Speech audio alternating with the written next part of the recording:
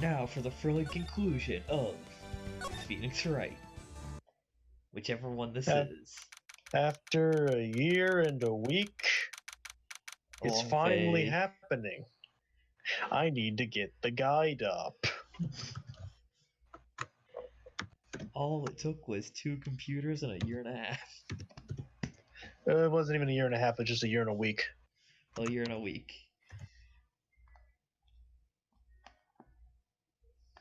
And if there wasn't the death of a computer, we probably would have finished it.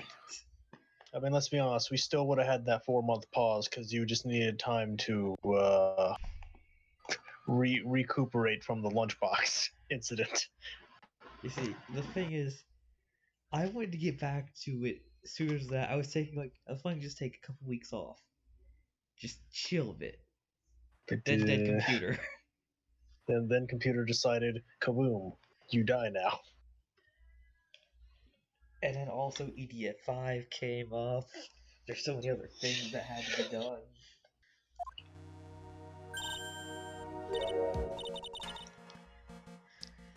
Are you by yourself? Morning, Pro. And sadly we are. What's going to happen to Mystic Maya? Well, you see, we haven't found the body yet. We don't know yet. The corpse hasn't been dragged out. The investigation is still going on, so I wasn't allowed into the temple. Sister Iris is still trying to remove the trick locks. Now she's the defendant in this case, so she can't be in the temple now. She's required to be here. How come she's not here in the defendant lobby? You see, there's trouble afoot. She made a run for it. Well, if I had to take a guess of who that was, but I don't want to assume. It has to be Godot. But it could also be Edgeworth. I don't remember which one it was. Fine, I'll go for it. And if I I'm mean, wrong, we don't even have to go for it. We can just move on to the next line to see who it is. Looking for Iris, she's in the prosecutor's lobby. That was Edgeworth. See, I was right.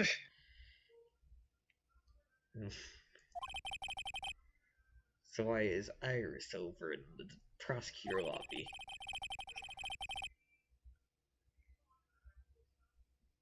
She's going over today's testimony of the prosecutor as we speak. Why? Well, You heard me.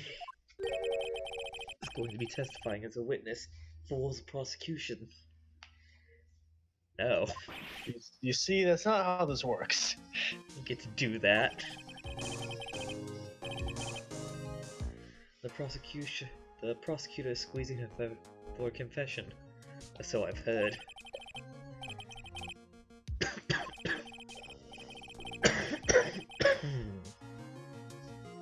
I know what you're thinking, but Francesca isn't going to be the prosecutor today. I think we already know who is going to be the prosecutor. I mean, we definitely know who it is. There's like no, Who else would it be but Godot? Francesca is engaged with some important work at the Sacred Cavern. And she's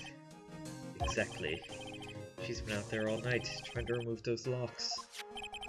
With the head nun's assistant, naturally. We estimate the last of the lock should be taken care of in about 3 hours. I hope everything continues to go smoothly and we receive good news soon. Well, here's hoping we can stall for 3 hours. Got a filibuster again. Prosecutor Godot intends to nail this case shut today. Be prepared to fight like there's no tomorrow. Because there is no tomorrow. There's only today, and only today. Touché. Because after today, it'll ends forever. I can already see it in your eyes. Not the same fever-ridden, frantic maniac you were yesterday. On the way here, I decided that today would be the end of all of this. Almost immediately after I made that decision, I felt myself getting stronger, then weaker, then stronger again, then weaker, then more strong, then a little bit weaker, then even stronger. Well, as you can see, this sickness is slowly decaying my mindset. Maybe you've passed your cold on to someone else, literally. And with that, I can only assume that the next time we see Gumshoe, he's gonna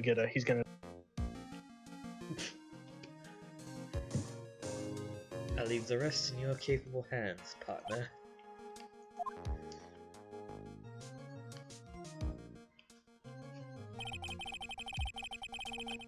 I still don't have answers for most of the riddles plaguing this case. But I know this. We have a few tricks. We have a few tricks up our sleeve. No, I mean, what I said was more accurate. I mean, the thing is, if worse comes to worse, we use the cane sword to fight our way out of this courtroom. We will BJ convince our way out of this.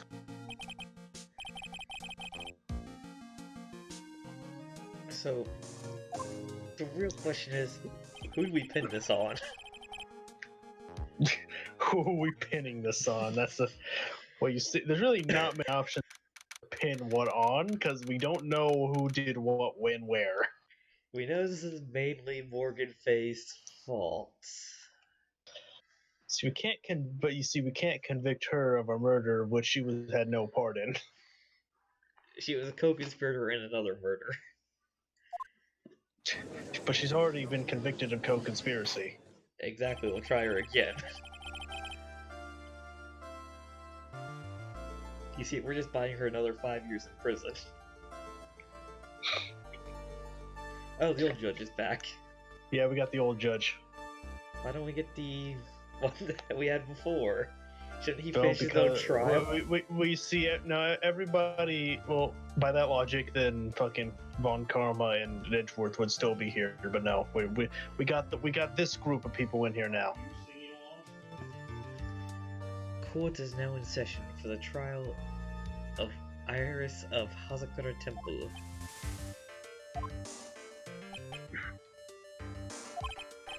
Your Honor, what are you? Who, me? Oh, my little brother came to visit me in my chambers earlier this morning. All of a sudden, in the blink of an eye, he developed a scorching fever and fainted. Oh, that's where the cold went. Therefore, I'll be standing in for him.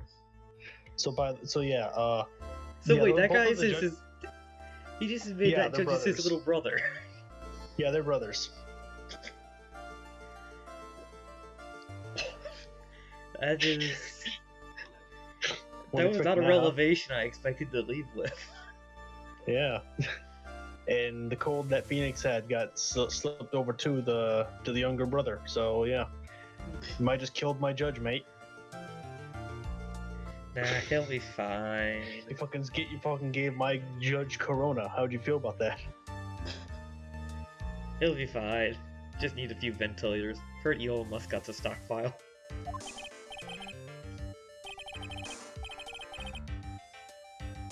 That explains nothing. My poor old brother, he looked a bit pale, not to mention sad that he couldn't be here. God, the entire courtroom switched out. It is impossible to predict what the future has in store for any of us. This is precisely why people feel the need to judge the past. And we of the court have been charged with the solemn duty of passing such judgment. Well said, Mr. Godot. I understood exactly what you said. At least up until the end, anyway. Now then, Mr. Godot, please proceed with your opening statement. Humans are fragile, fickle beings. Our hearts change with the shifting of the tides. There's only one thing that remains a constant in this crazy world. The bitter darkness that lies at the bottom of this mug. So then you mean, forget it. What do you mean? During yesterday's trial, the accused refused to admit her role in the... But today, she's had a change of heart. Sister Iris of Hazakura Temple has a confession to make. Confession? The defendant?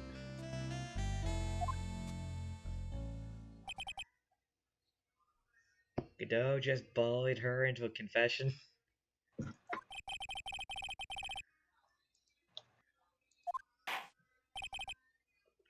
Very well. The court will now hear the defendant's confession.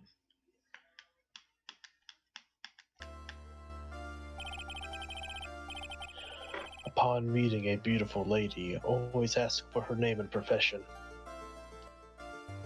Name, maybe. Profession, maybe not so much. That's one of my rules. No, I feel you just do that to witnesses. The name is Iris. For the simple nun undergoing training at the temple. Witness, is there something you would like to confess to? Yes. First, The devil made me do it. I want to apologize to Mr. Wright. I cannot continue lying to everyone anymore. Then what is it? I did play a part in this terrible incident. Are you actually confessing? Are you saying that you were the one who murdered her? No, I'm not. But I dealt with the cover-up after the murder took place. After her spirit left, I took the lifeless shell and carried it to the temple courtyard where I desecrated it. What? Order in the court. Order. Witness, are you saying you were an accomplice to the murder? Yep, pretty much. Well, that guarantees her the 5 years in prison. No matter what we do. 3 minutes in court, I'm already covered in a cold sweat. Ha! Everyone on the planet is an accomplice to something. It just happens to be that in this case, it's to murder. Isn't that right, Mr. Trite? That Godot.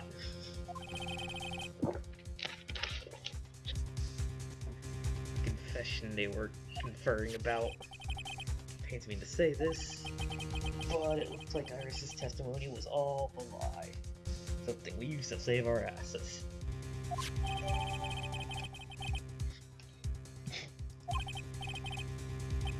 Now then, little lady, if you don't mind, I've got a question for you. Whose crime were you trying to cover up by your actions? Iris was covering. Now I'm definitely up a creek without a life paddle, life jacket, No, even a you boat. see, you're supposed to say you're up Shit's Creek without a paddle. Eh.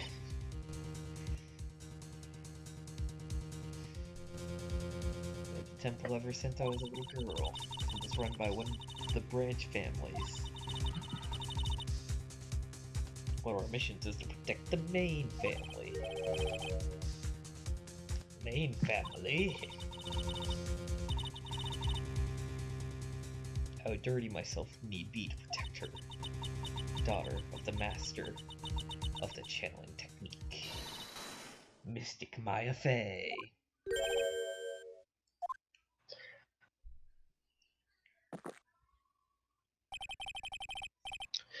Wake up and smell the coffee, Trite.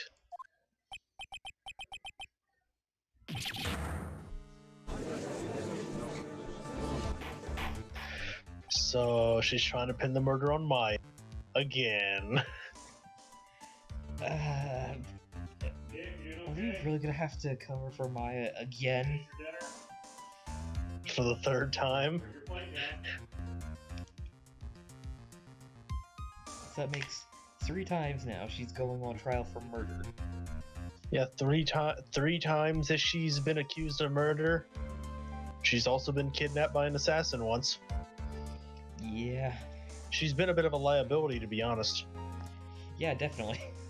But she's also been the most helpful character. To be honest, I feel like Pearl's been more helpful.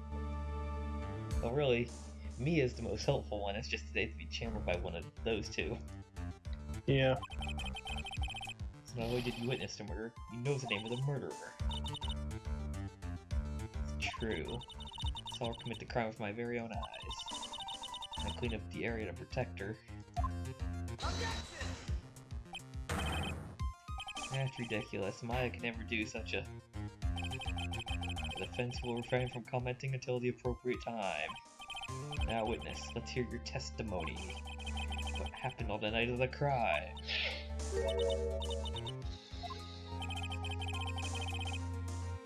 I thought I was prepared for the unexpected, but I never imagined the case would wind up going in this direction. Okay. First of 4 testimonies of the first third of the trial.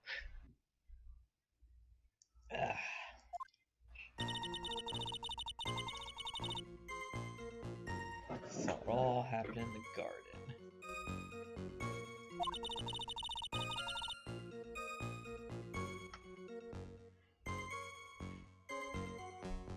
What?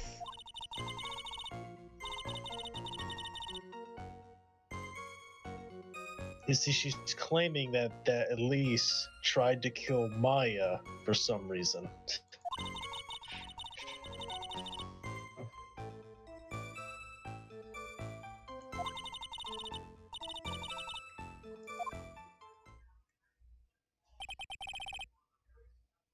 I gotta say, a self-defense murder. Wow, so 3 accusations of murder, 2 of which being self-defense.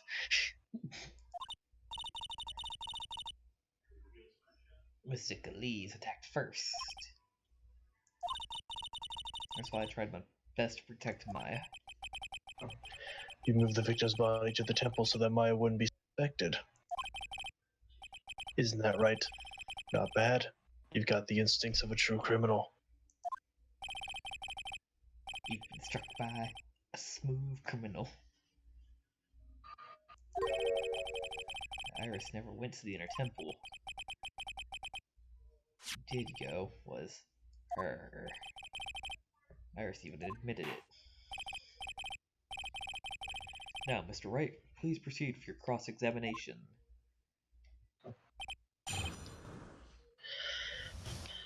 Okay, first thing you're gonna do is you're gonna press her on the statement while Mystic Maya was still stumbling. Mystic Elise moved in to deliver the final strike. Deliver a fatal strike. Reached into a robe for a weapon. Wait, what is this weapon?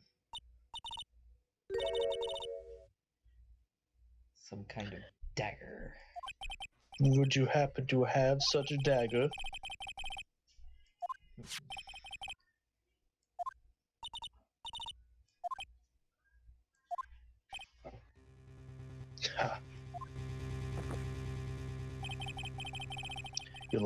You look like I did after I mistakenly took a swig of Worcestershire sauce. I'm pretty sure it's just Worcestershire. I refuse to believe that to be the case, and if it is the case, then fuck those Celtic bastards. Wow. Do you have a problem with the testimony we're hearing from your client, lawyer boy?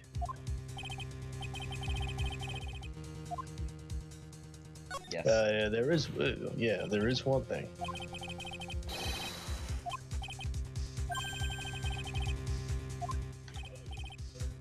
Yes, well, nevertheless.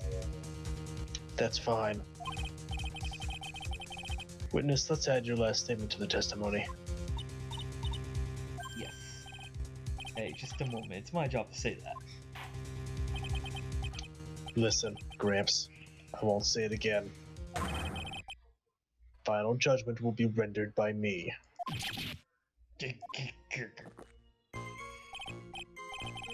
Okay, now let's continue. Now, on this statement, you will present the victim's staff. We don't even have the thing on it. It's funny because we were supposed to keep this under wraps. Now we're about to fucking blow the mind of this court with, by the way, illegal evidence. Technically, this was already submitted into the thing of evidences. So the thing is, while what we are saying now is something that is unknown to the court, it is technically not illegal evidence because of the fact it was never expected to be a weapon. Therefore, This is why the court of law is full of bullshit. This piece Voodoo of evidence, magic. We have literally stolen evidence in the past, and this is probably one of the most legal pieces of evidence we've ever pulled out of our ass.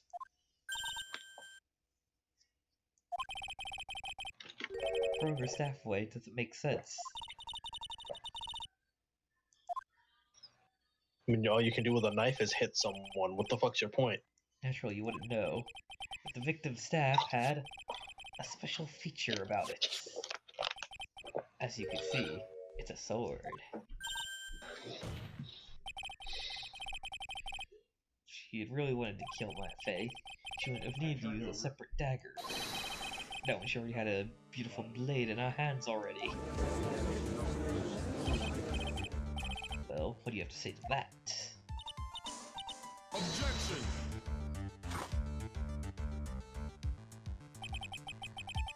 That was impressive. That was an impressive bit of investigating, Wright. I never would have thought that there was a sword hidden in that staff. But even so, how should I put this?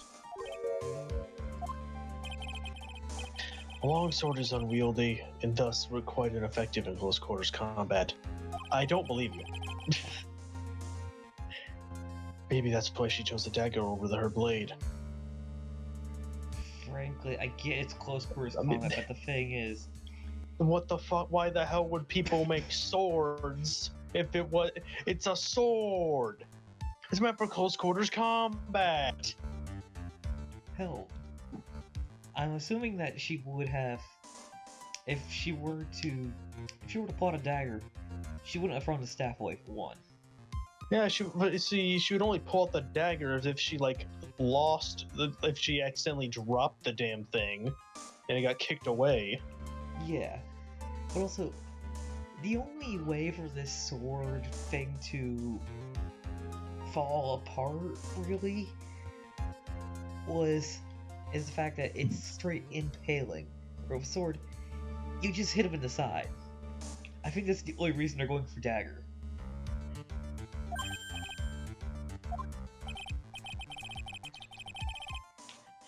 Anyway, the type of weapon she chose to use isn't what's important. Yeah, it's very important.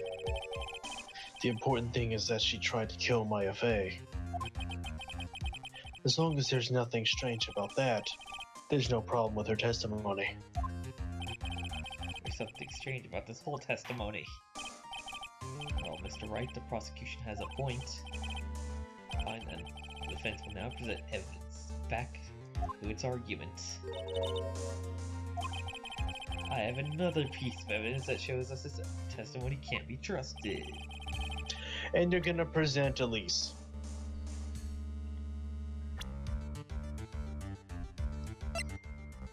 Wait, no, back here. No, you don't want Crabhead. You want the you want.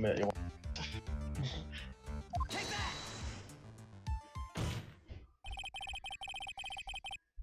She would have never attacked my Faye. How can you be so sure? Because the victim's real name was not Elise. Her real name was Misty. Misty Faye.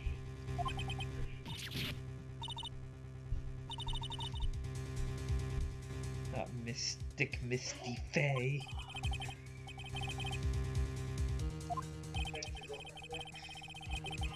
Misty Faye was the master of the channeling technique. She is also the mother of Maya Faye.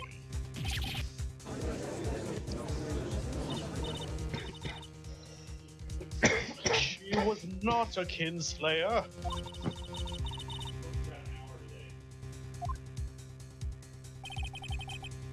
There's no doubt about it.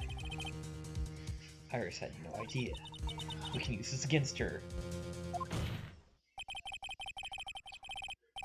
The idea that she would try and kill her only daughter, when she hasn't seen in 17 years? Perhaps the prosecution can offer some explanation on why she would do such a thing.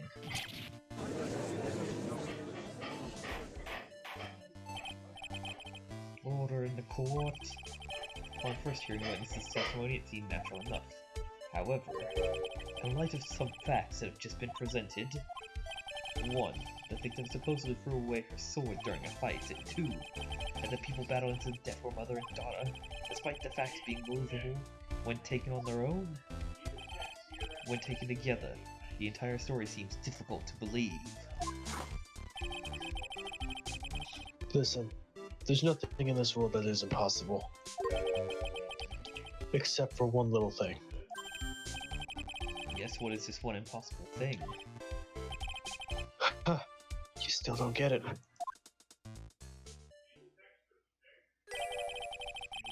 You think maybe my beans are under roasted, but you have no idea, Gramps.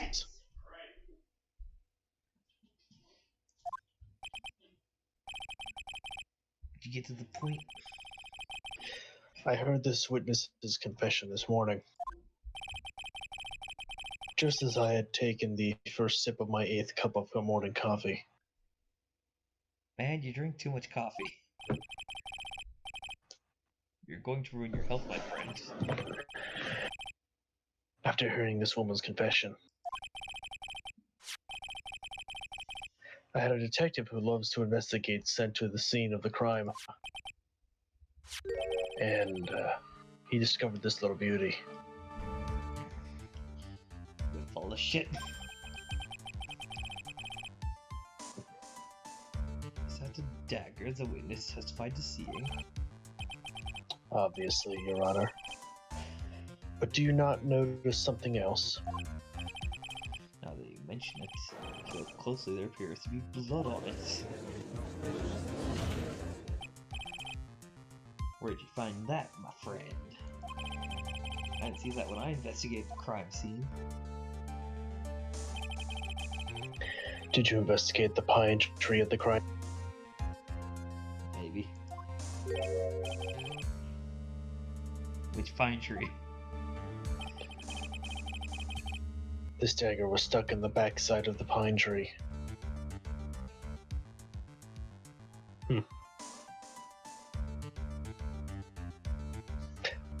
Wait. I mean, I don't see a pine tree to be per se. I mean, I see a tree. I see shit tons of bamboo, and then there's that one tree that I don't remember the name of. It's probably the tree that's in the courtyard here in this garden. Probably. When he says backside, I guess he means out of line of sight behind it. Yeah, I know what he means, but that's not a pine tree. No, that's not a fucking pine tree at all. There's another name for it, and I can't remember. Like, honestly, if we had done this when this game first came out, I could tell you the name of that tree, and I could tell you actual facts about this tree, but I can't remember right now. You see, if we had done this part 1 year and 1 week ago, you'd tell me. When the last blow was struck, ending the violent battle between the two women, this little baby was thrown in the direction of the back of the pine tree. Which means the blood on this dagger belongs to the victim, correct? Huh. Were you even listening, old man? I first heard this confession this morning. Just as I had taken the first sip of my 13th cup of coffee. Wait, no, you said 8th earlier. Yeah. Yeah. He drinks coffee fast. I didn't have enough time to get the blood analyzed at such short notice. The court will now accept the dagger as evidence. Furthermore, I order a blood test be performed on it immediately. This is my sweetheart. Make sure you treat her right. Bailiff, get this piece of evidence to the crime lab for testing immediately. Now then. testimony we've heard has numerous unbelievable aspects to it. However, after hearing found the dagger the witness spoke of, I believe we consider her testimony to be credible. Now. Cute girls never lie. Ever. You full of shit. I mean, you wouldn't be saying that 6 years ago. After that one poisoned you. In any case, witness, could you please testify again to the court? About what? About the incident you saw. The battle between the two.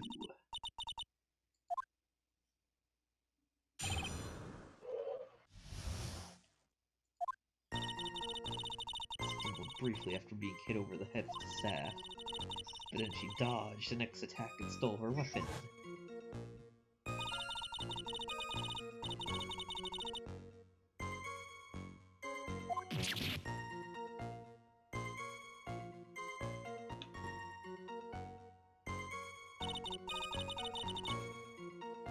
That is when Mystic Maya stabbed Mystic Elise. She managed to fling the knife away, but then she collapsed.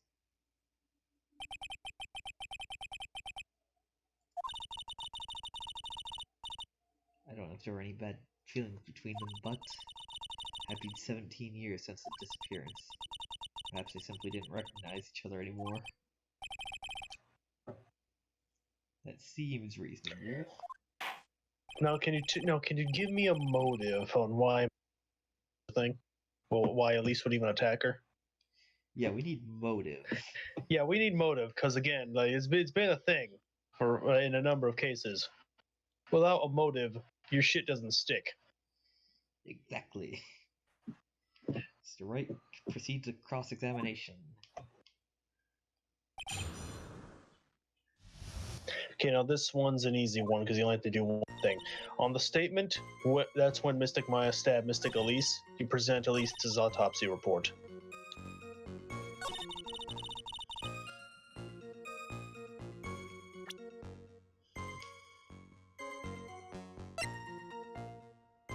Here we go. Wait a minute, it's a stab in the back. You full of shit. Back of a pine tree. That's insulting to this old woman, wouldn't you say?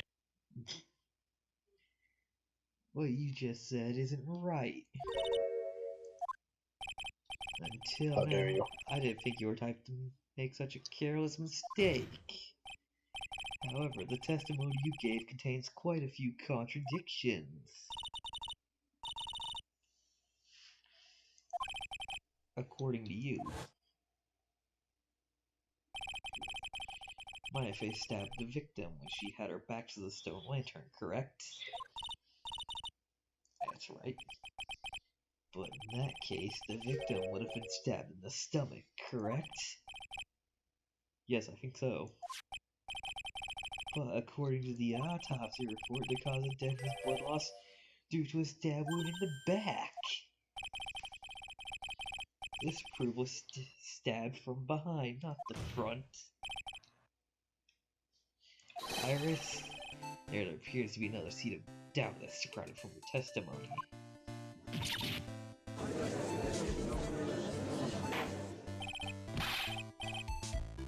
What's the meaning of this, Mr. Wright? It's simple.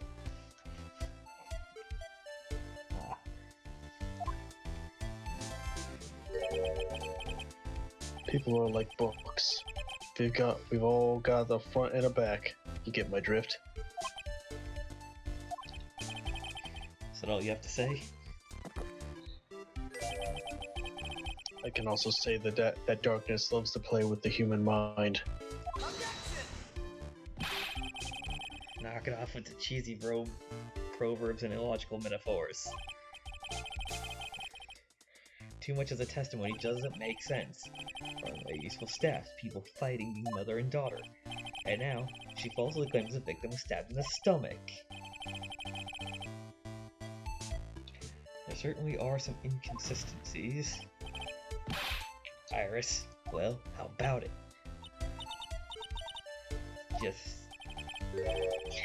If you ask me, you're just being too naive about the whole thing. What do you mean?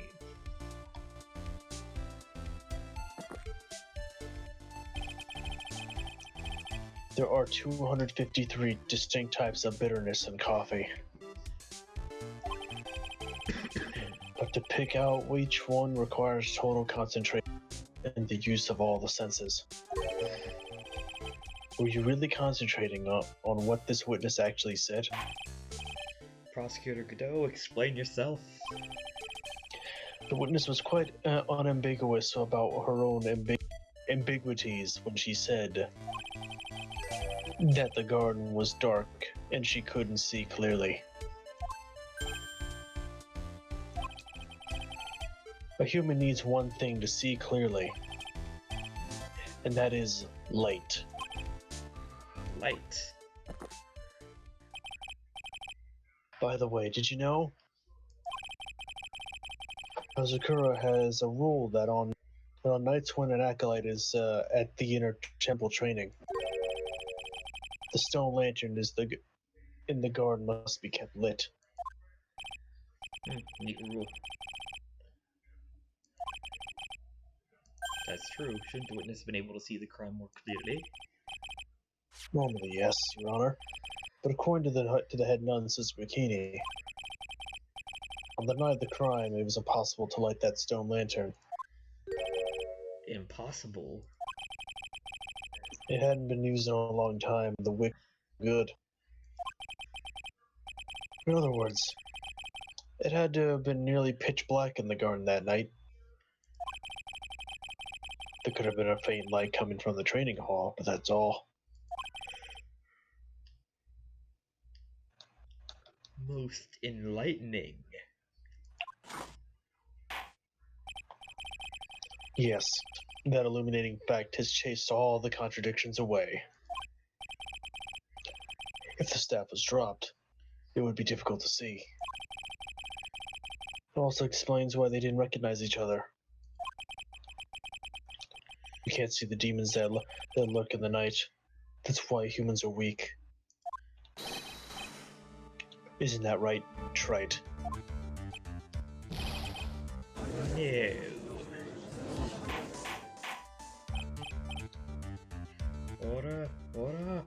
Order. Here, Your Honor. Let me present the stone lantern into evidence.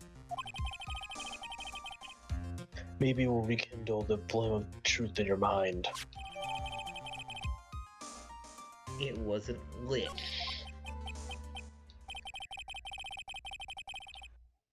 Why is the judge just looking at it? What's wrong, Your Honor? Was that flame too hot? This lantern. There's something written on it. Why? It's written in blood. Didn't bring it up to the judge yet. Written in blood?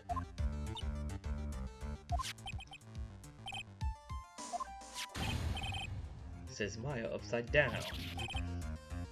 What the? Ah, yes, that's right.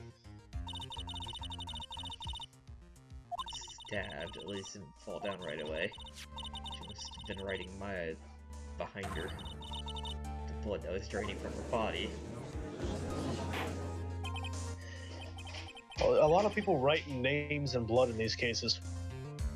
Seriously, if you're bleeding out, why are you writing down the name of your attacker? It's like you're not gonna do that. It's gonna be flashing before your eyes. You're not gonna be thinking about that. Oh, I gotta make sure this guy gets convicted. Hang on just a minute. What are you all talking about? What do you mean, what are we all talking about? We're talking about the message written in blood. Nonsense. This lantern, it's as clean as a whistle. He can't read it. He can't see it with his little scanners. He can't see the color red. Yes. Now you know. And now you know why he couldn't see blood on the maid outfit or whatever, the waitress outfit.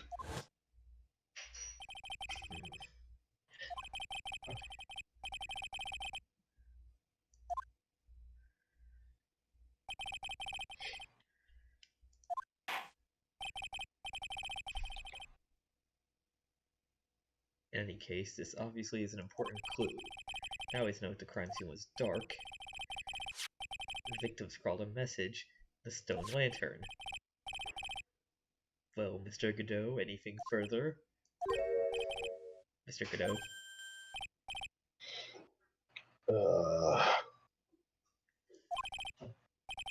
Okay then, let's move on. Godot's literally shaking. Not from the caffeine.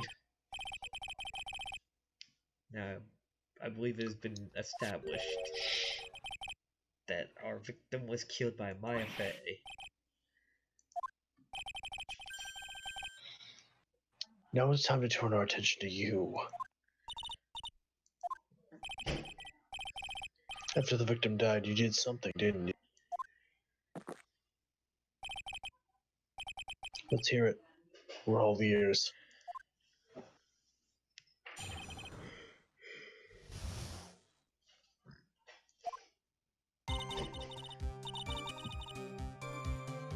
After Mystic Elise died, I called out to Mystic Maya. I thought it was my duty to protect the future master. Okay. So I removed the body from the inner temple by myself, dragged it behind me across the bridge. Then I used the snowmobile to carry it back to the temple, and... Now, why wouldn't you just drop the damn body into the river? Yeah. Honestly. I used the Shishito to alter the way the wound looked.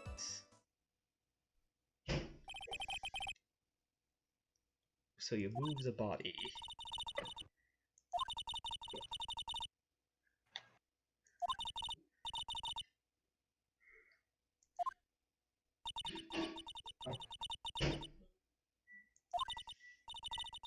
I've committed a terrible sin.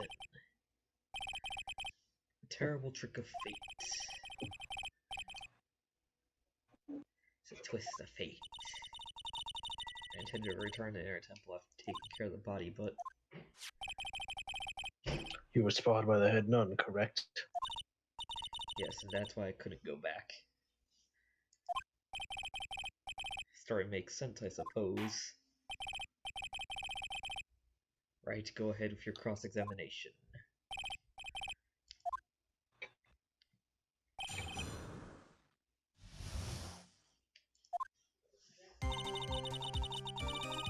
Okay, so you're gonna press her on the statement, and then I use the snowmobile to carry it back to Azakura Temple.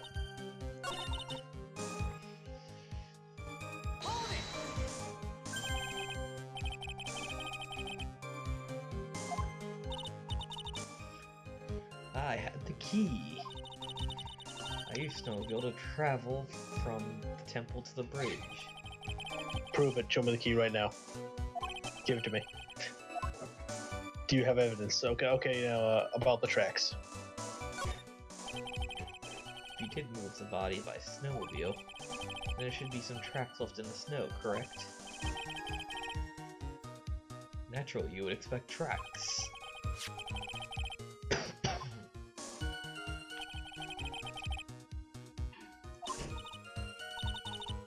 I think they are.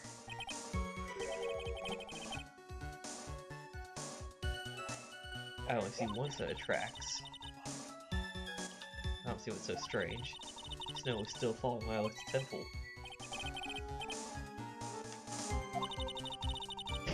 Where it took place, it had already stopped.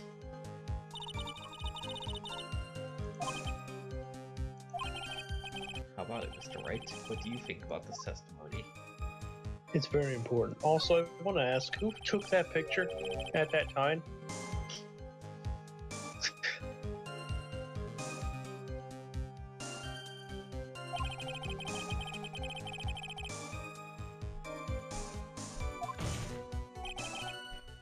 Your Honor, I'd like the statement that was just made to be added to this testimony. All will be made clear if you allow the statement to be added. Huh. This should be fun. Well, we hilariously still have the crystal ball. Let's get this business cleared up, shall we?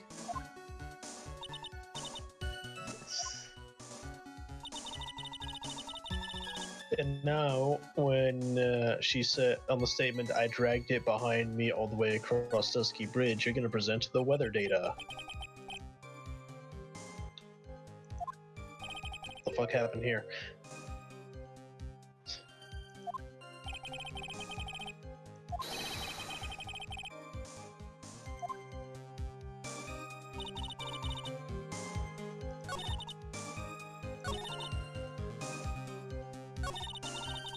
I dragged behind me all the way to Dusky Bridge. And the weather data, right? You present the weather data? The weather data.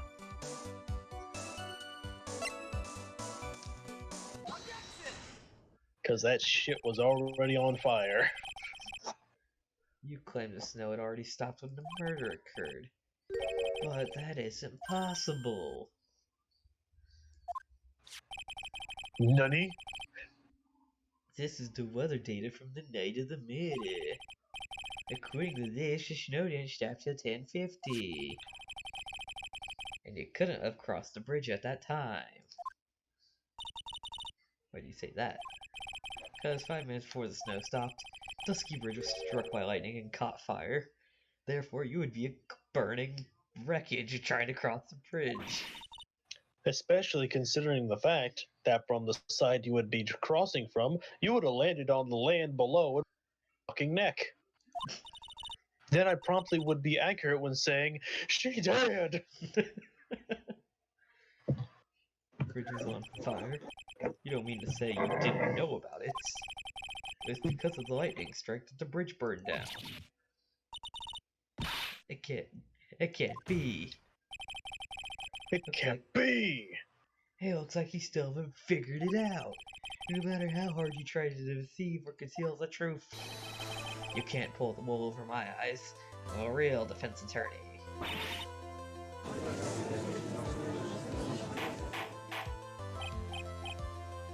Order. The bridge was already on fire when the incident took place. That's right, the inner temple was already cut off from the outside world. There's no way you could have crossed the bridge, body or no body.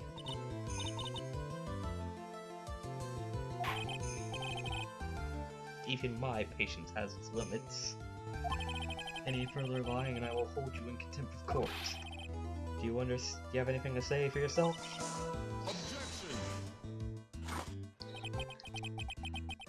The only person here that is truly contemptible to you.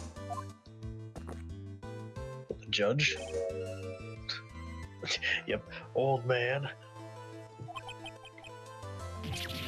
Me? How dare you?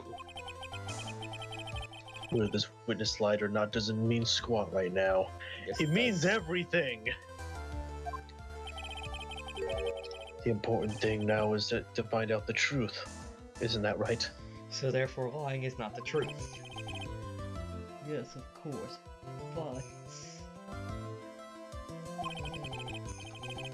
Whether it was snowing or not snowing, or whether the bridge was burning or not. There are two facts that can't be disputed. First, the body of Elise was discovered in the Hazakura Temple courtyard. And second, the head nun, Sister Bikini, witnessed Iris desecrating Elisa's body. Maybe. What are you claiming this time? Wasn't myself at all, so my memory is still somewhat hazy. You stood at the witness stand and testified this entire time. Are you telling us now your memory of that night is hazy? It is only human to err.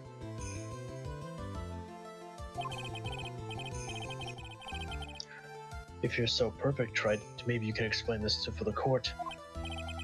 What is it? When the murder happened, the bridge had already burnt down. But somehow the body traveled across the bridge and was found in the temple courtyard. Perhaps you have some kind of perfect explanation for this little magic trick. I have one. I mean, it's wrong. Like, I'm just gonna tell you, you're wrong. You see, what happened was, it was catapulted across the bridge, and then Elise herself Iris catapulted You need herself to. across the Okay, bridge. now what you need to do is stop and let's continue, because we're literally through this cross examination gonna find out how they did it. They catapulted themselves. And again, if you thought the fucking big top fucking bust floating in the air with the cape was bullshit, this is even worse. The hot air was able to fly them over. You see, they used it as if they were they used a hot air balloon to get across. They took a blanket, put it above themselves, jumped over the fire, and the heat allowed them to extend themselves into the air and then parachute to the other side.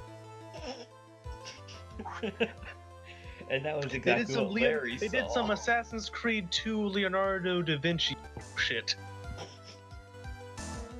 Was not prepared to offer a suitable explanation. You see what I mean? In other words, you're in no position to suggest that this lady's testimony isn't the truth. I mean, we are.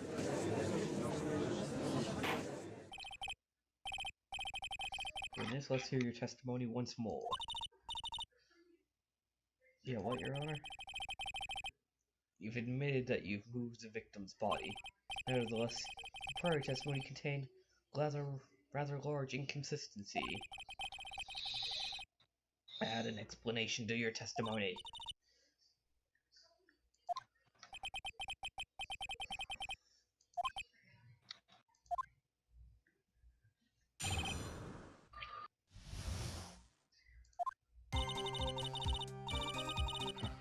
As I'm walking over the bridge, there's no way to move the body, so I must have just gotten confused. While snow is still falling or had it stopped, does it really matter now? Are you saying there's a way to cross a burning bridge? Yes, we just came up with several. I mean, we definitely proved that you can't cross a burning bridge. We almost died trying.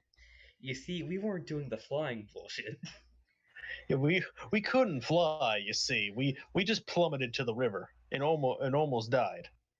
You see, we didn't have a sheet to hold over our heads. We should have used the hood, used the hot air that was being created by the fire. We should have just ripped Larry's shirt off and used that. No, we should have just used the hood. Yes, we should have used the Iris's hood to propel ourselves over. It's just a misunderstanding, I see.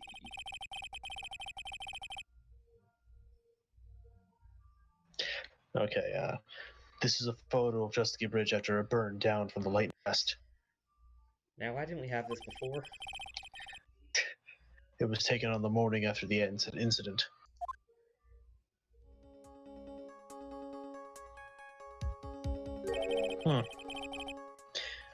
Certainly was burned to a crisp, and the suspension wires even snapped. Oh, you better not be fucking saying that this is actually the cause of it. You can't be saying they actually used the suspension wire that I mentioned earlier was missing to swing across this chasm of death. Shh, we're gonna find out. It's impossible to carry a corpse across a bridge in this condition.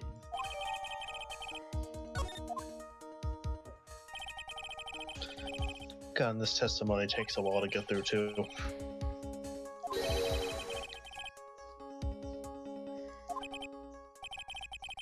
Right. I'm only gonna say it one more time. It is only human to err. Okay, I got this sentence. I feel like it's just not finished. I mean, that is a phrase. To err? Yeah. I'm fairly certain it's been said by many priests. I feel like it should say it's only human to error. That sounds stupid. But that sounds stupid and not biblical at all. Human to air? That's biblical.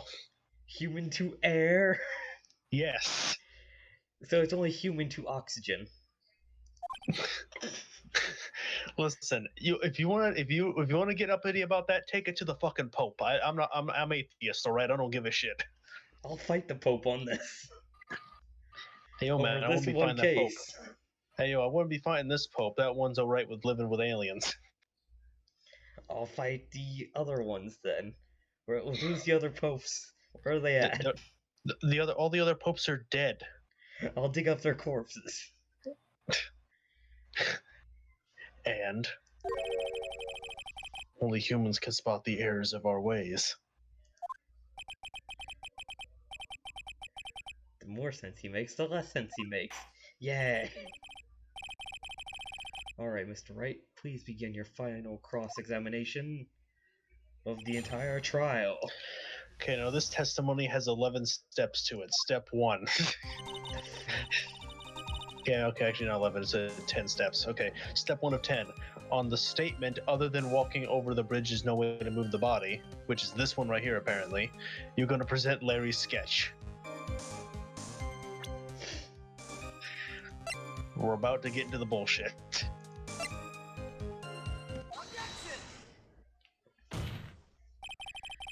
Oh, here come that bullshit. A dead body flying over a boiling bridge. Wouldn't rule out the possibility. What? Huh. You're saying it's possible? Don't make me laugh. The only thing that's possible about your claim is that it's been pulled out of thin air. I don't know about that. In any case, we have a witness who did see it happen. Preposterous. Who is it? Who is this witness?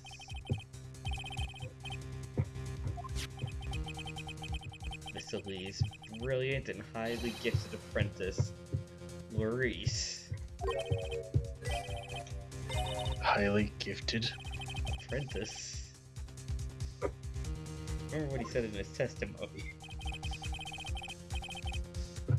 That night he was in the mountain shack, Heavenly Hall. And when he witnessed the event... I think you've all seen this sketch before. The drawing of what he witnessed.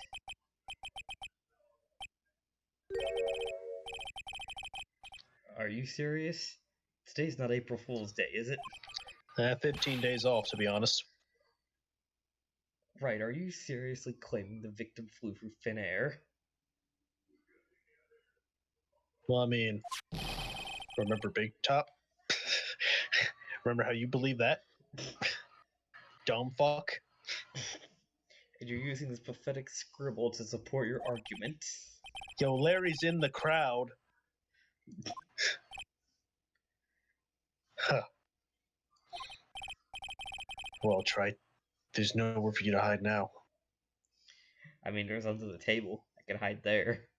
Wait till everybody goes away. Other than looking like it was drawn by a 6-year-old, does this sketch prove anything? Wait, you shouldn't be able to see this at all. You can't see the color red. Nah, there's like orange and yellow. Well, you can see those. He should be able to see a good majority of it, though. I mean, he can definitely see the yellow, so he knows what the flames look and the floating body. I'm pretty sure he does, and I'm going to prove it. Listen, I know your tricks.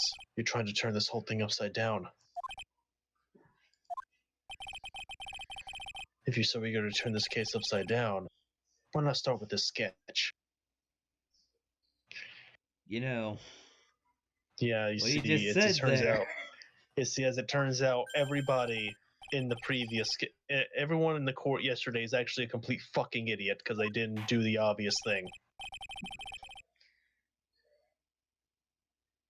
Alright then, let's hear the defense's theory. What exactly is this sketch trying to show?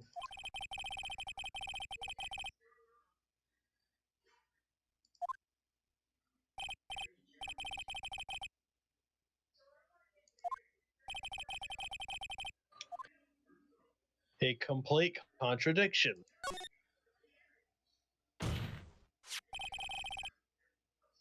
It's obvious. Something is obviously funny about this sketch. Like, haha, funny. I'm no art critic, but even I can see that. That's not what I mean, Your Honor.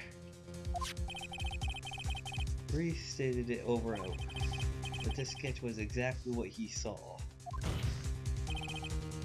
However, if we're able to believe his testimony, then the sketch contradicts reality as we know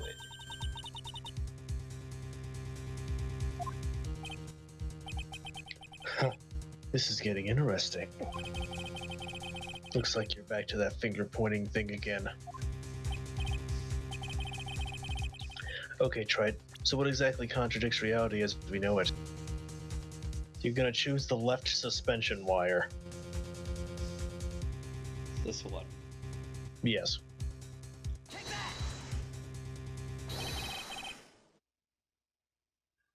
Is this wire connected to the bridge? The wire. Huh. Is that the thing that contradicts reality? It is indeed. Then show us the reality it supposedly conflicts with. Show us something that will point out that this sketch contradicts reality. Okay, you're gonna present the Dusky Bridge photo.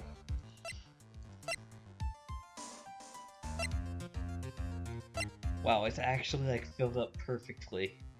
Oh yeah. That's creepy. That's a photo of Dusky Bridge, correct? Yes, now compare the sketch and the photo. Appear to be above the guard wires. The actual bridge. Jumping Josephat's Batman. Jumping Jehoshaphat. The wires are below the guardrails.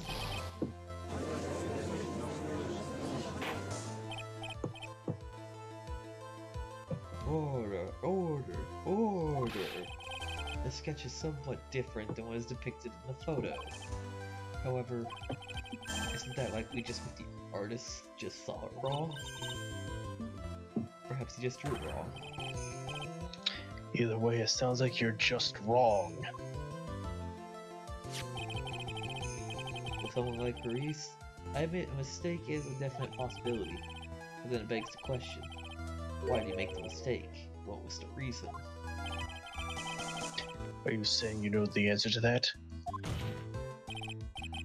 Listen, think back, alright? Remember what Reese was doing when he witnessed this event? He was at Heavenly Hall waiting for a lover that was never going to come. He waited and waited, he finally laid down. But then lightning shoots from the sky and sets the bridge aflame. I wonder what sort of position he must have been in at the time. Lying on his back. That's why he remembered to see the way he did. He was lying on his back. I can't see how that relates, but it does, Your Honor. That's why the wires in the sketch are upside down. Ugh, no way. He witnessed the event while he was lying on his back, face up. In other words, the scene he saw was actually upside down.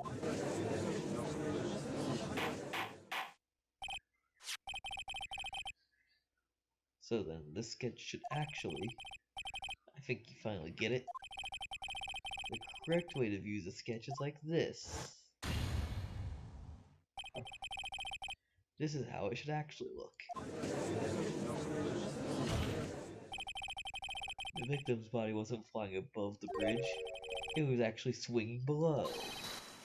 That's right, like a pendulum.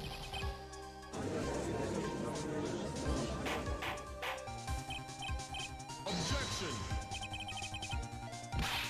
Of all the things to say, a pendulum? The bridge was burning to a crisp, but there was no way to get across it.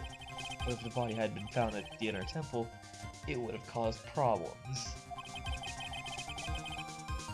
This is where the criminal decided to take a gamble. They used the burning bridge to get the body across the bridge, and the pendulum was the only way to get it done. Let's think about this for a minute, shall we? Dusky Bridge is about 20 yards long, which means it's about that far from the inner temple to the opposing cliff. Sounds right. In order to cover that distance with a pendulum, you need a rope at least 10 yards long. To get a rope that long, you'd have to plan ahead.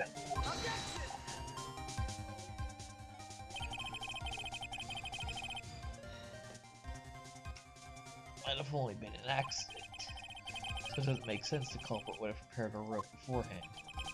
So then, they didn't have to get a rope ready. The rope was already right in front of them. What?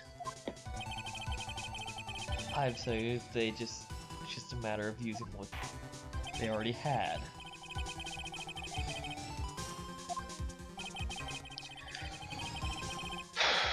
Okay, now you're gonna present the Dusky Bridge photo again.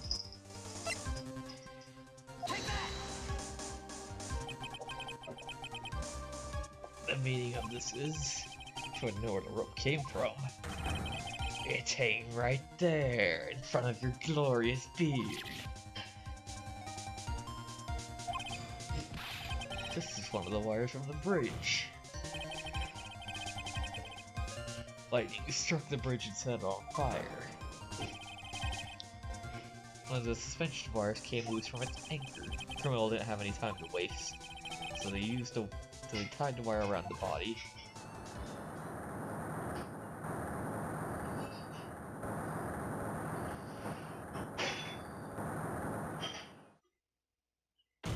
Yep. Now I've got to say something. Yes. The bullshit that you have to go through in order for all that to make sense.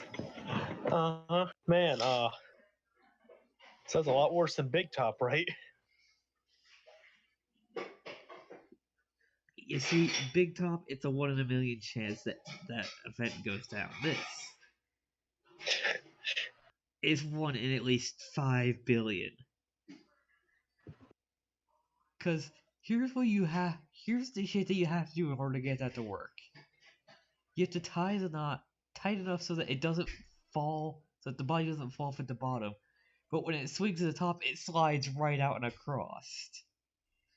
You also have to make sure that the burning bridge and the rope neither snaps and collapses.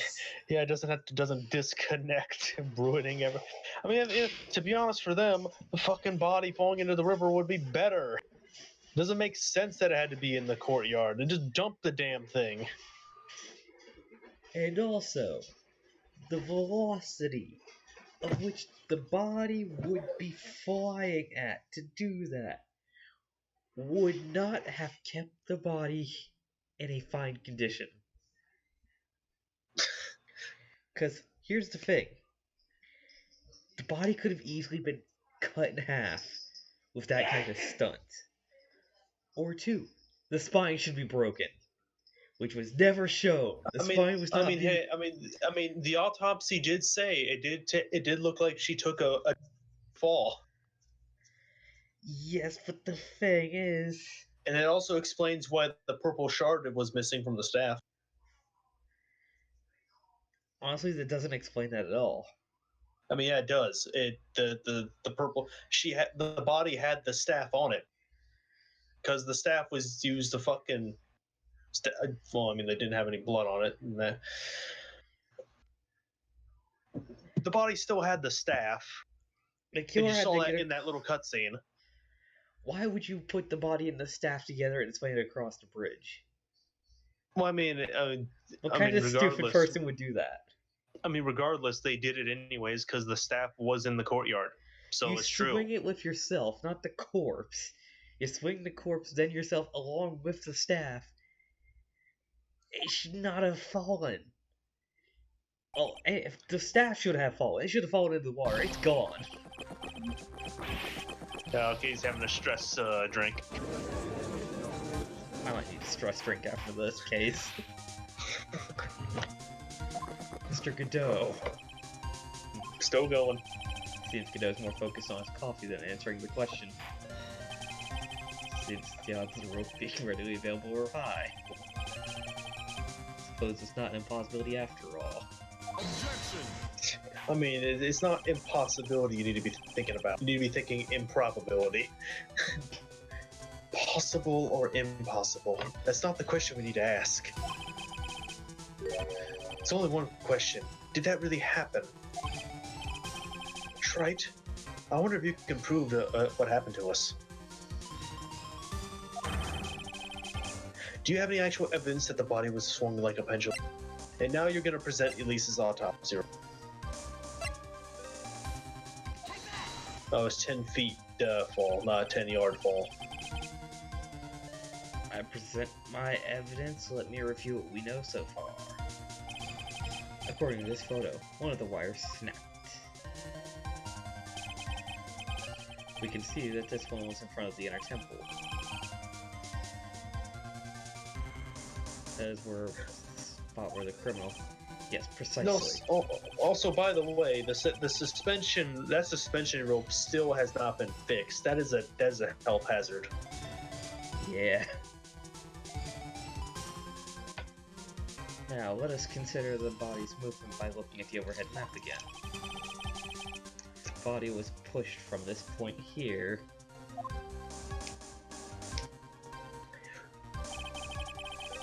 It would drop on the opposite bank approximately at this point. Well, they must have failed to catch the body on the other bank. Lengthy things like that happened. Because I have evidence suggests her body dropped some distance. Take a look at the autopsy report. It says here her body fell about 10 feet after her death. That's most likely the height between the two sides.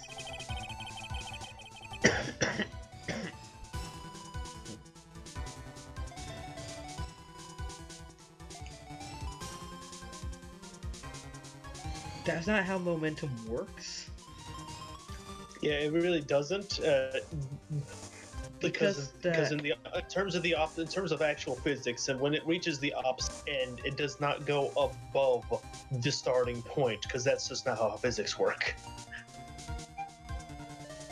He's saying here that it was that the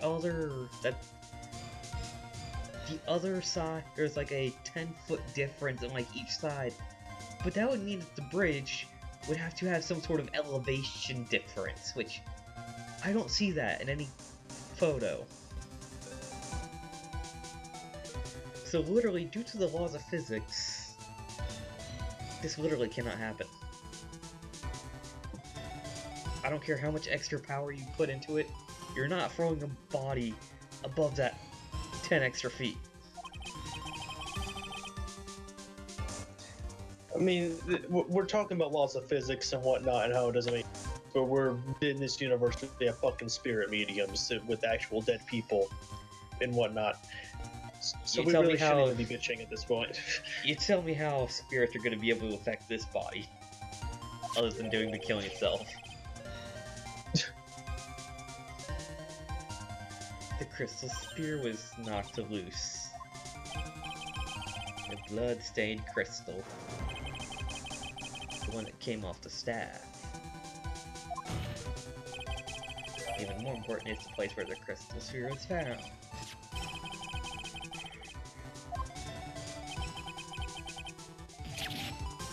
The sphere crystal was found. Ah! Precisely. In the very spot where the pendulum would arrive if given the right amount of speed. Yeah, the speed that you inject in your veins. Your vitals with the way the body could have moved that night. The fuck was that sound? Impressive deduction, Mr. Wright. Most impressive. Oh, I see. Mr. Wright. That's what that shaking was. I thought this cold coffee might help cool you down. It burns! What is the meaning of this, Mr. Godot?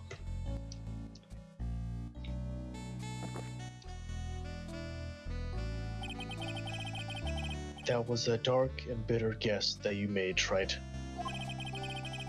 But you forgot about one thing. What would that be? The aroma. Wow, I cleaned that off fast. What the fuck do you even mean by that? A coffee's most reliable accomplice is its deep and profound aroma.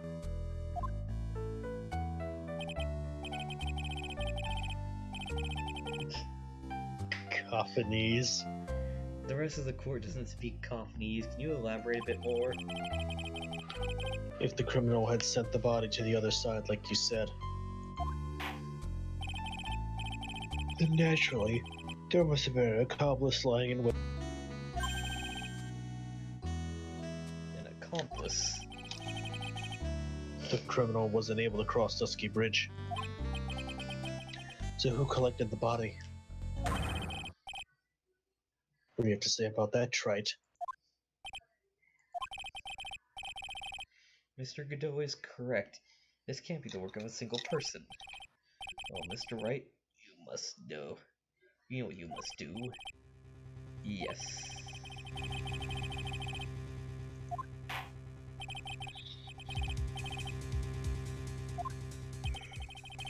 Okay, step 7 to 10. We're almost there.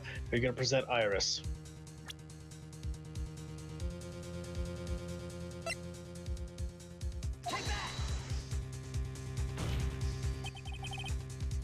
It can only be you, Iris.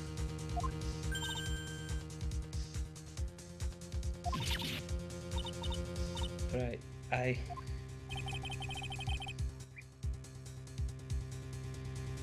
don't see why you're so surprised. The only way to transport a body from Dusky Bridge is by snowmobile. But for bad back, Sister Bikini could never pick up a body like that. And you're the one that could have managed it. Trite, are you even listening to the witness's testimony? On the night of the crime, this little no was on cleanup duty in the entertainment.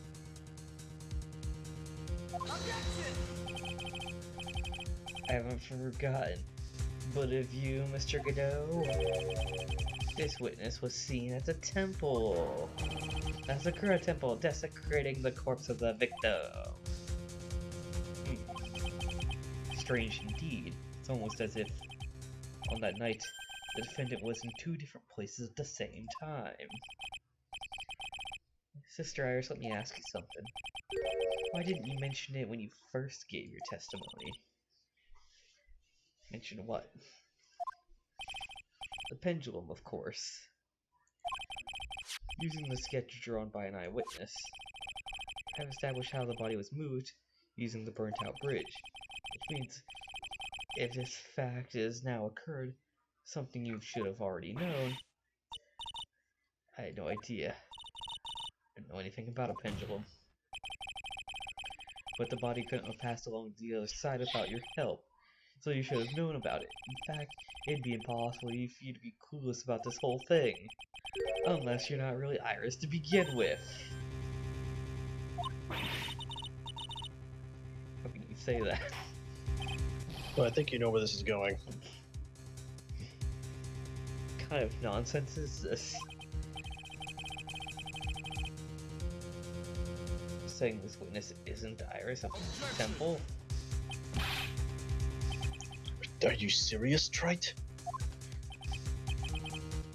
You mean this woman is...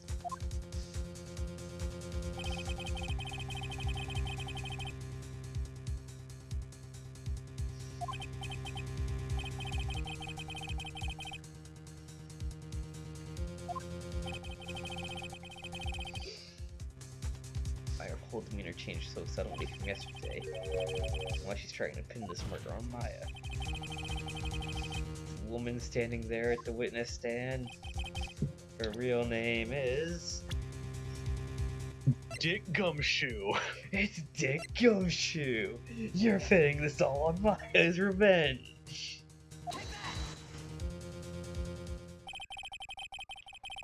I never thought I'd have to utter your name again, let alone see you. It's been a long time, Dahlia Hawthorne. Hawthorne. Sister Iris had a twin sister. And you're looking at her, Miss Dahlia Hawthorne. That name rings some bells. Distant bells, but bells nonetheless. It's just your imagination, Gramps. Wrong. This file contains all the relevant information about Dahlia Hawthorne. Don't ask why I have it here and now.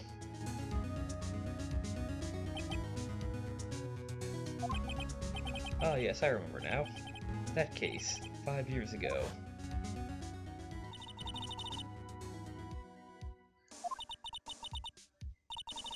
It's an honor for me to be in your noble presence. Yes, the floop.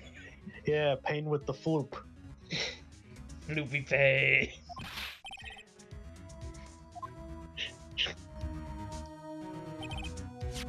But according to this, Dahlia Hawthorne is already dead. It says her execution was carried out last month. I love how they just outright call it executions. It's like not even like capital punishment. It's just, you will be executed by the court of law. You see, So what? You see, I just think of it as they get Hillary Clinton in her cell. They don't get hanged, they don't get chair or anything like that.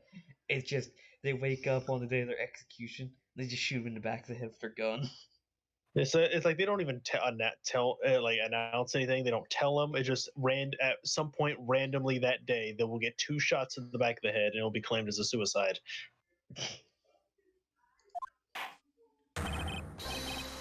Death has no meaning in this courtroom.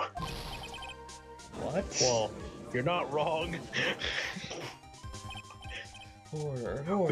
Like half the court cases we're involved in ends up having a dead person right next to us. Wait a minute. How can you... My sister... She's already dead. What kind of... You of all people should already understand after all. Blood of the master flows within that body. You're not Dahlia Hawthorne herself. You're the spirit of Dahlia, currently inhabiting the body of a spirit medium. What an exciting story. Exciting, but quite impossible. You're asking us to buy that Dahlia Hawthorne just happened to be cheated by someone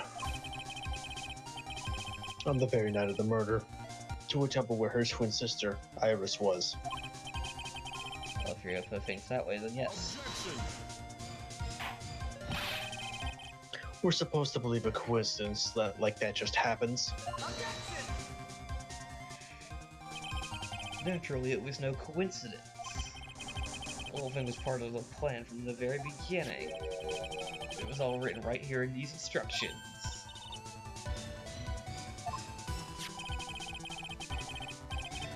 These instructions were written by your mother, Morgan Fay. It's all part of a plan. Called for Dahlia Hawthorne to be channeled. That night, there were 2 irises at the temple. 2 of them? Even the time of the channeling was planned out. As soon as you hear the lights of the bell, in other words 10 p.m. However, Iris was seen before dinner time. That means the Iris that was at dinner was the real Iris. And the Iris who gave me the hood in the main hall was also the real Iris. Meaning that the Iris that Sister Bikini saw at the inner temple was someone else dressed as her, namely Dahlia Hawthorne. Objection. Do you even know what you're saying, Trite? This whole channeling the spirit of Dahlia Hawthorne business. Yes, it's true that you found plans to talk about it. However, there's one thing that's perfectly clear. The witness currently standing in the witness stand is the real Iris. Prove it. Bitch, prove it. No balls. Can't. Calm down and remember what you know about the night of the crime. After meeting Sister Bikini and the Dahlia Hawthorne that had been channeled would have been stranded in the inner temple due to the lightning.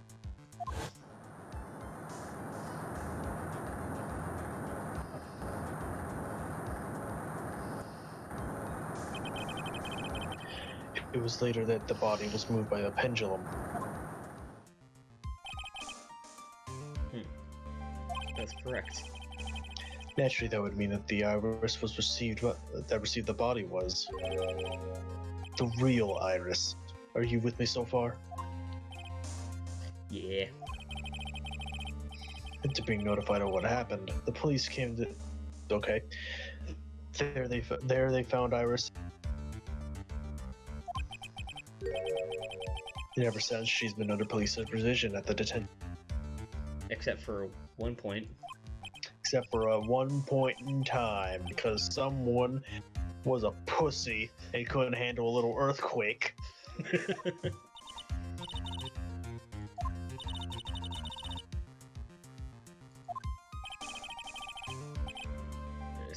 There's something wrong. We've got something wrong. Let me scream it there. This isn't the real Iris. I can smell the demons in the.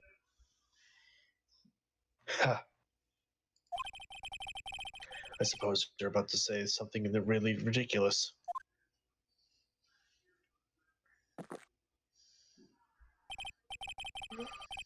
Like the real Iris and the spirit of Dahlia.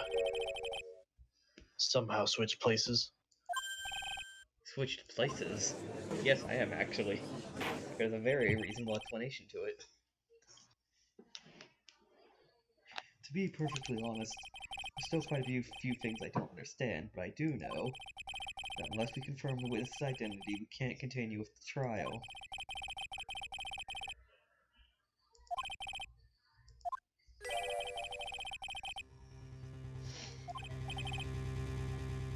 Well, Mr. Wright, since the time she was arrested at the temple, have there been any chances? There was one. There was one. Your Honor, there might have been one chance. Explain yourself. Yesterday, for a few minutes, Iris's whereabouts were unknown. Unknown? What do you mean?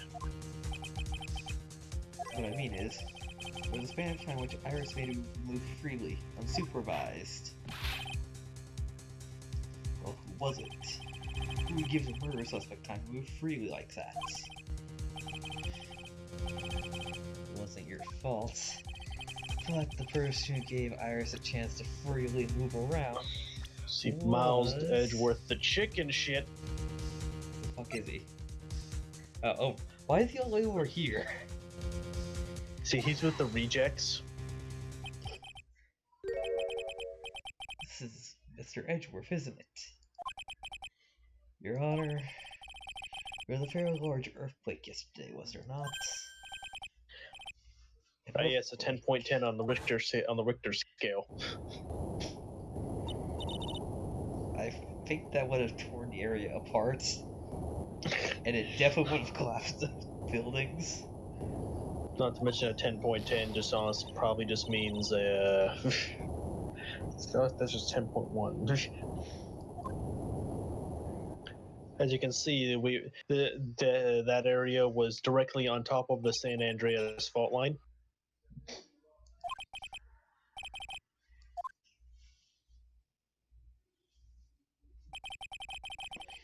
We went to the inner temple right away. And it's true, Iris was already there.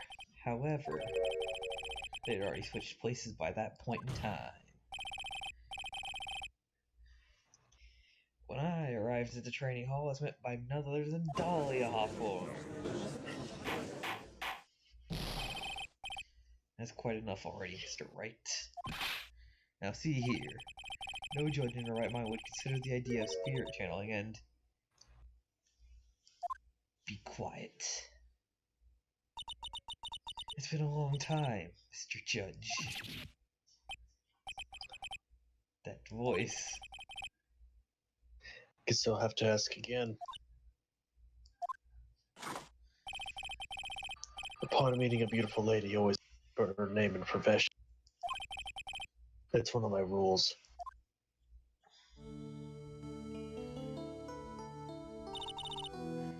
Dahlia Hawthorne, my current profession, permanently retired. Huh. So you're not going to bother hiding your identity anymore? Why should I? After all, I'm dead. There's really nothing you can do to punish me. That's not wrong. What is going on here? Now, here's the thing that I already know is going to happen.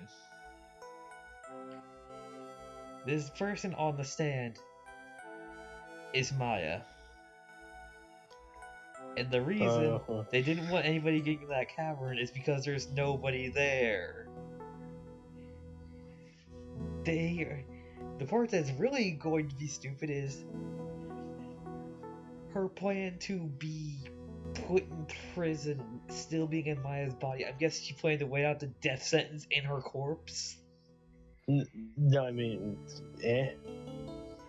No, we'll get to the whole reasoning in a minute. I didn't think we'd meet again. I never thought we'd meet like this.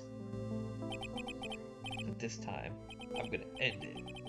For her and for myself.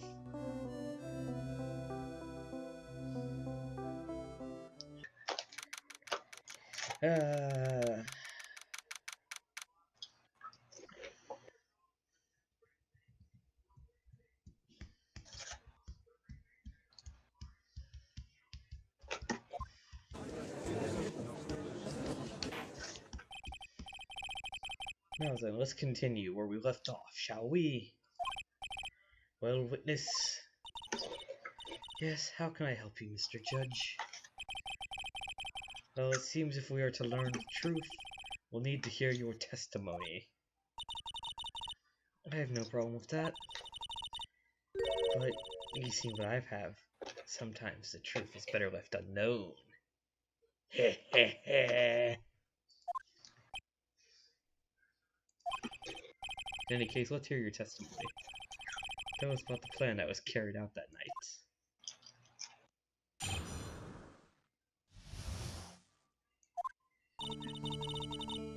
The whole plan began with my death. A stupid plan hatched by Morgan Fay to install her own daughter as the next master. But for it to work, Maya Fay would first have to die. The plan was for me to kill Maya, then have the blame pinned on Iris. The plan went wrong, but it seems I have succeeded anyway.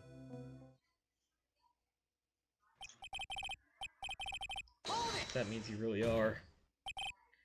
Wait a minute. Did you say the plan was to kill Maya? Yeah, you have a problem with that? Don't give us that nonsense. There's no way that... Watch yourself, Trite.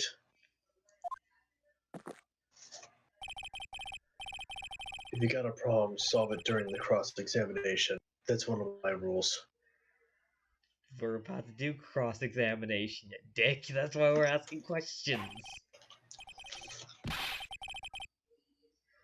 Mr. Godot is correct, and by the way, that's one of my rules as well. It's true, they tried to kill Maya. I ended up killing some other random person. Now, you're not gonna like this, but you have to press her on all statements. You were executed last month, correct? guess I was hanged. It wasn't exactly pleasant. Now, was this the strangulation hanging, or was this the neck snapping hanging? Because there's a difference. Well, if it wasn't pleasant, then it was totally strangulation, because the neck definitely did not snap and instantly kill her. Then that means they fucked up. Yeah, they fucked up the hanging, which means she got to suffer, but, you know, for murderers her, that's kind of alright. And then she used her own death to murder someone else, so... Yeah. How did you discuss this plan? When did you talk with Morgan? Last year she was transferred to the same detention center as me. Since I was on death row and she was my mother, it was actually pretty easy to meet with her. I see, so that's when you discussed the plan. You crazy? First one was planning on killing me as well. Even though I'm her own daughter. All to make Pearl Fay the master. Cold, twisted woman. She thought she could finally regain her lost honor. The honor she lost when her younger sister, Misty, took the place as master. Ever since that day, she's been working on this plan.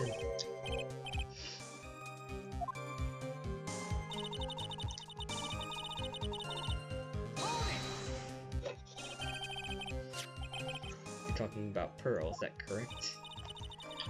At first she had high hopes for the two of us. You and your twin sister, Iris? That's correct. Unfortunately, neither of us had much spiritual power. That's why we were abandoned, along with our father. Abandoned? The only person I ever really cared about was myself. My sister was a nuisance, so I convinced my father to leave her with the temple.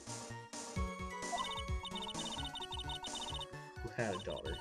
The less children you have, the more money there is to go around, right? On top of that, he had no interest in children in general. How horrible. How horrible one was. That bitter, vengeful woman. The stubbornness that gave birth to that child. Born with an abundance of spiritual power, unfortunately for her, Morgan Fay heaped all of her broken dreams, hopes and dreams onto that poor child's back. All because of her pathetic dreams of having her bloodline become the main family.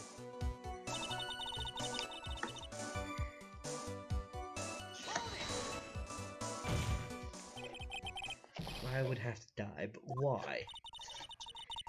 For a bloodline to succeed, as the main family, thus making Pearl the new master, the remaining descendants of the current master had to be taken care of. Objection! Pearl would never agree to a plan like that. We see her. Maya.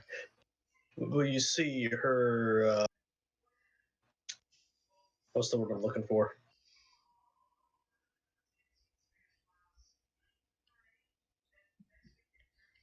You see, Pearl didn't exactly know what the plan was.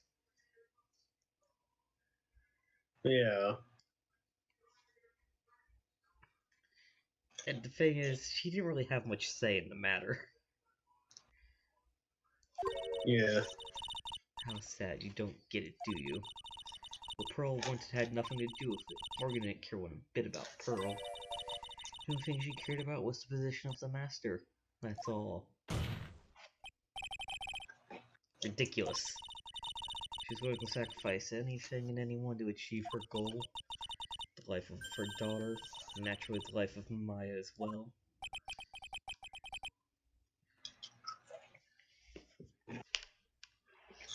It's amazing this plan was able to be picked out while in a prison.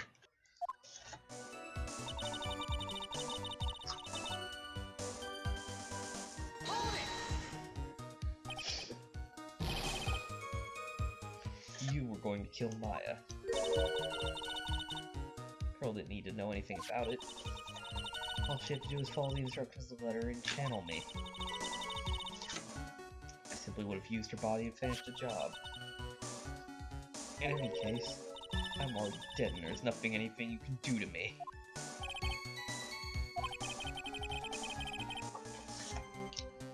So the plan was to blame the crime on your... and Sister Iris of Hazakura Temple. She and I look absolutely identical. No one can tell us apart. If someone were to witness me killing Maya, naturally they would think it was Iris who did it. The witness in this case was the head nun, Sister Bikini. I never would have guessed I was going to have to return to the temple that night. But she wound up seeing Iris' crime anyway. Why'd you want to pin the murder on Iris in the first place? She's your twin, isn't she? Twin sister? Don't make me laugh. She's nothing but a backstabber. I couldn't care less. You just don't understand. You never will. Anyway.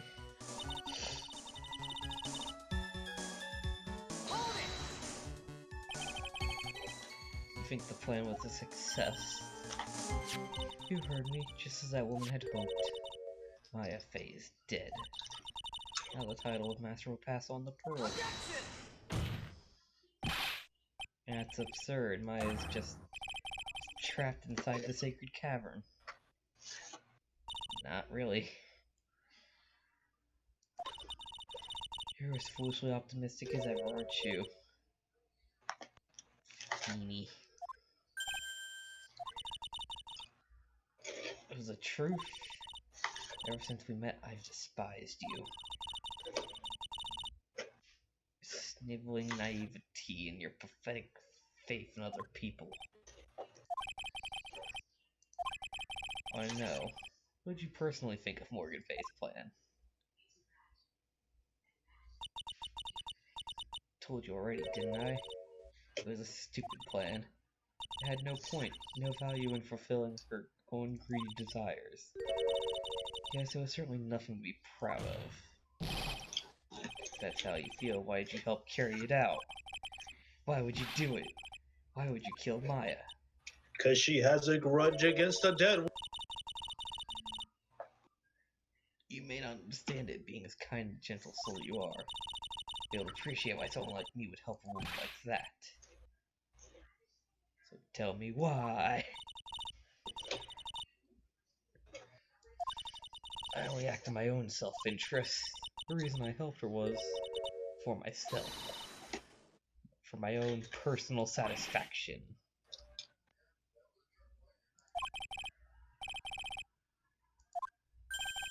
She had her own reason for wanting Maya dead. Okay, now that we've gone... Oh, there was another statement after that, huh? Okay. There's one more. Don't make me laugh. I was born the day I died. I never helped anyone. I lived for myself, and in the end, I died for myself.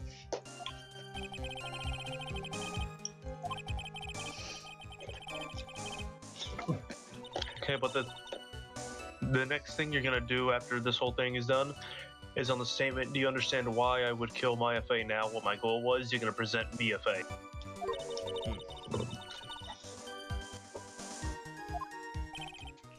Oh wait, that's actually what we're at right now. Yeah. That's why I was about to bring it up.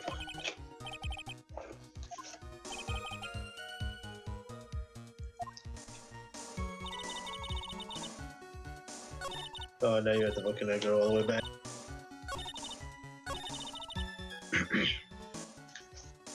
Present. Mia Fey. Could it be that your actual goal had nothing to do with Maya Fey herself? As I said, none of you have the power to punish me anymore. 'Cause I'm already dead.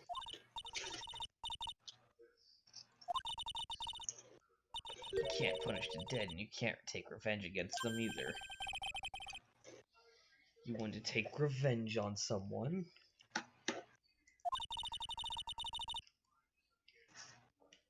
I was sent to die because of that one. Mia Fey.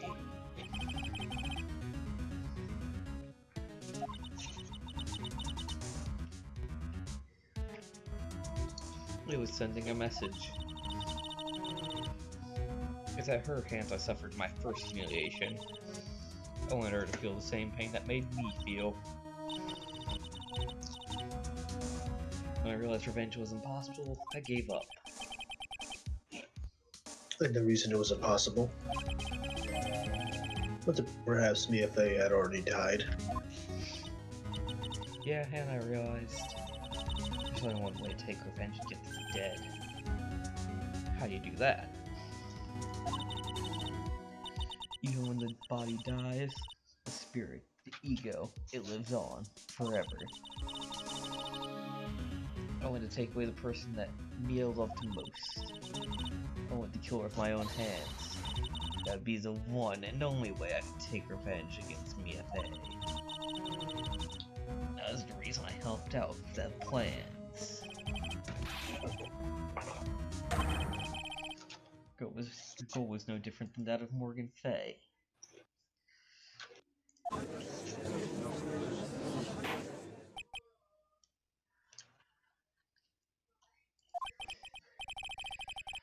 The apple doesn't fall far from the tree.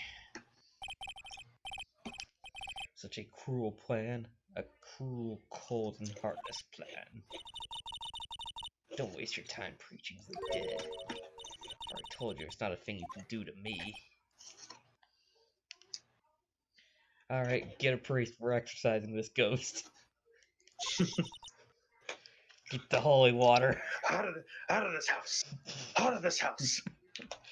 We just start No spraying. spirits in this house.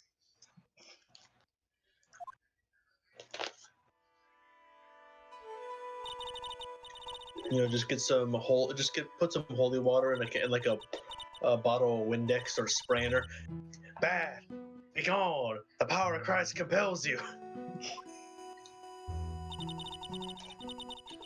Picked up the staff that was by my side and left the temple.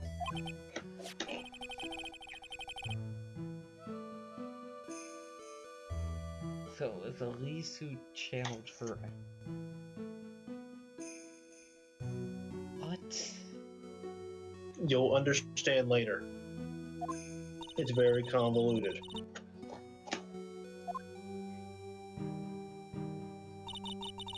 She left Maya at the inner temple. I'm all back clutching her old back. That kid was easier to handle than I hoped. I caught up with her in front of the stone lantern. Took out a dagger I got from the storeroom and...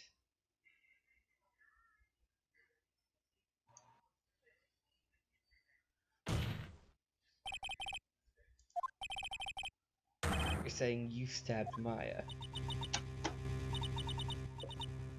It was strange, but I don't have a clear memory of what happened after that. You see... You didn't stab Maya, Maya stabbed you. You see someone else stab you, in which the death of a... And in the court of law, we would convict the person who had killed Elise.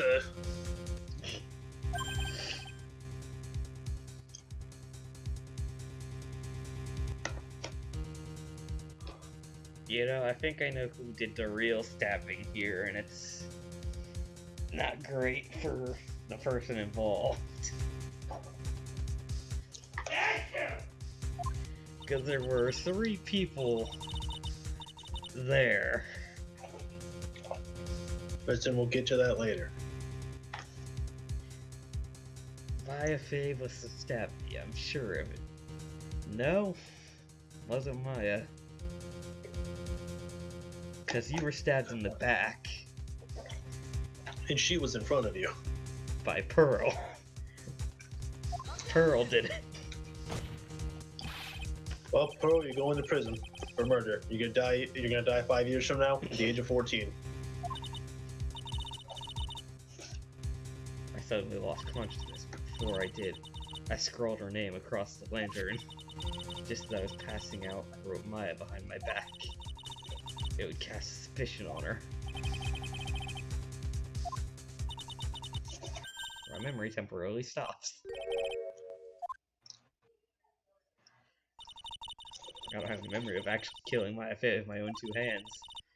My very last memory was Maya's terror-filled eyes. I woke up after that. I was in the sacred cavern surrounded by darkness. The entrance was sealed with those trick locks. Somehow I had been trapped. But how'd you wind up in there? That's what I'd like to know for myself. I was worried. I didn't know whether Maya was dead or not. I swore I wouldn't return to the other world until I knew I had killed her. For a ghost, you're one tough cookie. I had to get out of there and make sure she was dead. But I couldn't do it. I couldn't get out. The trick lock stopped you, huh? I didn't know how to remove it. So then you were saying you were actually confined against your will inside this cavern. I want to get rid of that annoying lock as soon as possible. It wasn't easy. I kept getting interrupted while I was working on it. It was early in the morning, but someone came into the training hall. What? Who? Could it have been Maya? No. I thought the same thing, but I couldn't see. If someone had spotted me, I would have lost my chance to take revenge. I made sure to hide myself well at the back of the cavern.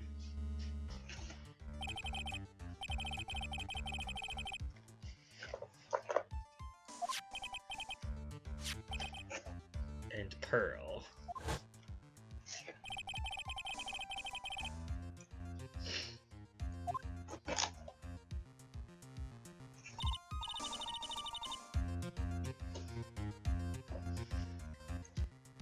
Why are we still going under the presumption that she was in the body that was, you know, murdered? No, we know that she's channeled by someone else. We just don't know who yet. Well, still, Phoenix here is still presuming that she's in another body, which can't be done at this point.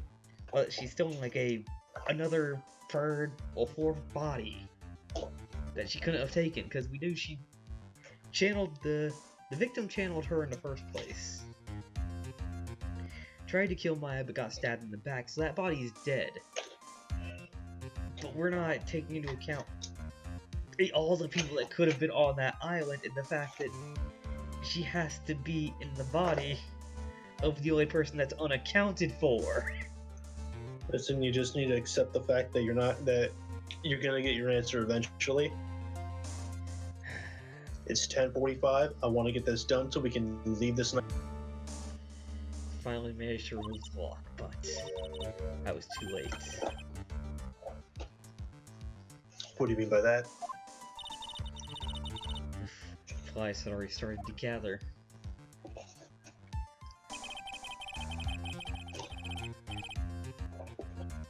The bridge had been fixed and the police started their investigation, correct? Naturally, I couldn't go out, so instead, I returned to the cavern and put the lock back on myself. I realized I wouldn't get the chance to see Maya's corpse as I had hoped. But just then, Lady Luck showed up.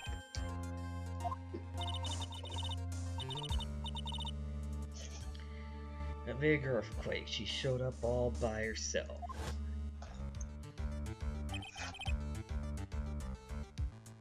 The real Iris. She said she'd come to make sure the sacred cavern was alright. I came out from the cavern and got a feel for the situation.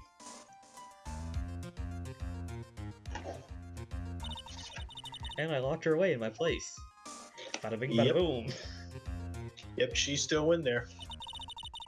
I had learned exactly what had happened. But this time I learned my plan had actually succeeded.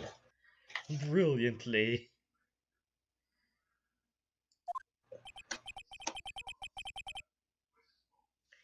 But yeah, I mean, your plan succeeded. I misunderstood one thing, you see.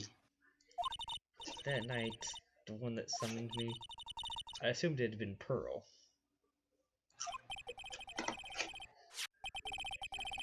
It was written on the instructions, but I was wrong. The person that actually called my spirit was Misty Faye, the picture book author. That's really the only possibility, isn't it?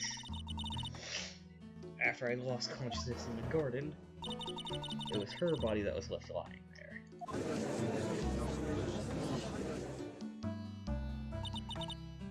Maya Faye, I wasn't able to kill her with my own hands after all. Even so, I made her commit the most vile sin a human can commit. And that is matricide. Kinsley. No way!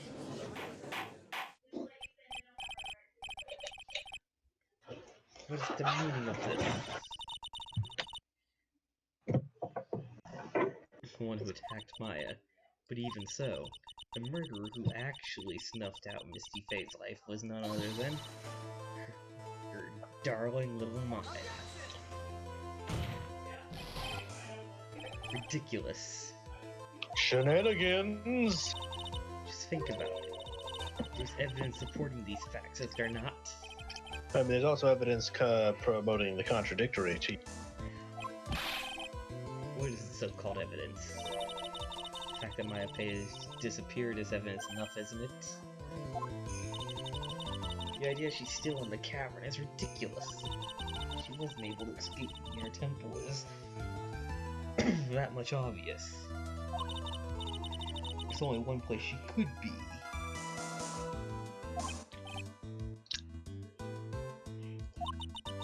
But I have to spell it out. The bottom of Eagle River. No? Eagle River. Maya killed her long-lost mother. Imagine the guilt she felt when she realized that.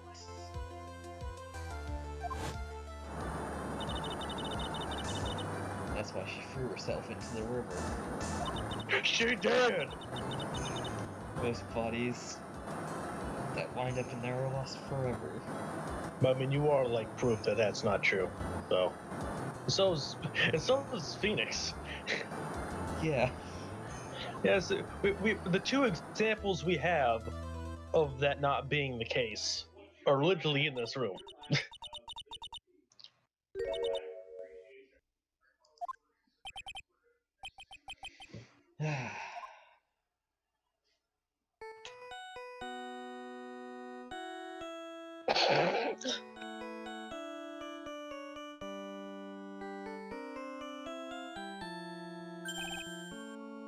Oops. Sorry, that's my phone. Is that his theme song? Yeah. 8-bit? Yeah, that's why I couldn't help but snicker at that. Get over here. Okay, thanks. Was it something important? They just finished removing the locks from the sacred cavern. That's great. Wait, it's been 3 hours? Yep. There was a woman in the cave. Was it Maya Faye? It was the accused, Sister Iris. Don't look so surprised. I walked her in there yesterday. I just finished telling you that. So what about Maya? Where is she? There was no one else found inside the cavern.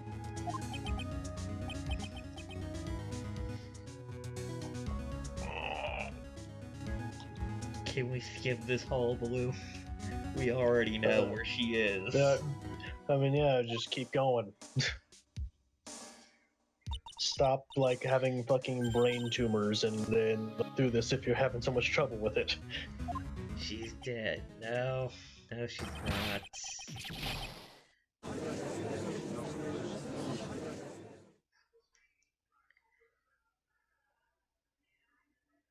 Dolly's the one talking about how the fact that we can't judge a dead person. What the hell does she think she's doing right now? Come to an end. A tragic end. No, not really. No, we're like barely halfway through this trial, buddy. We're not done yet.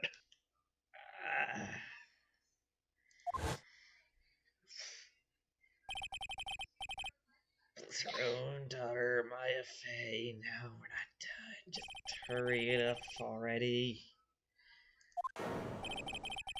Jumped to her death in the raging waters of Eagle River. Ha!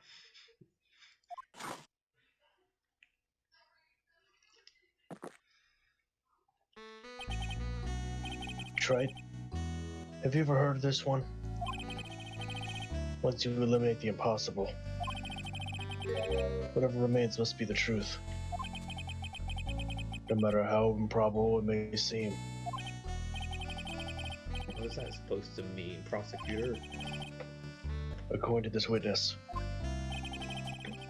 Maya Fey threw herself into the Eagle River. However, is that really the truth?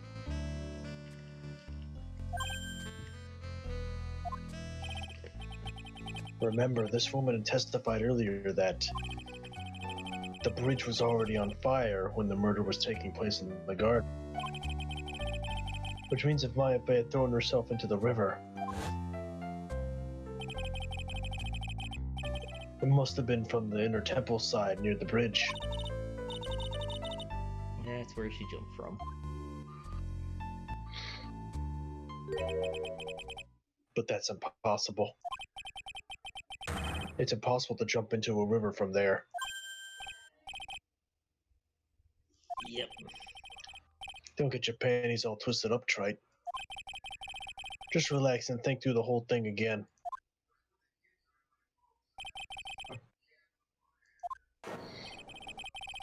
Maya could have thrown herself into the river. For obvious reasons.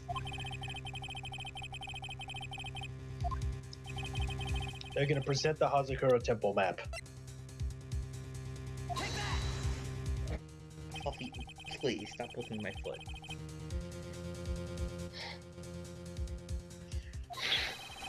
No one knows that better than this witness. What did you say? 11 years ago, you jumped into the very same river. Let's take a look at the map here.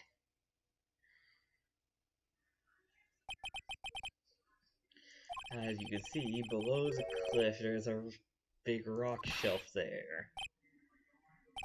You're right. She wouldn't have reached the river had she jumped off from there.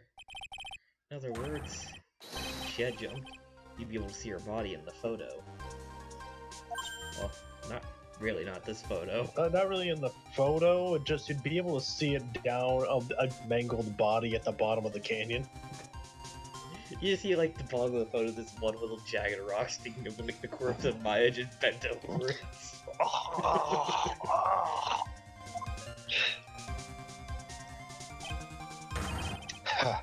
So you finally figured it out.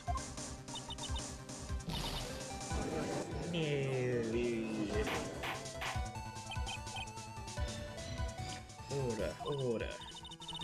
You're just playing with me. At the bottom of the river. There's nowhere else she could possibly be hiding. You ever heard of this one before? Once you eliminate the impossible, whatever remains must be the truth.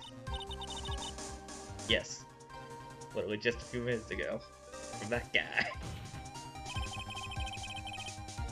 Maya wasn't inside the secret cavern. And we know that she didn't throw herself into the river. Correct. That eliminates all the most likely possibilities. And although it seems improbable, there's still one other place she could be. What is the one possibility you're talking about? At the bluff. So where is her dead body then?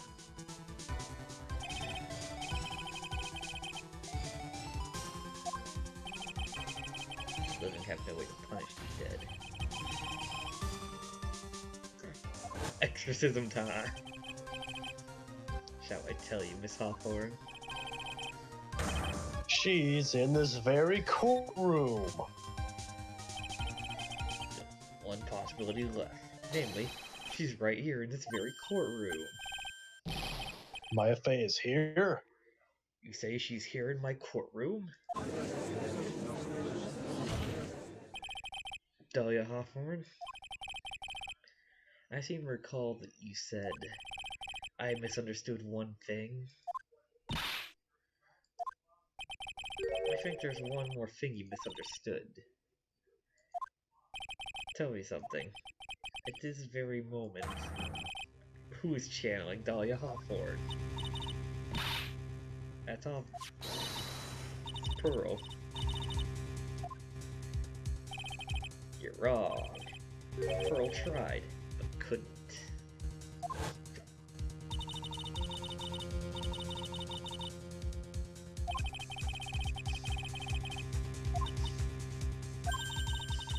If someone else had already channeled the same spirit.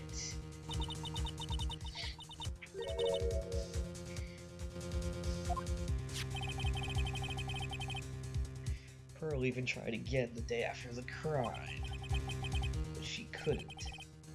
So what could that mean? I think the truth is becoming clearer to you right now, is that correct? It wasn't Pearl that challenged you. It was... It was Maya Fey! It was Mia Fey! It was Dick Gumshoe! Dick Gumshoe did it!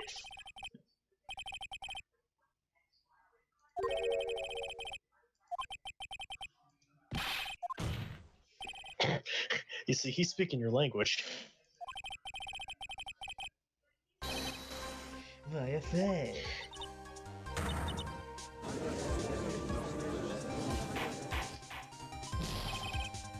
How could this be?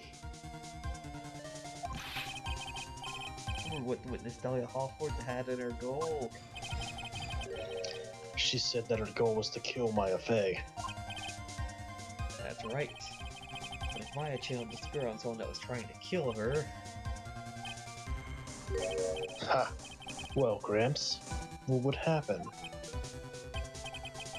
Could it be? Looks like I finally understand, Your Honor. You know, no, the fucked up thing is, knowing, upon receiving this information, she could literally just like start bashing her skull into the wall to try to kill Maya right now. She could just like take the fucking knife from the table where all the evidence is and just start stabbing yourself.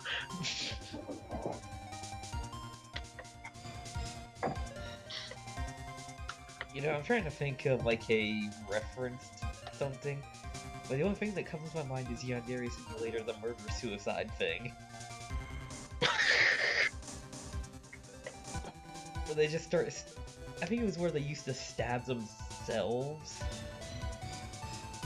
But I think now it's them slitting their throat, and either way there's blood everywhere. I mean, originally it was like you take a girl, torture her in your basement, take her back to school. She kills fucking that one chick, and then she kills herself. She kills the rival that was being used. Yeah. And then kills themselves. Whereas nowadays they still don't have the first rival out yet. But hey, Snap's around, so... Yeah, Snap modes are out now, so that's good. Protect yourself from me. Yes, on the night of the crime, you were only interested in one thing. Killing Maya Fey.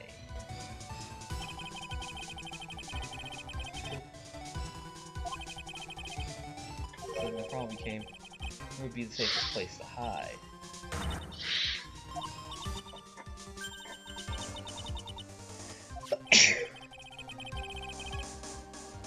time you thought you were being channeled by Pearl.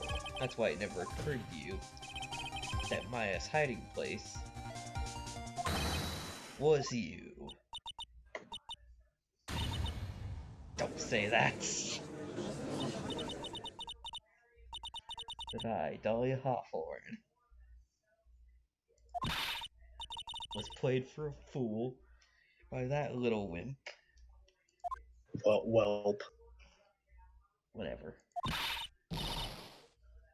Why, if they killed herself, isn't that obvious?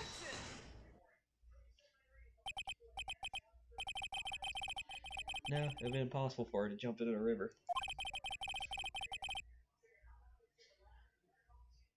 It was the only avenue of escape open to Maya. The only way that Maya could disappear from the inner temple.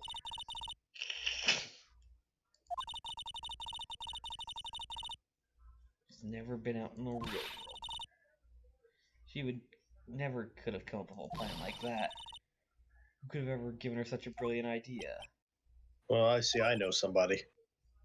Me, of course. Hey, how long have you been there? Hey, what the... So has Pearl just been in here this whole time, just sitting there? No, we can just assume that she, like, came here, like, just now. Be a fae. It's been a long time, Dahlia.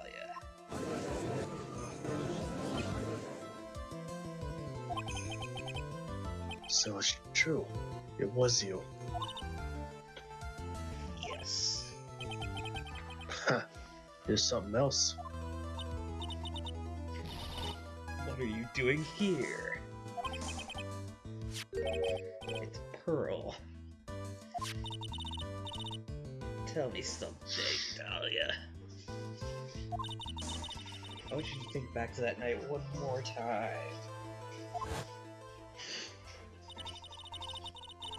You had cornered Maya in the temple's garden, and then, in the final moments of fight, you lost consciousness.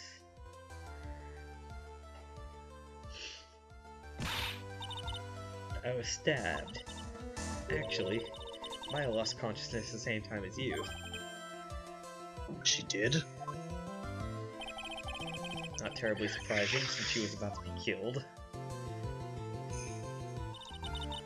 When she woke up, she was in the training hall. That's when Maya decided she needed help, so she channeled me.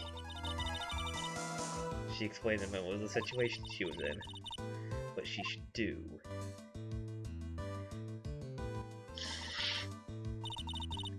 Can't believe it. I didn't have all the details, but one thing was clear. And that was, I knew you couldn't be allowed to wander free.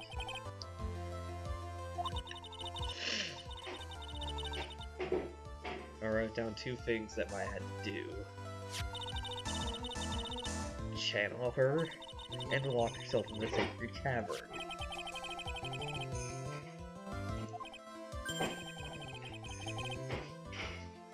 Why'd you order her to do those two things? If she hadn't done it, Dahlia would have been channeled by someone else. By one Pearl Fae.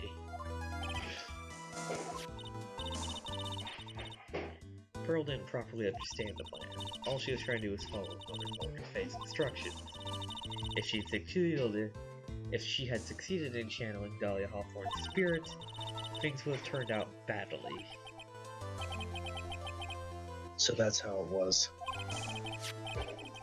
Dahlia Hawthorne would have used the body of Pearl Fae to kill Maya at all costs.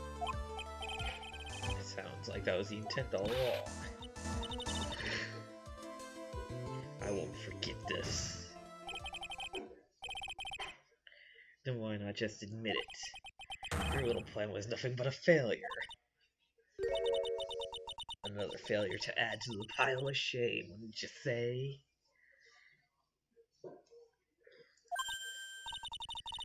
Do you mean by another?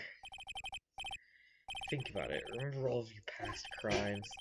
Not a single one of them was a success. They all ended in failure. How dare you? 11 years ago. Because I'm about to get another one, huh? The fake kidnapping, your very first crime. She did! You got your hands on a $2 million diamond, but First of all, how the fuck are you gonna cash that in? after Terry Falls and escaped and met with Valerie, the truth was exposed. That wasn't my fault. It's that stupid oaf of a prisoner, that weakling of a policewoman. Then 1 year later, you tried to kill me. Couldn't even do that right. Well, I'm still alive, but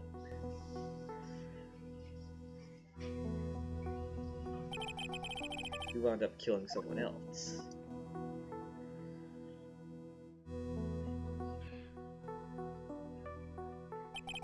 As a result, you were sentenced to death. Sentenced to eternal damnation. It's one stupid move after another for you.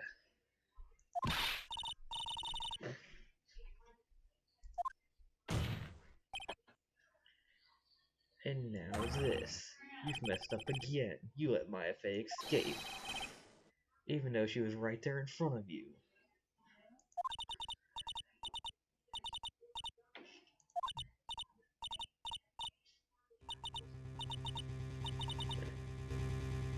Yeah, Fey.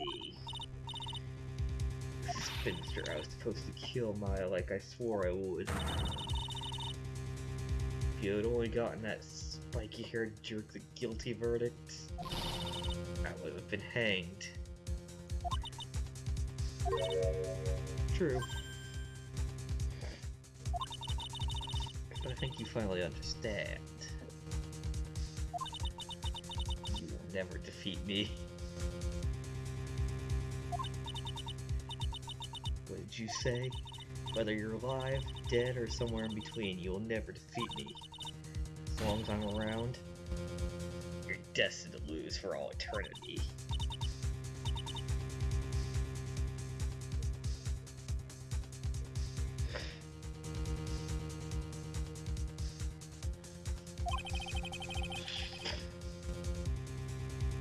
Remember what you said earlier in the trial. There was no way we could punish you, because you were already dead. Then you said, even when the body dies, the spirit lives on forever.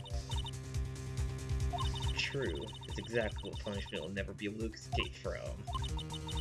For all eternity, you will remain as Dahlia Hawthorne, a miserable, pathetic, weak creature who can never win at anything. There is no escape from that, no hope of freedom. Since the day you were executed, the narrow bridge that is once stretched out in front of you is burnt to a crisp.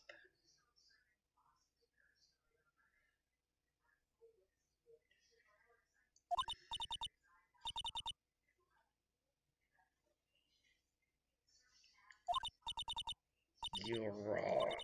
It can't be. How could I lose to the likes of you? It no longer matters. I don't care whether you win or lose anymore. The thing I want is for you to come out of Maya's body.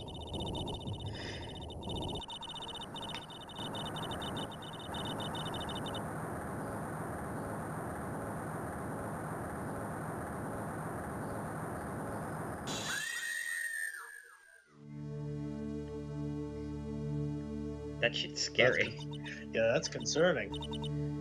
Not ready. Not ready to go.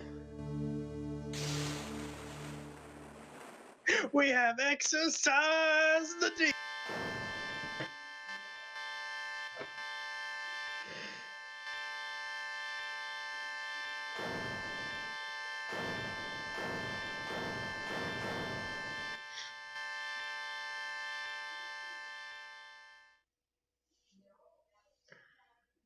Hey, where have you been all this time?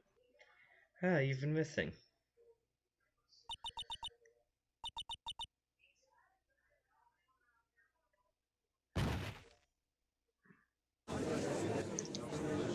Oh, she's dead.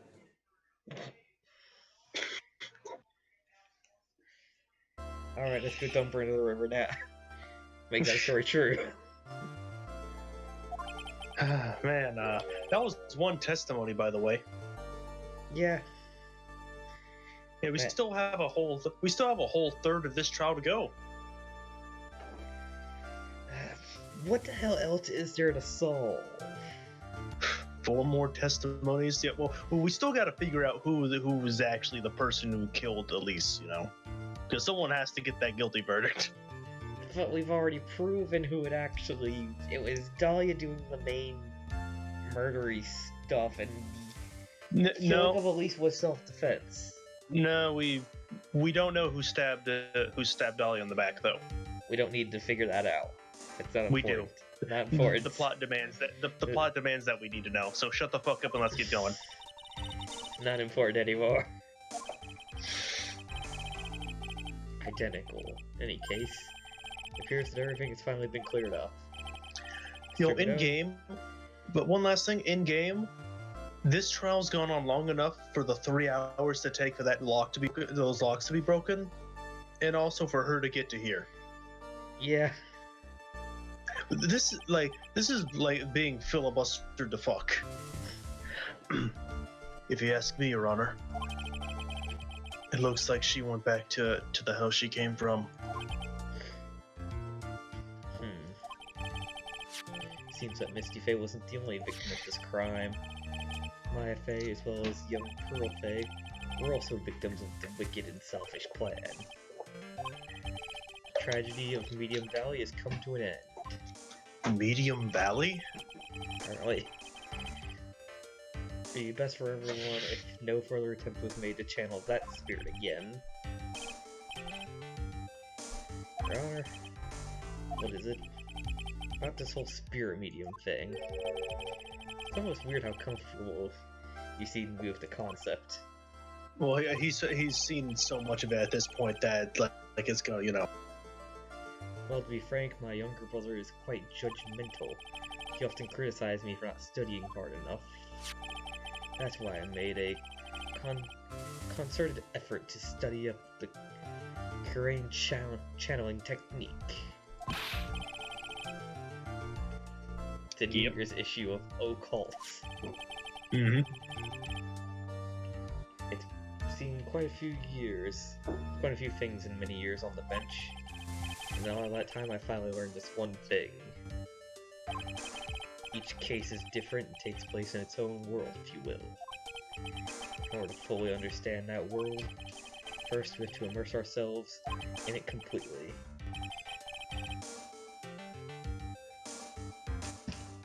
Ah. That is bright.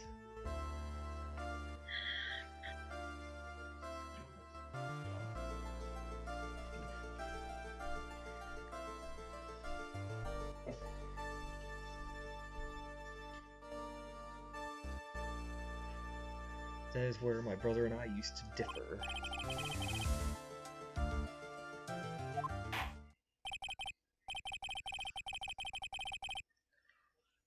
At any rate, it's time to pass judgment in the case of Iris of Hazakura Temple.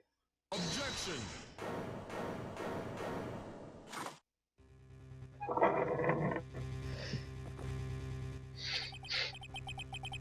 You were a little too fast with that gavel, Your Honor.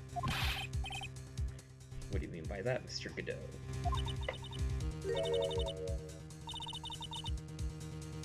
This trial isn't over yet. That's what he means. Right?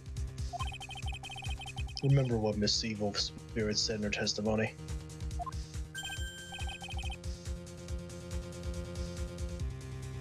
Dahlia's testimony. The stone lantern.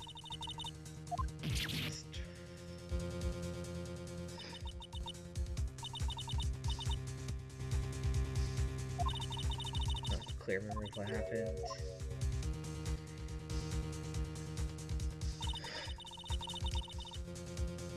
Just as Dahlia Hoffman was about to attack Maya, she was stabbed and killed by someone.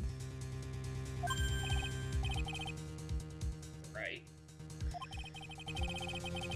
The person that was ultimately killed was the spirit medium that channeled Dahlia. At least, no, Misty Faye. But who killed her? We still don't know who did it. I mean, we literally only have 2 people, and one of them's not Iris. Unless someone else is found guilty, the accused is still on trial. We can't let her walk until there's evidence that proves her.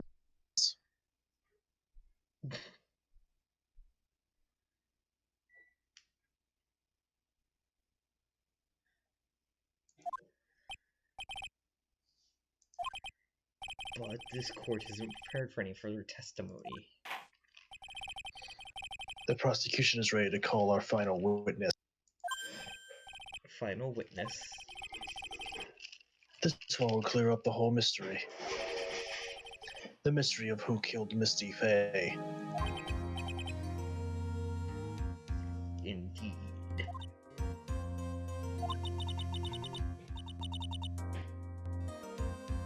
Is it really alright, Mr. Prosecutor? Of course it's alright, Madam Attorney. Very well then. Who is this final witness? Ha! Isn't it obvious? There's one person who saw the whole event and will put the final dagger in this case. Someone who saw the murder take place. The very person who saw her mother killed in front of her own eyes. I mean, Maya. She can't testify after what she's just been through.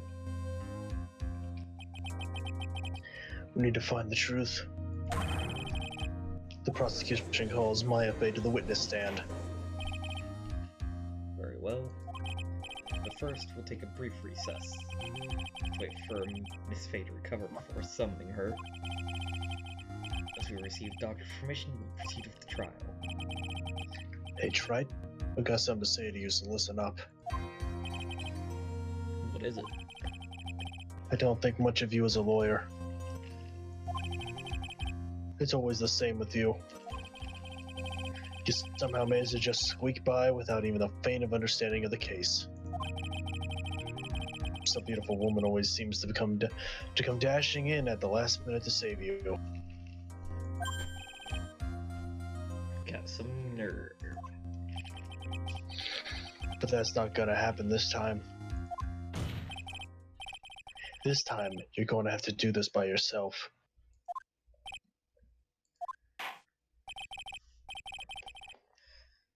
That's enough. The court is now in recess.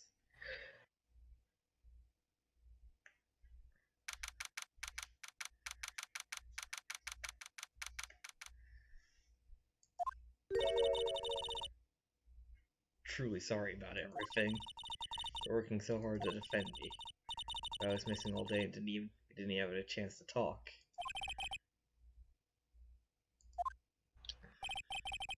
You bitch! They had already switched places, and Iris was inside the cavern. Which makes you wonder, why didn't she come running up and say, "That's not me"?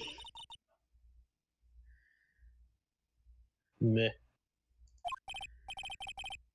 It's not your fault you're locked up this whole time. Something more important than that, though. I have to ask you. Why did you help your sister out as much as you did?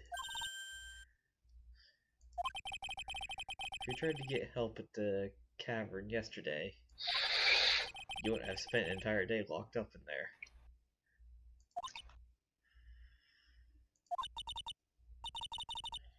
Felt sorry for her. She was abandoned, never got any love.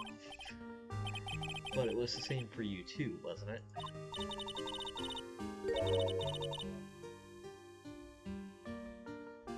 True. If only Dahlia had come with me.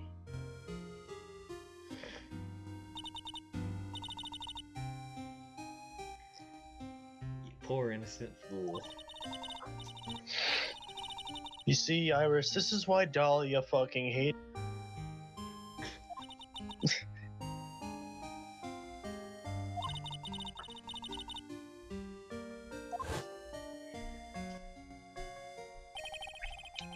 Duh.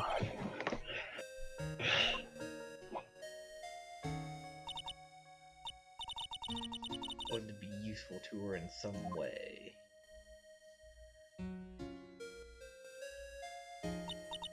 But as usual, too cowardly at the last minute I ran away. What was her part in all this?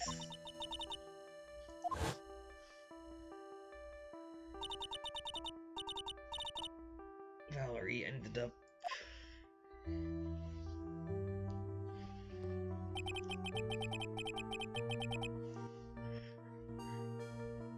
the case that wounded Mia so badly.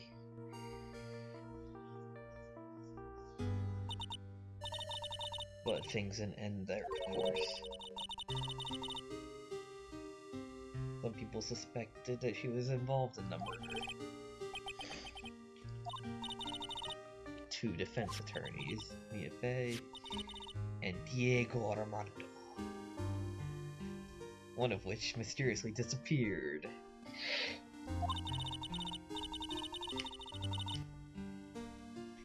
After poisoning Mr. Armando, who was getting too close to learning the truth, Dahlia even tried to kill the person who had unknowingly hid the poison for her.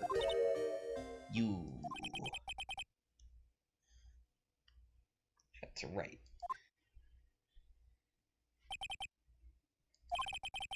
There's one more thing I have to ask you.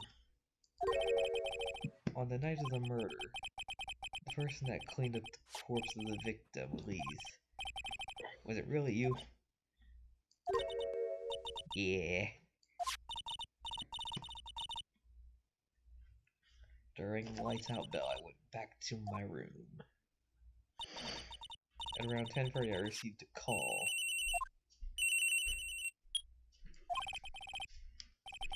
The problem comes the inner temple. Got no snowmobile and head for the temple, but the path to the inner temple was cut off.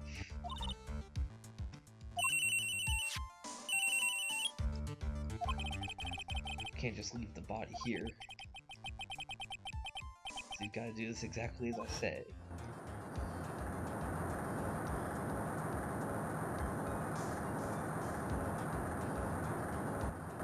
Oof.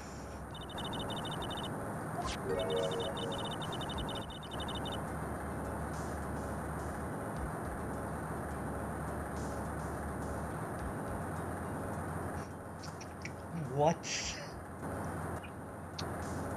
Yeah, see, remember when I said the staff was still on her? Yeah, that was the murder weapon. So you mean it was still in her? There's a difference. Yeah, it was in her. Yeah.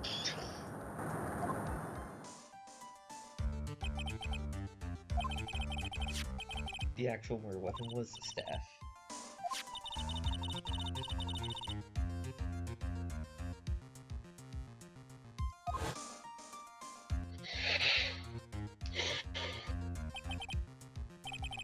Why'd you alter the body?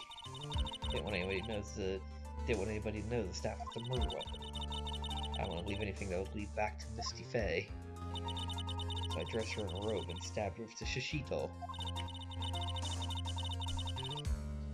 Wiped blood off the staff blade and left it next to her on the ground. Hidden. One last thing. Name of the person that called your cell phone.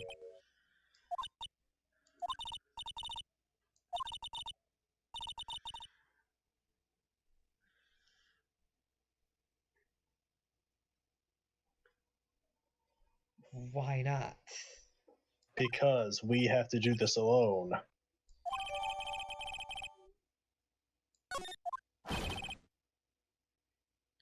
Defendant? The judge is calling you. He wants to see you in his chambers. He has some questions about Dahlia.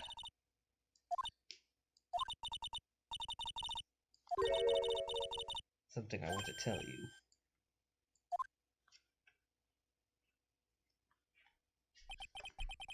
And then disappears after saying that they need to tell us something.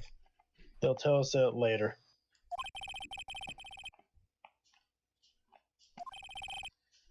Even from the very beginning.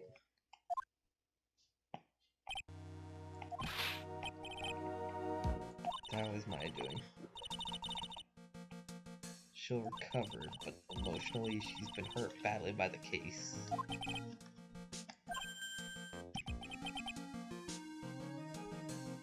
She's actually learned who Elise really was. Told her everything I knew. But why?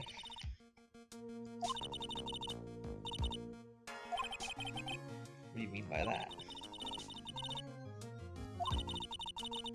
Trial's about to restart. Real killer, do you know who it is yet?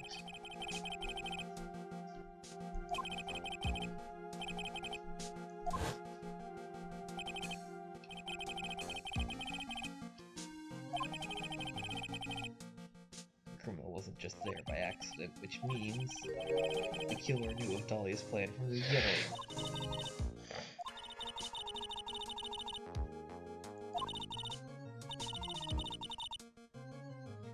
Criminal couldn't cross the bridge, which means they were stuck on the inner temple side for almost an entire day. Someone that wasn't in the temple the following day. That's as much help as I can give you. The rest of the battle is yours to win or lose.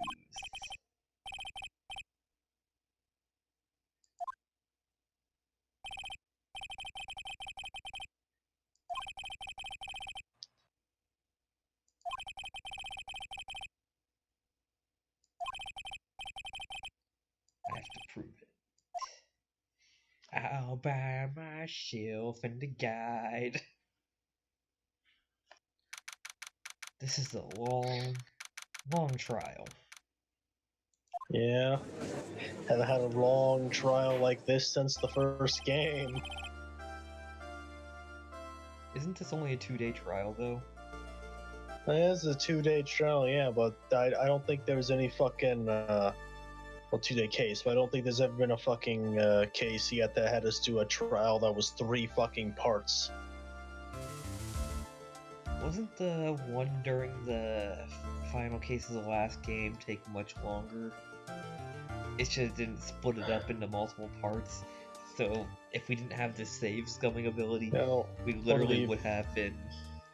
To be frank, the 3-day trial stuff, they stopped that shit after the first game, because the first game had like 3 of those 5 cases were all 3-day trial. Well, 3-day cases. Before we proceed any further, I'm going to announce the results of the tests that were performed earlier. On the bloody dagger that was found in the pine tree. That's the weapon that Maya Fey used when she fought the victim.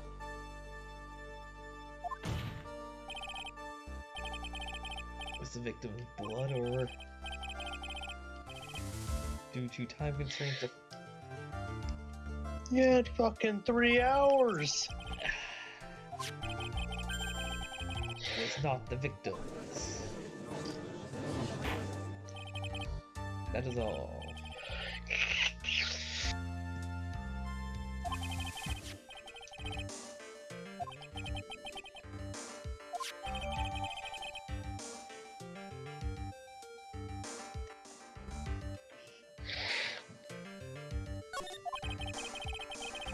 This is just fucking ridiculous. Let's just keep fucking going. We're almost there. sure both the defense and the prosecution know this, but this trial is rapidly coming to a close. Both sides Well, need to rapidly is show, not the operative term. need to show some firm evidence with their claims. From what I've heard, the witness is dangerously weak physically speaking, so let's finish this quickly. Agreed. Bring in the last witness.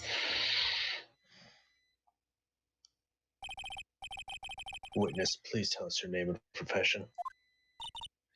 My FA. My profession is, assistant manager at Wright & Co. law offices.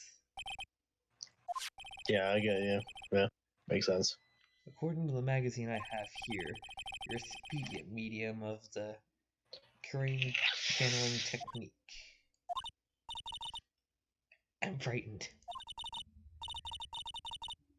The Fae clan, I don't want any more to do with it.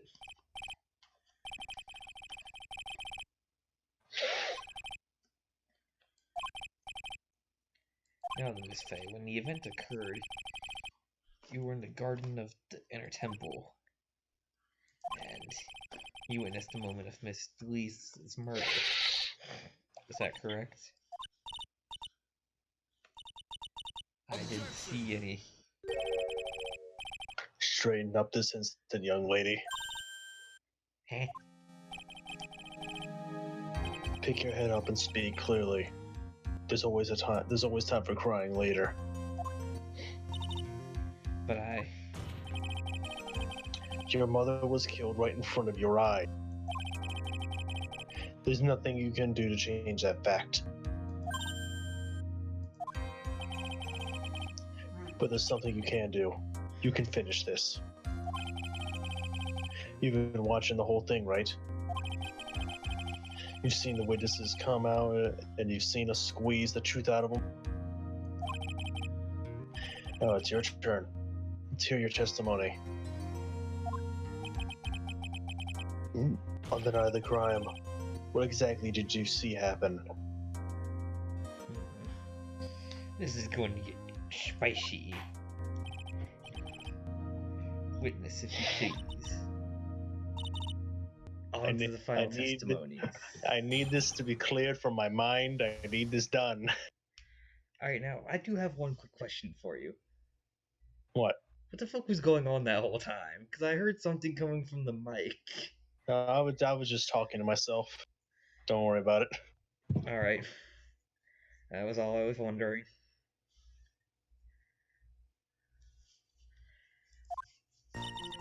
I was passing through the garden on the way to the spare prep room when it happened.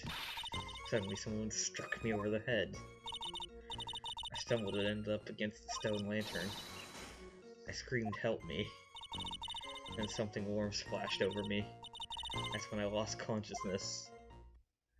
Yes. Covered in the blood of your own mother.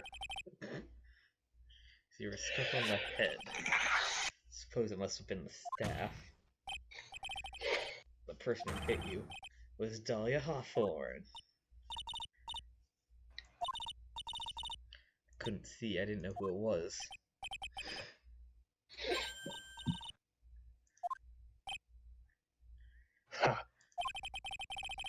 Can't say it was especially good night for young ladies to be walking around alone.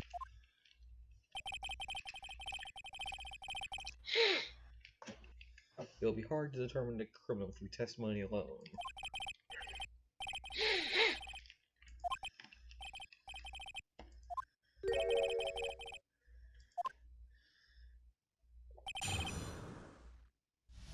Okay, you're gonna press her on the statement, "I think I screamed, help me."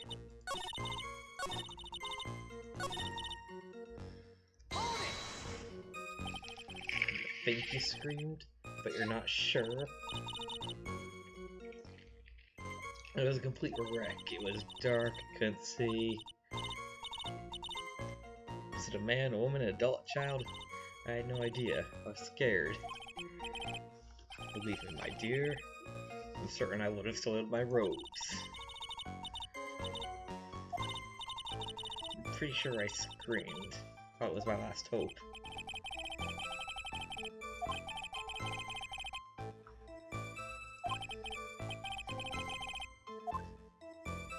my last hope.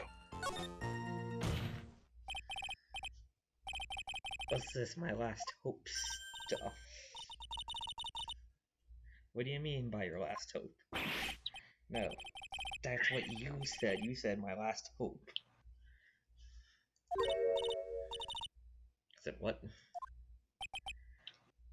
She really is a wreck. You were facing an attacker you couldn't see and you screamed, right? You screamed, help me.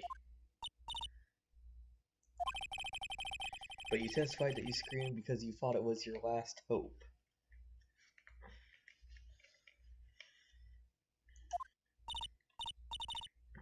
It's like what you call it when it happens.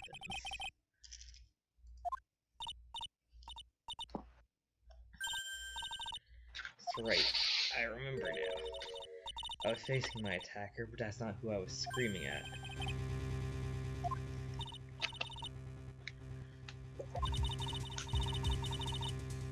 It was the person behind my attacker I was yelling to. That's who I was screaming to for help.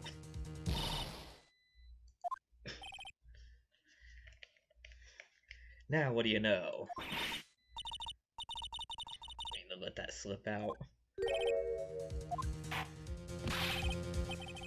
Absolutely sure what you're saying. Behind the attacker there was a belter. I meant to keep that part a secret. Lying under oath, lady, that's contempt of court. You're gonna be killed for that.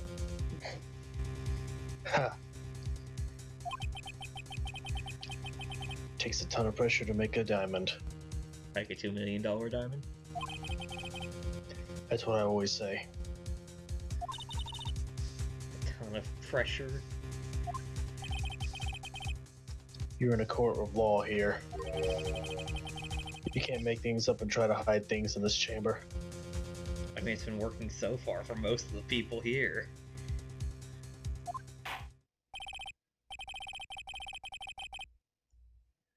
This information is just presented as vital to the case. I want you to add it to your testimony. And this is where I present the stone lantern.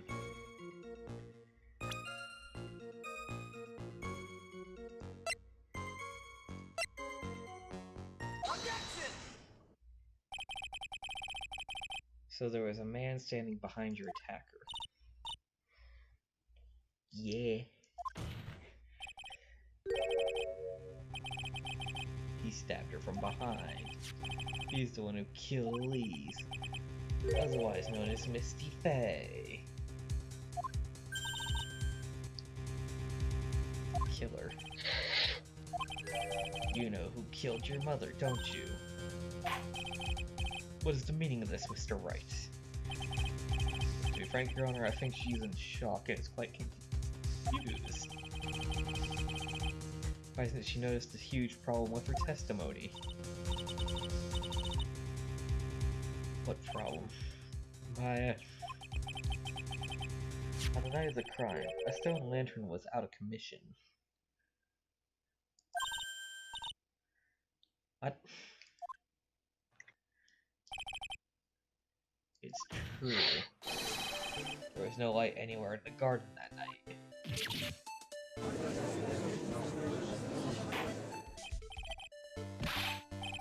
Mr. Godot, explain.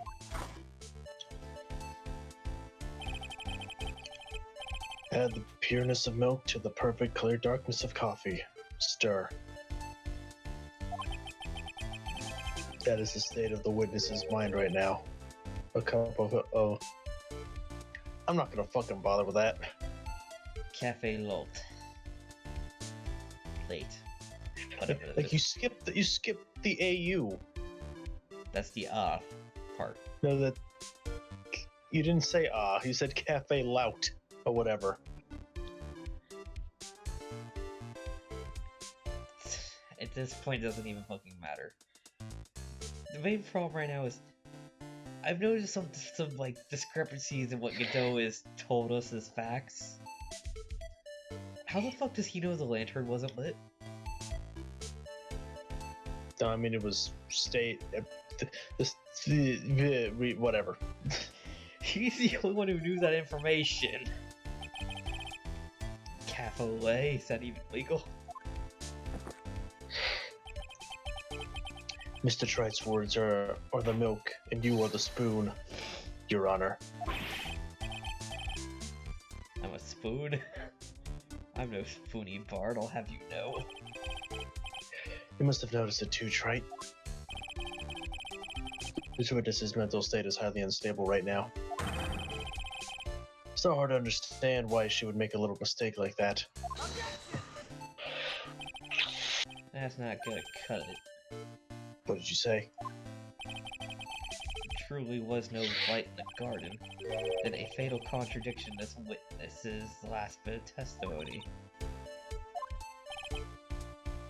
May I? Recall the witness's statement about her attacker. She said she didn't know if it was a man, a woman, an adult, or child. And yet, the witness could describe a person that was standing behind her attacker. She quite clearly described him as a man. Yeah, it's another thing I noticed. I noticed the part where she specified that the person who helped her was a man. I actually saw a mystery person despite it being so dark she couldn't see the face of her own attacker.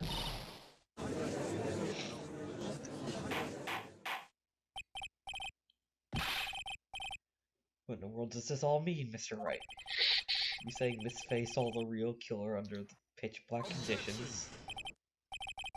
Trite.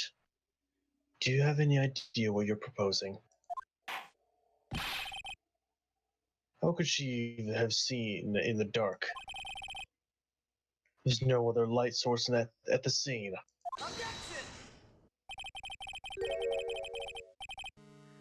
There are only two things you can see in the dark. This cannot be the fucking person. You cannot be telling me that it is actually this person is the real killer.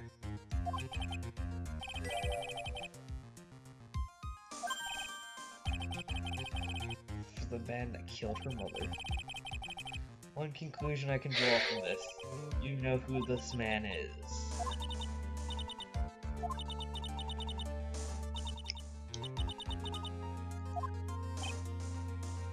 Ha.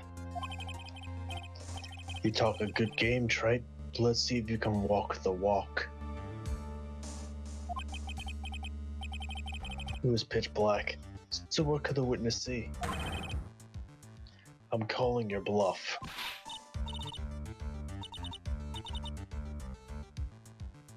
Don't please stop.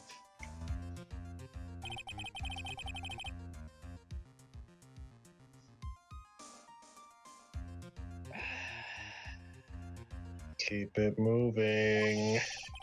It's long enough. I'm honestly about fucking done if it actually does come out to be the person I think it is. The thing they're leading on. And I'm gonna be super fucking pissed. And I know who you think it is.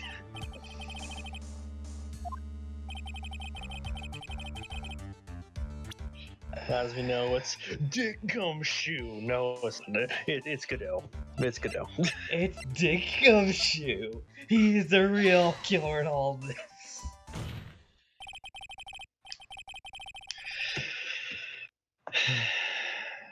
I want you to know every single fucking detail on how any of this is possible. I mean, logistically, it does make sense. The trial. What? You cut out there. Well, remember how on the first day of the case, no one was able to get a hold of him? Yes, but the question is, why the fuck was he up there in the first place? Why was he anywhere near that situation? You'll find out. We'll go into great detail in these next 3 testimonies. Good, it better. I want to know every fucking detail of how this bullshit is possible. So we'll be here for the next few hours, I hope to know. Good, I'm ready. Please stop pausing and keep continuing. Create the conditions. The defense officially requests Did all the lights in this courtroom be turned off?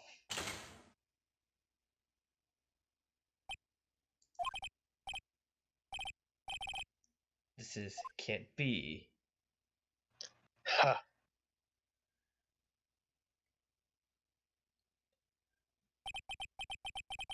That was a nice bit of deduction. Right. I mean, if I saw that walking towards me in the middle of the night, I would be fucking terrified. Yeah. Even if I knew it from the courtroom, I would still be fucking terrified.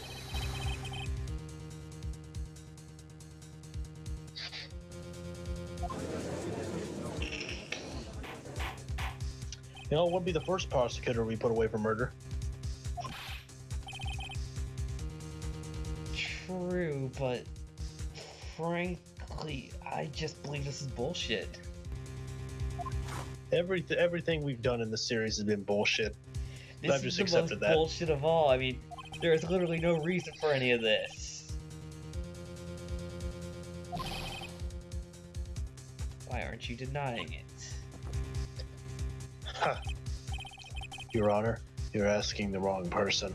What do you mean by that? If you got a question, ask the witness. That's one of my rules. You're literally about to be put away for murder. You can't be talking about your rules and bullshit at this point.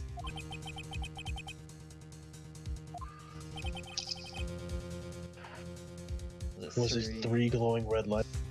Shit, that's you. It was 3 glowing red lights, wasn't it? Answer the question. You're wrong. I saw blue lights. And now to drag it out even more. Totally different reason. Just fucking say it was him. Objection! Stop your chattering, Your Honor. Chattering. If it's worth asking, ask the witness. That's one of my rules. Go fuck yourself, Godot.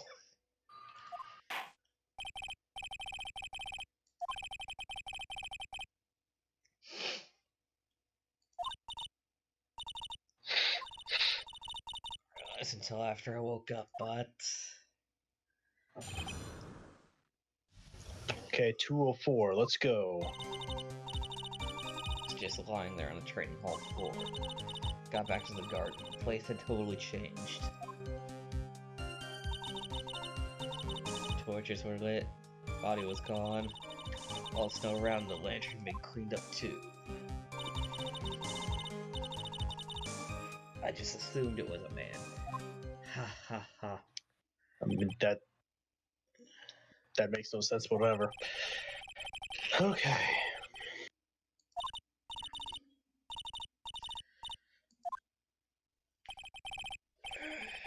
So Mr. Godot said you're utterly exhausted. Be a little confused. Also, if you consider the situation you described, it doesn't seem much too stretched to assume that the culprit was male. Just, woman. Mr. Wright, proceed with your cross-examination. Okay, now, first thing you're gonna do, you're gonna press her on the statement the torches were lit and the body was gone. Oh my god, I almost made a horrible mistake. There we go.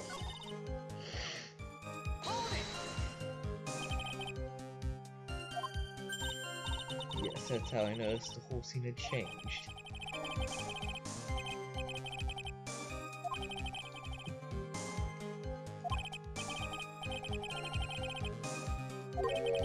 Why'd the killer go for all the effort of moving the body?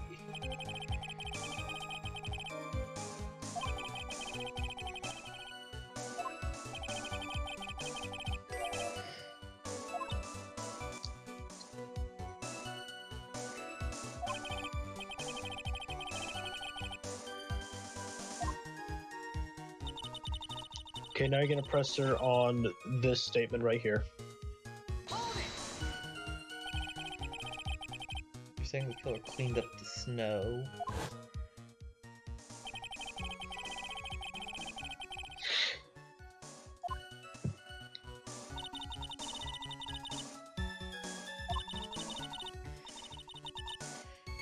too heavy for me to use.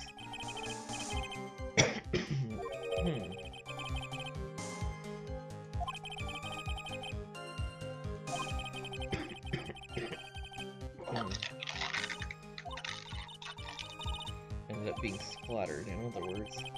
The killer's purpose was to hide the blood in snow.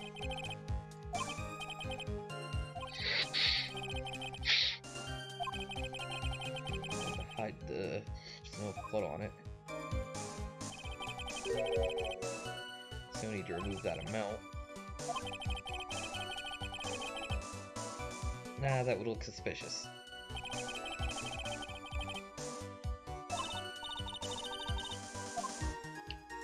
Okay, now you're gonna press her on the statement. By the time I got back to the garden, the place had totally changed.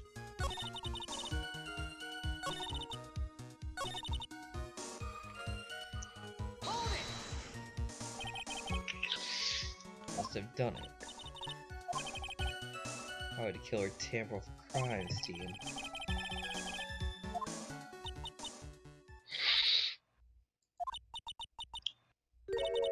When I saw the crime scene, I felt something. I felt like the killer was hiding the evidence from me, for my sake. Hiding it for you. Everyone knew that I was the only one at the inner temple that night. If Sister Bikini had come back and looked at the garden, she may have thought you had done it. No, she definitely would have thought so. And that's why the killer cleaned up the crime scene to make it like nothing happened. It's an important piece of information. Okay, now on this statement, you're gonna present the stone lantern.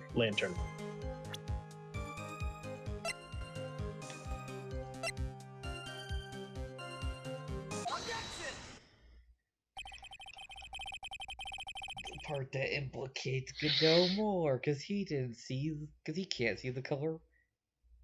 Wait a minute. Which is why he removed all that much snow, because he couldn't. Because he couldn't tell what fucking snow was red, so he just cleared all of it. I was like, well, I cannot see any blood here, so I'm gonna remove all of it. The dumbassery behind all of this.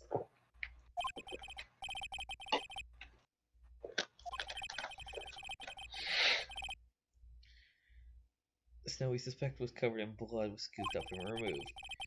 All that was done in an attempt to hide the true crime scene. However, there's still one matter that seems somewhat odd.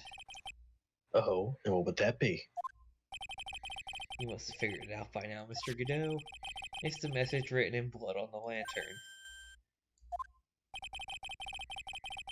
It was written very clearly on the white stone lantern, Maya. If the killer was so motivated to protect Maya from suspicion, then why did they wipe the writing off of the lantern? A nice stroke. You need to realize I've been up for the past 48 hours. So you need to sleep more often. I don't sleep most often.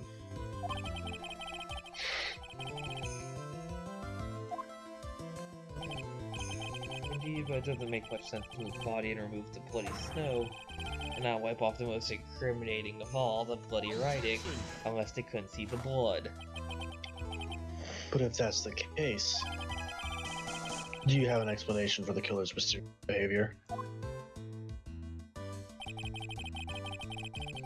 Oh, this killer removed the body and remove all, but then leave the bloody writing on the lantern. Yeah.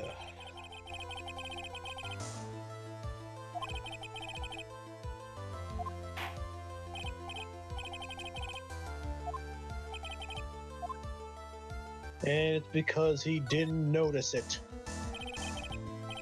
Prosecutor Godot, earlier in the trial you gave me some good advice. Once you eliminate the impossible, whatever remains must be the truth. Maybe you're not as dumb as I thought. The real killer won't disguise the fact a crime had occurred there. If that's the case, They wouldn't have left the bloody writing on the stone lantern on purpose. Therefore, it must just mean they didn't notice it. Torches were all lit and everything. There's no way any normal person would miss something as glaring as that. You're right, there's no way any normal person would. I'm trying to say, Mr. Wright. There's only one person involved in this incident who could have missed seeing the bloody writing altogether. And who would that be?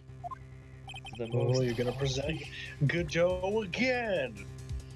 We're gonna present Gumshoe! Mr. Godot, this is what you said yesterday. My eyesight messed up. These huge goggles, she can't see everything. Is that correct? This lantern was submitted as evidence yesterday. I'd like the court to think back to that moment when it was first presented. This lantern.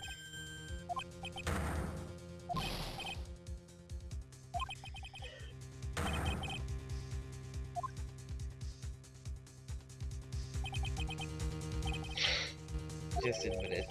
There are certain colors you can't see. You can't see red on a white background, can you? You can't see my tie! We went through this once before. During the poisoning case at Tribulations.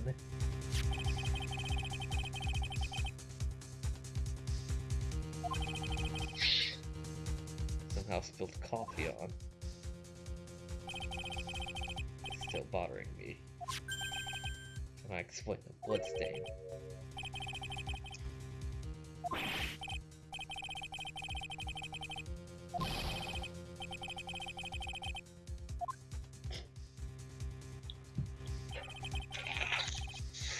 You could see the coffee on the white apron, but you couldn't see the ketchup because it was red. Ha! It's strange. In a black and white photo, those letters would have appeared black to me. I wonder, why am I the only one that can't see them? Did you ever think about the fucking big ass visor on your face? Gleaming the color red? Might not allow you to see the color red.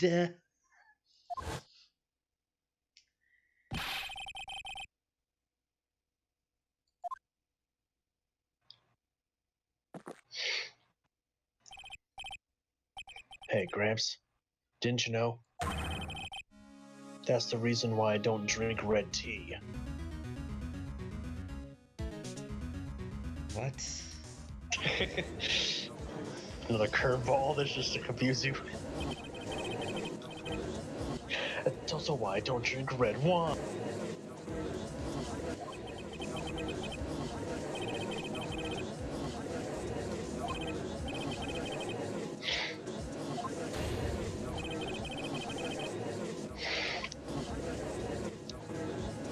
Don't worry, but we only got 2 testimonies and an epilogue. That's all we got left. Before the defense this time formally accuses you, you were the murderer.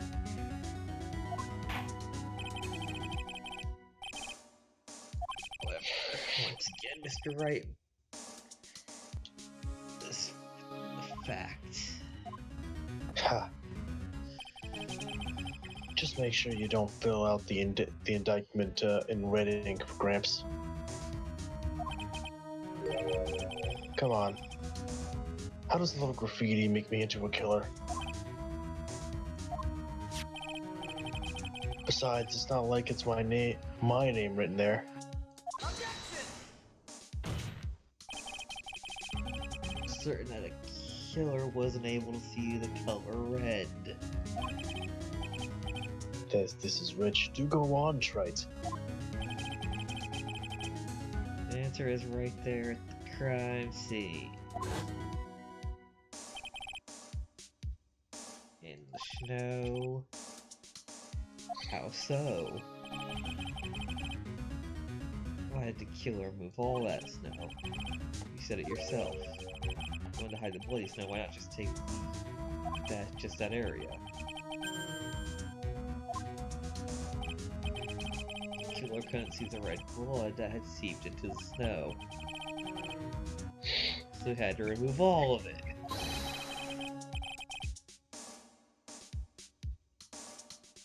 Kinda stupid. Isn't it more likely that the killer couldn't see the blood because it was dark?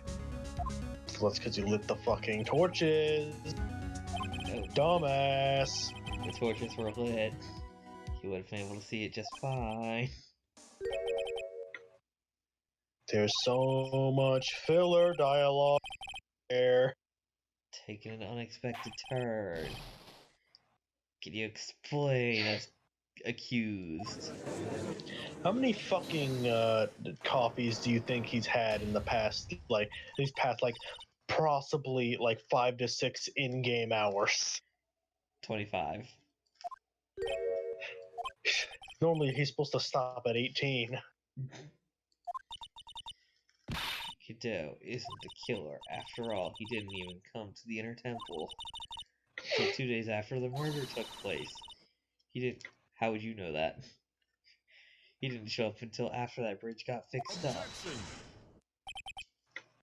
Maya. You can't justify to something like that. Why? What do you mean? Man, I'll look it, but... After the murder happened, you didn't even exist. I'm afraid I don't follow. Are you senile, old man? Well, probably. We established this just a little while ago. Yeah, she couldn't have known any of that because of the fact she was... Because when you're channeling a spirit, you're basically dead at that point. You feel nothing. You see nothing. You know nothing. Yeah. Your line?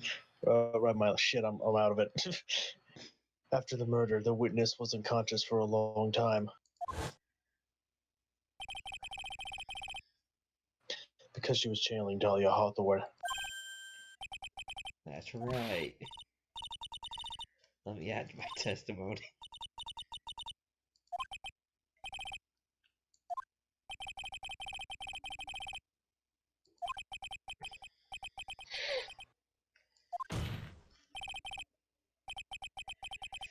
Let's hear her testimony.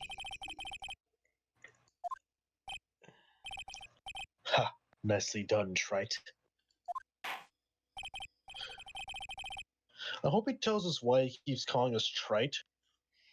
I feel it's because of the fact he never bothered to learn our actual name, but also for the fact it's to insult us for the loss of Mia. Yeah, I just want to know why trite specifically. Tricycle? It'd probably end up being something coffee related. Maybe. After I woke up, I began channeling the spirit. But it was Pearl was up there at the temple too. Testimony number 3 of 4. Let's go. It's also stuck on the inner temple that but couldn't find anyone.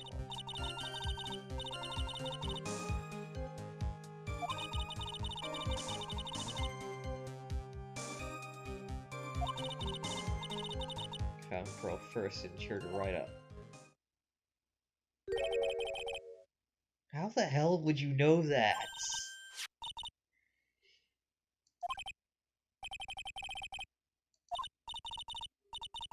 When I was in the medical office.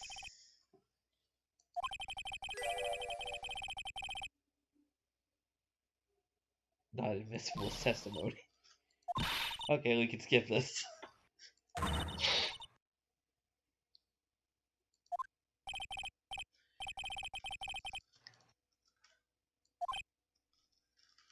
Huh. The prosecution has no objection. We believe the witness. Mr. Godot. Let's just move on to cross-examination if the defense has... This is highly unusual, but well.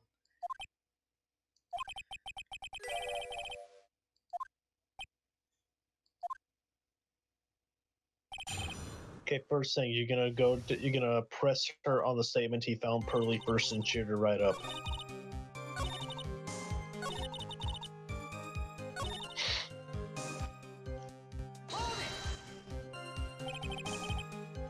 Cheer her up.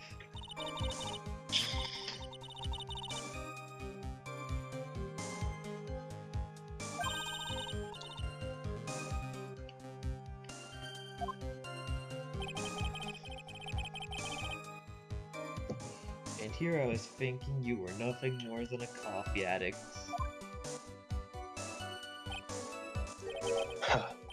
Cut it out. You're making me blush.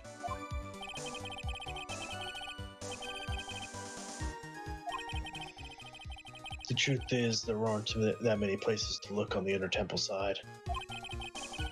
The policemen were all busy going over the guard with fine-toothed combs.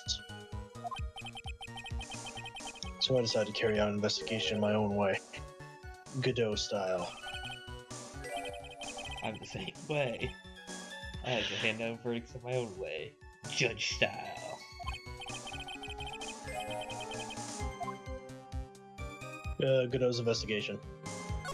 You said you conducted an investigation of your own. Did you find anything? It looks like my investigation went about as well as yours, Wright. After all, I did miss the bloody writing on the lantern. I didn't miss it, so speak for yourself. Goggles. The only odd thing I discovered was the beauty in the training hall. Please, please, fuck.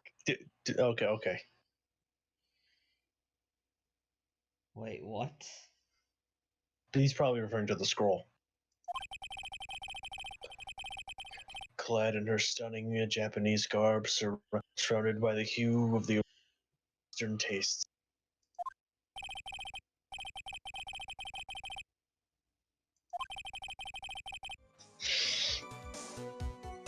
Headed from the prep room.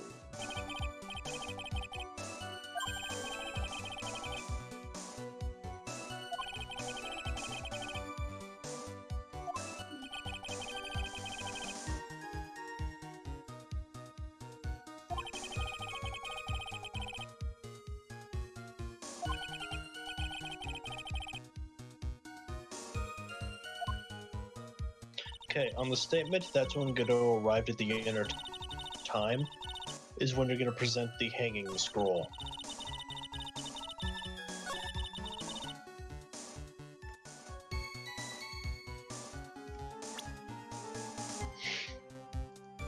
We got gravy.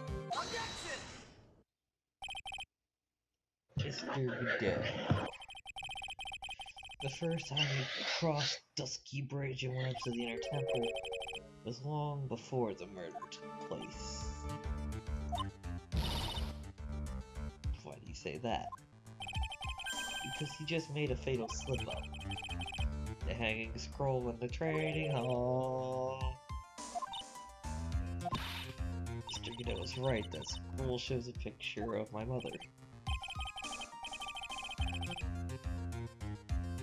I know you know who this is, but there's something you didn't know. By the time the bridge had been repaired 2 days after the murder, the hanging scroll in the training center looked like this. What's this wonderfully delicious smell? Now, how could you smell the gravy if the scroll is still back in the training room? Now we brought the scroll with us. You know how old that gravy is? That shit's nasty now. The morning after the crime, someone covered it with gravy. You see, your cousin's a dumbass. Because gravy was much more than the... So much more than a condiment. to the culprit. I'm gonna be honest, I could actually not see the fucking screen because my cat's been like staying in front of my face. Oh, I thought you were like about to pass out due to exhaustion. I am, that's just not what's going on right now. I'm running on caffeine right now, and I don't think this drink has any caffeine in it. Oh god, you're turning into Godot. Nah, I'm not chugging coffee, I'm chugging fucking different sodas. Well, it's a good thing you're almost on your 18th cup. Wait a minute. Take another look at the scroll, look at the top. There's a crest there. It's the mark of the master. Guess it was a picture of Misty Faye on there. True, Mr. Godot described what was underneath like this. Clad in her stunning Japanese garb surrounded by the hue and aroma of Western tastes.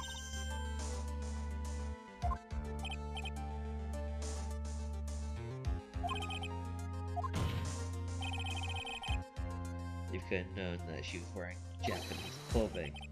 Mr. Godot, on the day of the murder, you were hiding in the inner temple long before the crime took place. Why, though? Can I ask you just one little thing, Trite? What is it? This whole theory of yours, it all rests on a certain assumption. That I knew beforehand that a crime was committed.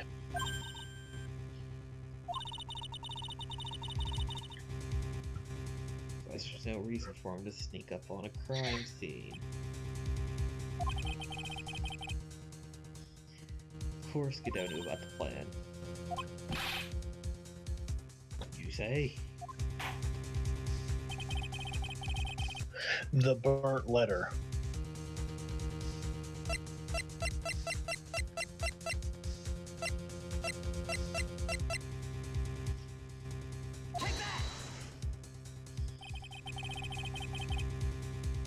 The crime had actually been planned over a year ago.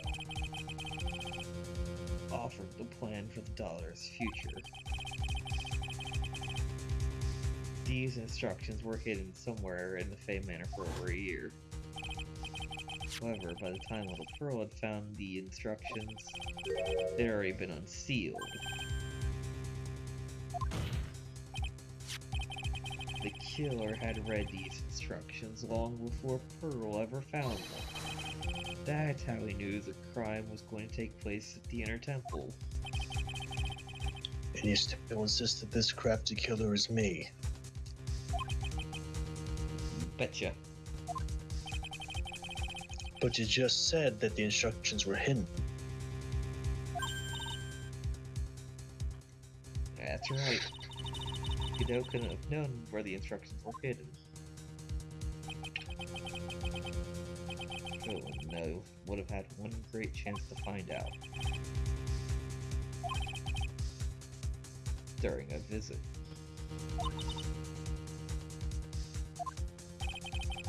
Morgan Faye told her daughter Pearl about where during one of her visits to the detention center.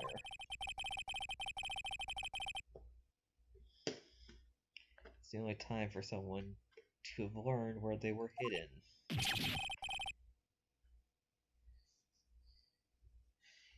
He's dropping on a visit to the detention center.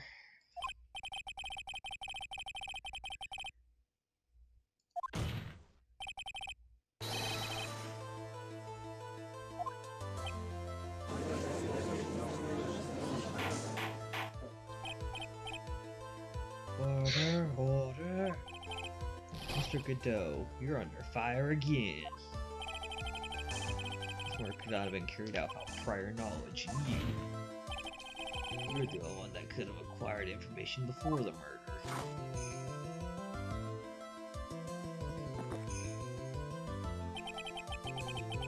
Humans are afraid of the dark.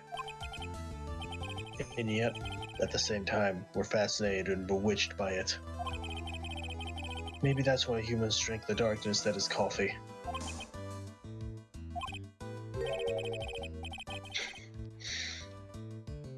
hell do you mean? It means there's a reason for everything. According to your theory, the killer in this case eavesdropped on a conversation during a jail visit where he learned of a hidden plan for a crime. After discovering the plans, he hid in the inner temple and waited for the crime to occur. Then he ultimately took a person's life. And he did all that just to protect this witness. Yep. If you're accusing me of this crime, I have to ask you, why would I do this? This girl is nothing but a stranger to me. I've got no reason to go through that kind of trouble to protect her. But you do. I am what you see. I am certainly not the type to rescue a damsel in distress. Killer's behavior is certainly extreme, for lack of a better word. Even considering that the killer wanted to protect this witness's life, his behavior is still a little too unnatural.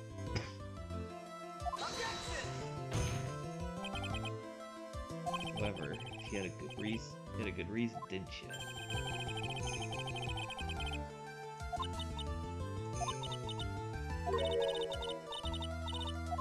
Figured it out.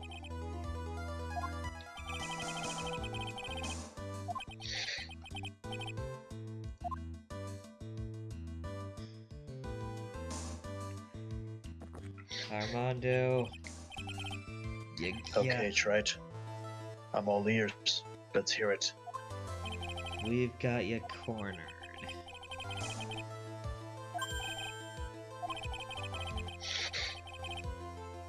There's one person at the center of this story who ties all of this together. Stick-'em-shoe! Stick-'em-shoe!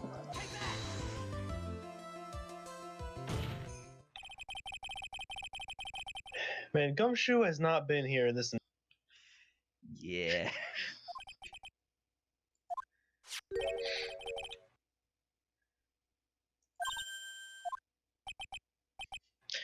Mia Fey.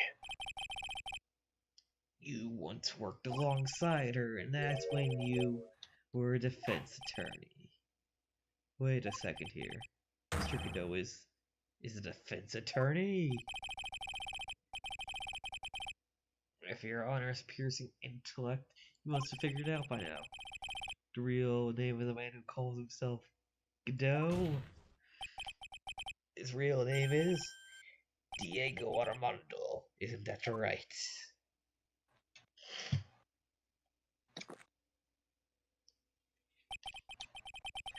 The last time someone called me by that name was over 6 years ago. Diego Armando. That name rings a bell. It should, Your Honor. All this is related to a single case. Back when Terry took the fall.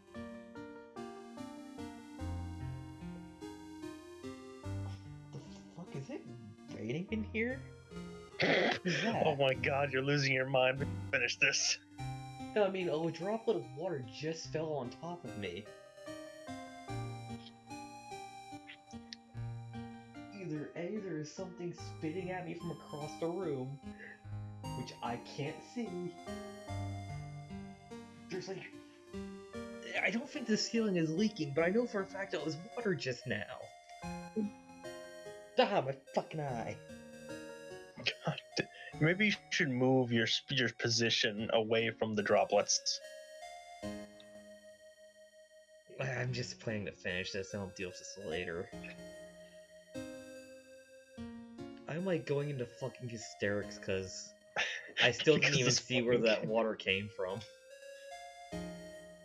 I'm about to go into fucking hysterics because this shit isn't over yet.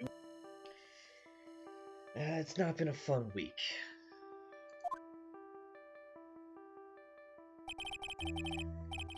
Mia Fey's first time in court, the tragic outcome left a deep wound in her heart.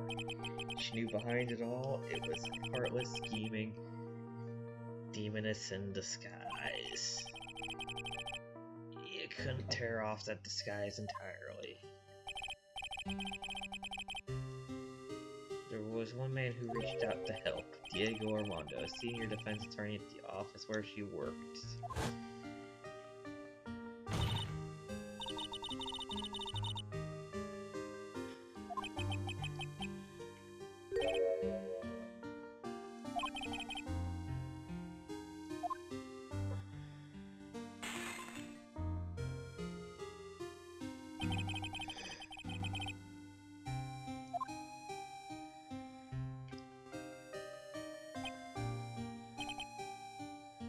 I was moved by her.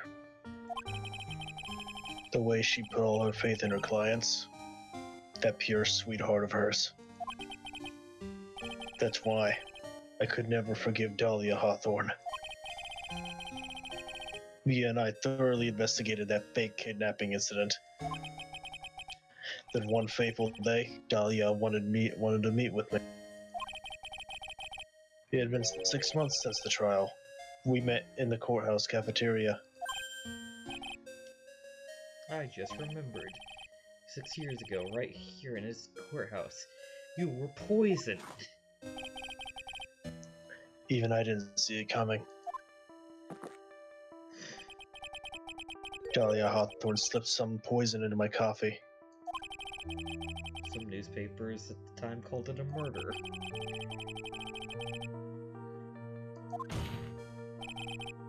But you weren't dead at all. No official reports ever actually called it a murder. I was just in a deep, deep coma. I see.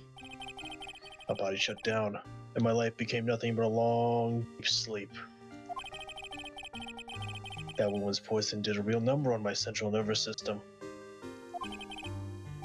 Lost my sight. All my hair turned white due to the damage it caused. It's quite terrible. Yeah, I'm not going to get into the science of that ever happening. Apparently it was a miracle that I even ever... 5 years had passed since I drank that poison brew.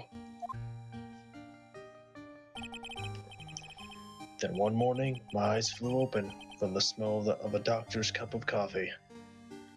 You gotta be fucking joking me. You can't be serious. He woke up because of coffee. That's fucking bullshit. I'm actually angered by that. And the worst possible news was waiting for me.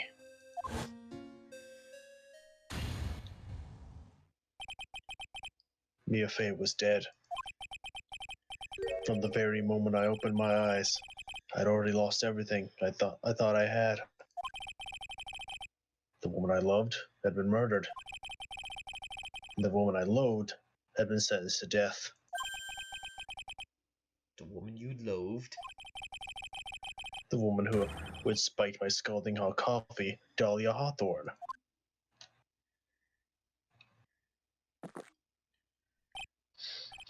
Huh. Good old Mia. She didn't let me down. She got her revenge before she checked out. In the end, there wasn't anyone waiting for me when I was. It's so sad. For someone like me, for someone who had slept away their best days, there were only 2 reasons left to live. And it was for those 2 reasons that I decided to become a prosecutor. I may ask, what were your 2 reasons left? The first was you, Wright. Me? If I hadn't drank that stupid poison, Mia Fey never would have died the way she did. You were the only one who was there to protect her. But you let her die. It was all your fault. wasn't even like that. I wanted to see for myself what kind of man you really were. So that's why you became a prosecutor. My other reason for living? She goes by the name of Maya Fey. You mean me? You were the only way I could make up for the sin of not saving Mia. 1 year ago, when the Korean village incident was resolved, that's my boy right there. It was obvious that Morgan Fey was planning something. Whatever her evil plan was, I was determined to stop it. My role as a prosecutor put me in a perfect position to do something about her. That's how you overheard Pearl's visit with Morgan. I knew that at the time when it was drawing. Since I knew the plan, I thought I could foil it. My goal was to outwit the plan. I thought if I could do that, I could keep that girl from being caught up in it. Makes sense.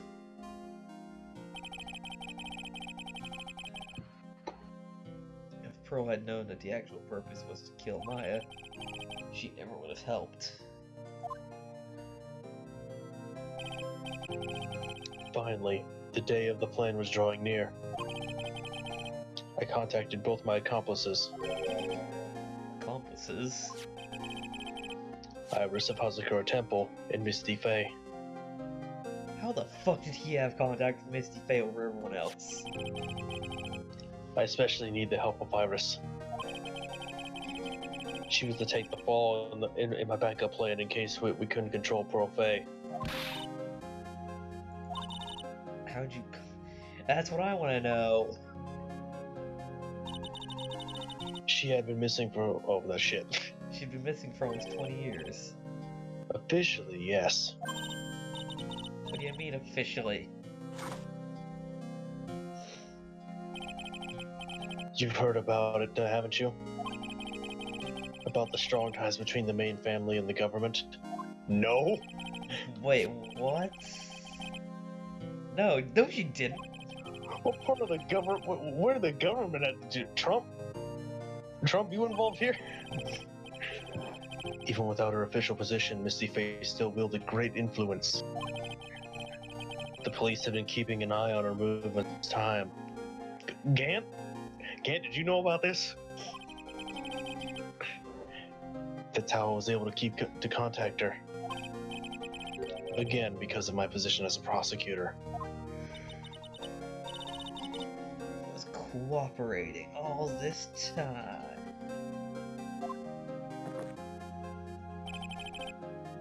Don't ever forget. No matter how far away from you she was, she never stopped thinking about you. That's why I knew she would do anything to protect you. If you want to know how strong her resolve to protect you was, look at her staff. Her staff, the sword. The day the plan was to get carried out so arrived soon enough. We met for the first time at Hazakura Temple. That's when your mother showed me your special staff. Special staff. I realized then just how far she was willing to go. She was ready to use that sword to protect you from Morgan Fey if necessary. Yes, even if it meant paying the ultimate price.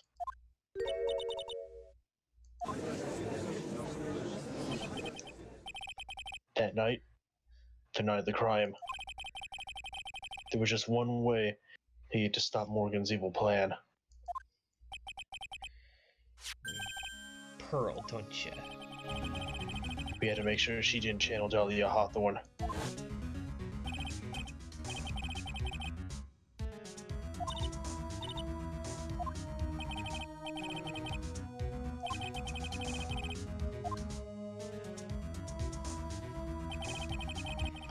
We thought we could prevent her from playing her part in Morgan's.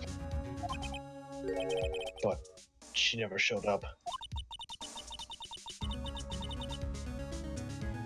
She was worried and followed me to the inner temple. That was the thing we were most afraid of. And that's why. Misty Faye had to do the channeling herself. She channeled Dahlia Hawthorne into her own body. What do you mean? She channeled the spirit first, then Pearl wouldn't be able to do it. As Master of Karain, Misty Faye's power was supreme. So that's how it went down. She channeled Dahlia Hawthorne so that Pearl Faye wouldn't be able to.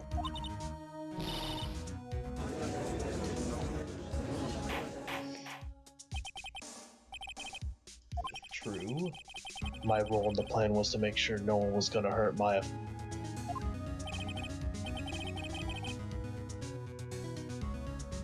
That's why I hid myself in the inner temple.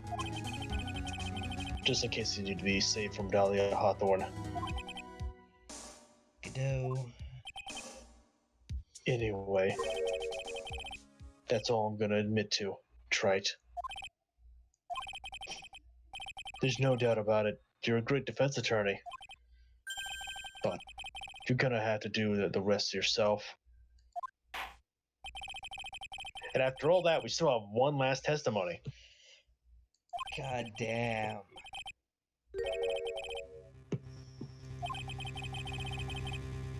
There's only two possible suspects, Maya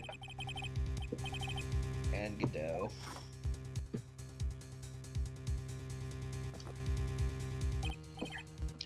Well, Trite,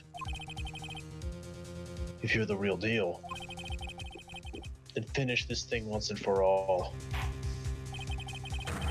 Show us beyond a shadow of a doubt that you can finish this on your own. Please don't. Heard the whole thing from my sister in the medical office. That's why I have to protect Mr. Godot.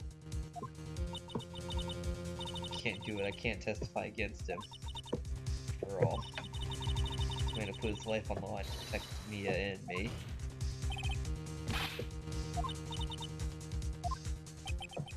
But even so, it doesn't absolve him of his crime. Testify.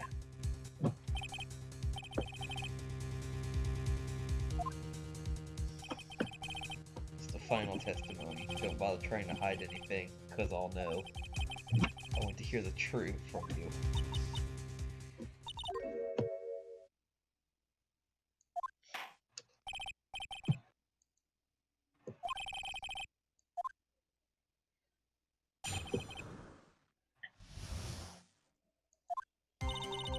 Just before it happened, I saw some red lights, 3 of them. That's why I asked for help, but then I was splattered with blood. She wasn't dead though. She was struck. She struck back at the enemy behind her. Suddenly the red lights went out. The whole area was dark. At that moment there was a horrible scream. Right after that, Dahlia collapsed and I lost consciousness.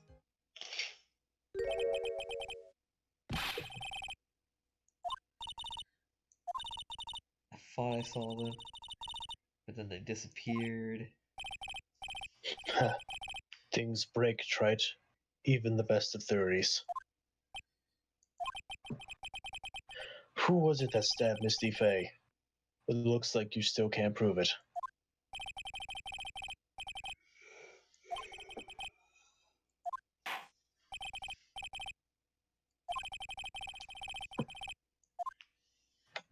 It's time for the 5-step plan to commence.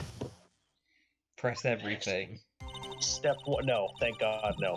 Okay, step 1. You're gonna press her on the statement just at the moment there was a horrible scream.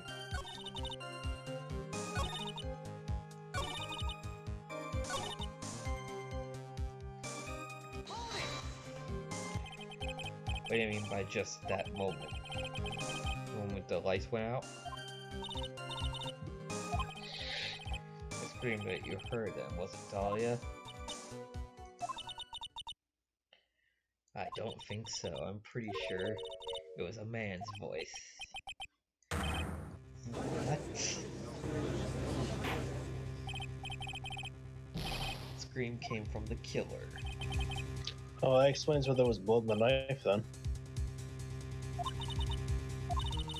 Pink Dahlia must have taken out the blade and attacked the killer with it. I want that blade. Wrong blade! After that, the killer stole the blade back and delivered the final blow. Seems to make sense to me. Step 2. There's a contradiction.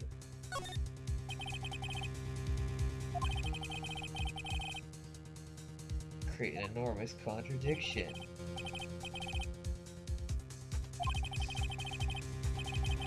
Testimony she gave before the killer out scream had already been splattered by the victim's blood.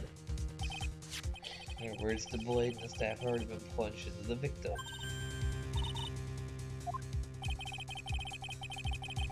Could have struck back with the sword because it was already in her body.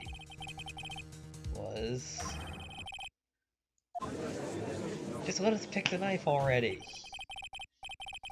If you're so sure about that, then why don't you keep us waiting any longer, Trite? It could have been used. If Dahlia Hawthorne had already been stabbed in the back by the staff, what could she have used to strike it back at the killer? The dagger. Step 3.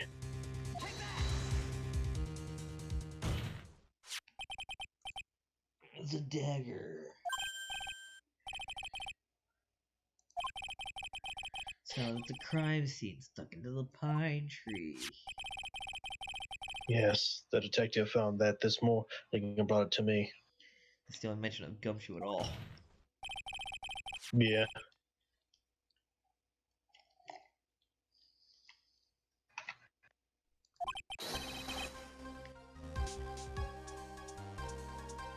She managed to wound him as well. Just because he let out a scream doesn't mean that he was wounded. For all we know, the blood on the dagger victim. Wrong. Those already been tested. Wasn't the victim's blood, it must have been the killer's. Must have a wound somewhere on his body. Say, Godot, lift up your visor.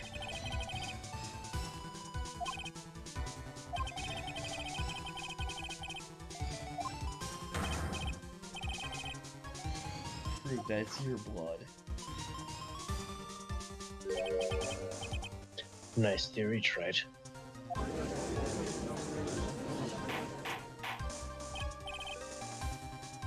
Order.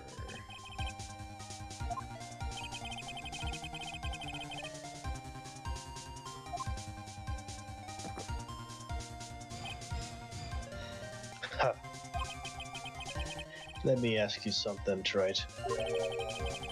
Let's just say it turned out that I was the killer. Do you really think I would be stupid enough to leave evidence like that? What? Just think for a second. This dagger was found this morning by a detective and brought to... There was already blood on it, correct?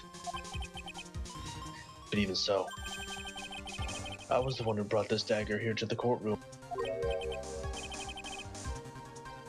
What does that prove? Well, if I really were the killer, I could have washed the blade off and planted another person's blood on. But you didn't see the blood. In any case, there's one thing I can guarantee, Trite. That blood, it doesn't belong to me. Prove it. Not a chance. Prove it, bitch. We'll get the fucking forensic team and we'll fucking decide then.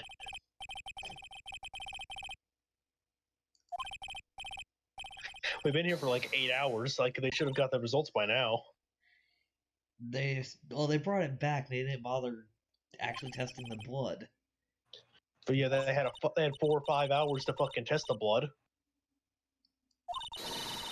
big contradiction in Nick's explanation. I doubt it. His dagger, you said it wounded the killer.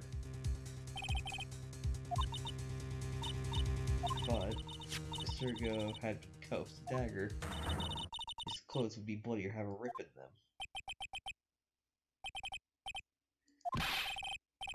Change his clothes.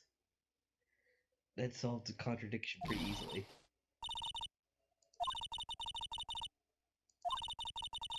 What was on the inner temple side, trapped there.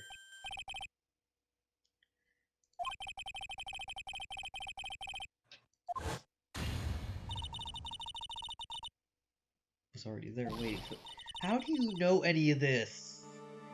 Like, Well, Mia did explain everything to her. she shouldn't have been able to explain that bit though. She literally, again, Mia explained absolutely everything, in every detail. Then she is being a piece of shit to us for no reason. She's doing it to protect Godot.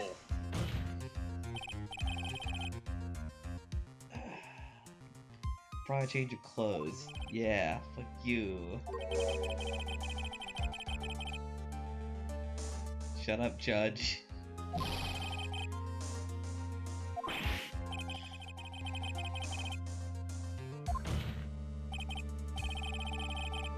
Killer took off his clothes. That makes no sense. Objection. It was literally like freezing cold out there. That's impossible, Trite.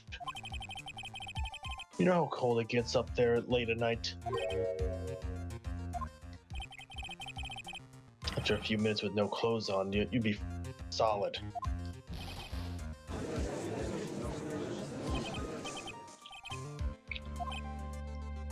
Huh. So that's all you got? I knew you weren't tough enough to finish this. Right now, if Mia-Fei were here, she would have closed the book on this case already. I already know where the cut is, though. So come on, Trite. Can you do it or not?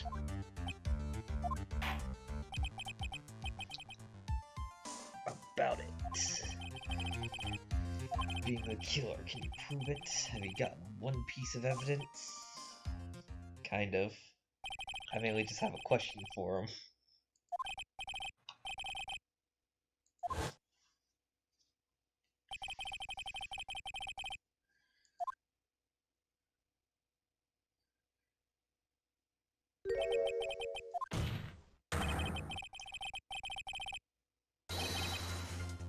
Going to bring your magnificent vengeance to fruition. Wait. Oh my god, they brought the music back! Fighter till... Well, you're lying. Ha. That's good. A fighter till the bitter end, right? Since there's just one piece of evidence that can prove your point, why don't you go for the unlimited penalty? So don't pick the wrong one. Doesn't matter to me. I've got one piece of evidence I need. Give me a break. You got nothing, Trite. By the way, did we already pick the dagger? We picked it earlier. I mean, Oh yeah, we did step 3, which was the dagger. Okay, I just want to make sure. I forgot where we were on the step list.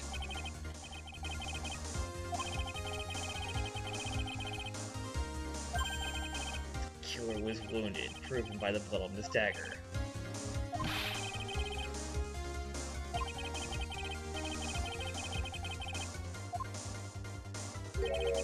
There's one place the killer could have hidden his wound.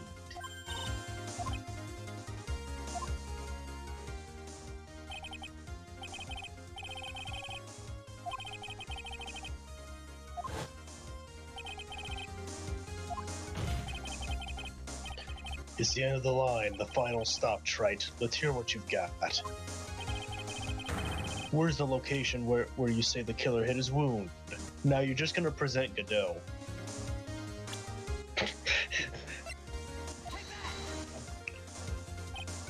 Step 4. Ha, I don't know what you're talking about. And frankly, I don't need to know. What I do know is, you'll never be half the lawyer she was. Isn't that right, Wright?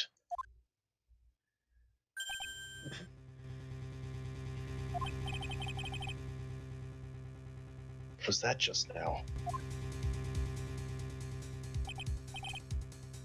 It can't be. You're living on? Through him?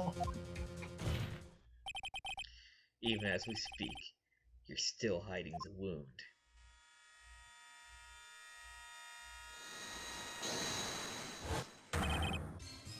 It's beneath your mask!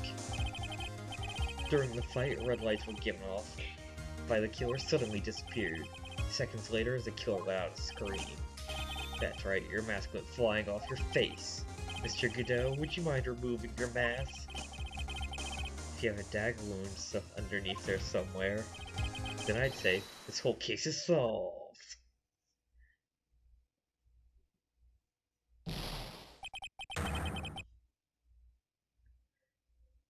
Oh, he did.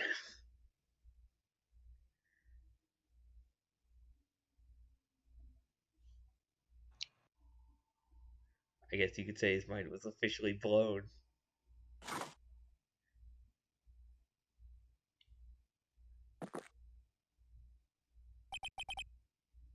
Just now, I saw her spirit in you.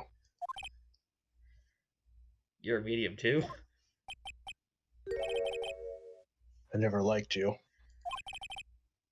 6 years ago, I helped the woman who put me to sleep by hiding her bottle of poison. And then, while I was sleeping, you let me die.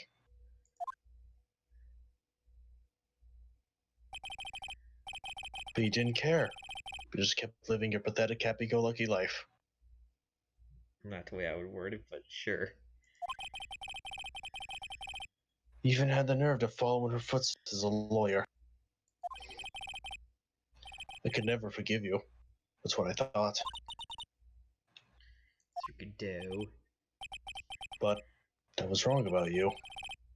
I knew it from the very beginning. The truth is, the only person I could never find it in my heart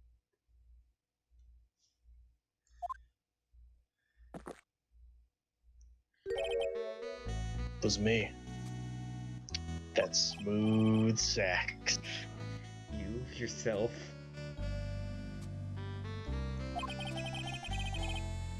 I was the one that failed to protect Mia. Me and no one else. I tried to avert my eyes from the truth, to escape from the harshness of reality. I just couldn't face Mia's death head on, so I ran. I hid behind a mask and threw away my true name. I couldn't even deal with being a defense attorney anymore, so I quit. But you saved Maya. Yeah, that was my plan. Up until just now, anyway. What do you mean?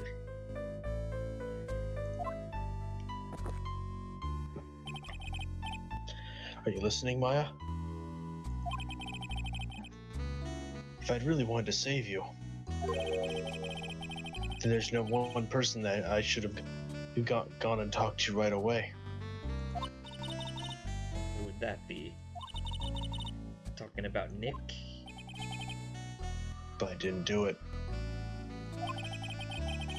I tried to get the help out of Iris and your mother. But I closed my eyes to the most important man involved. Do you know why? The real reason? No, why? I suppose I wasn't really interested in saving you at all.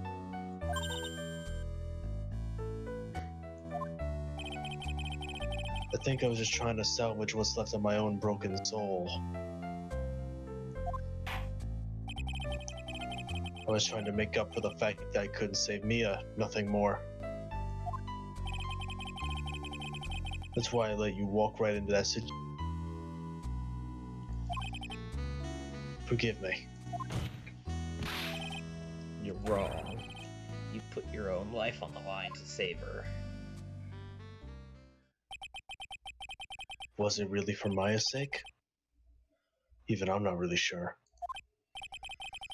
What do you mean by that? That night, in the darkness of the garden, when I saw her silhouette.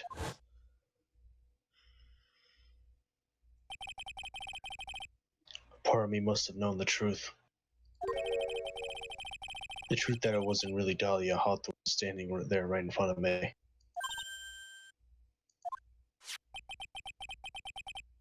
Could have been Misty Faye, or even that little girl. But I still picked up that blade. It was like I was dreaming. Yeah, he totally would have killed Pearl if Pearl actually went through with it. Yeah, would have fucking executed her. I'm not sure exactly what was going on in my mind at that point.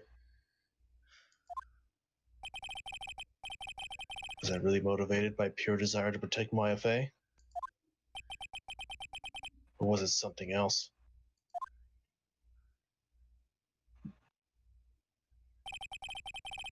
Was it my hatred for a woman who had stolen everything from me 6 years earlier? Could it have been simply a desire for revenge? And now, I don't know anything anymore.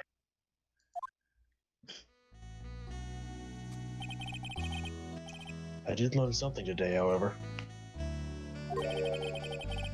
I finally realized that I was the arrogant one.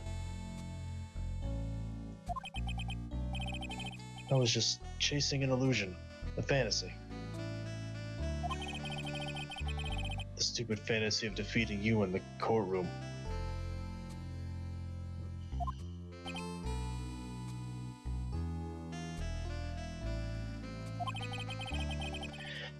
You were the one who made me realize my folly. You never ran away from Mia's death. And because we got charged with it. Instead, you picked up where she left off, as a true defender of the people.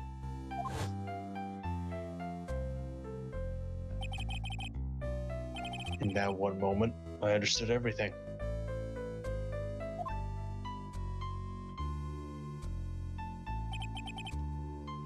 Mr. Godot.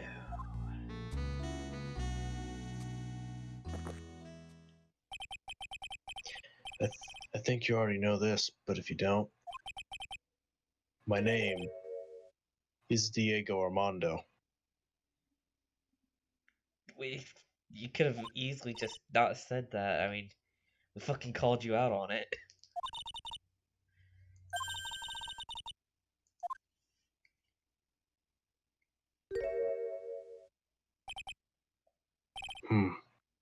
Thanks. Got a little something there. Yeah, he's kind of bleeding out of his eyes, right? Huh. Did you forget already? In my world, the color red doesn't exist. These must be my tears. They get a little sappy for me. Ever since I woke up from my coma. I think I've been waiting for this very moment. Mr. Armando. You do well to remember this, Maya. The only time a lawyer can cry is when it's...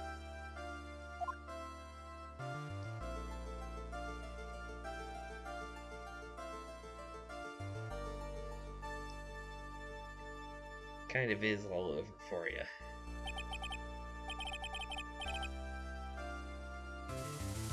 This time it really is all over, isn't it? Defendant. Although you weren't directly involved in the murder, tampering with the body in the crime scene is a serious offense in itself. Mr. Armando explained that to me very carefully. I knew the risk and I willingly cooperated.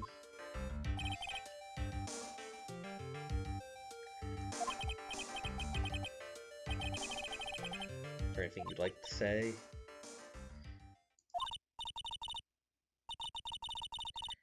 There is one thing I'd like to say to Mr. Wright.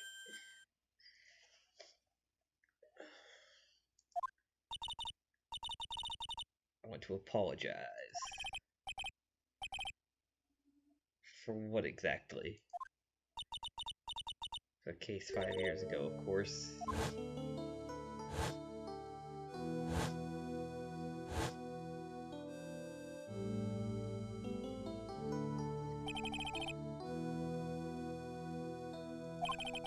Weren't you poisoned by your own lover?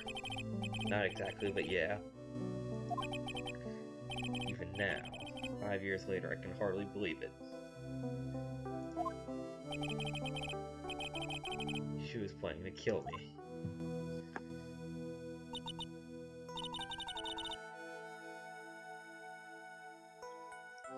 It's not all that surprising. Two of you hardly knew each other. What do you mean?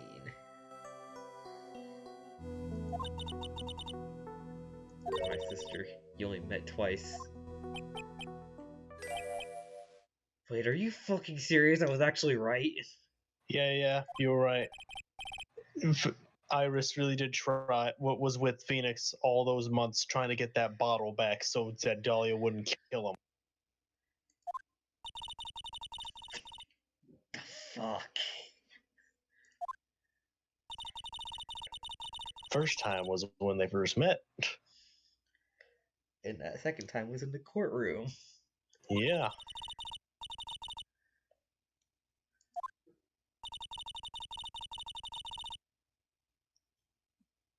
Yeah, it means Iris had to dye her hair red for all that. I find that hilarious.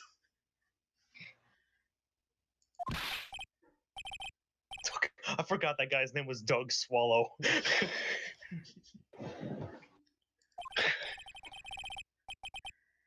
During our whole relationship, we were... For those 8 months, when you thought it was Dahlia, wasn't actually my sister, it was me!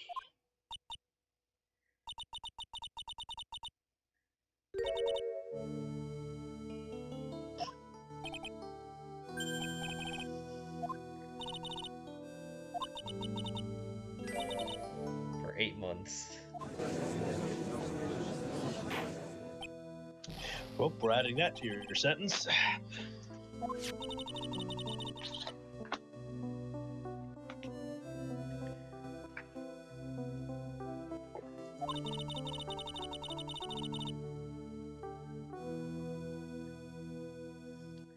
Trying to get that back as soon as she could because of the police investigation and their surveillance. She couldn't move about freely. So that's why you... From the beginning, she was prepared for the worst.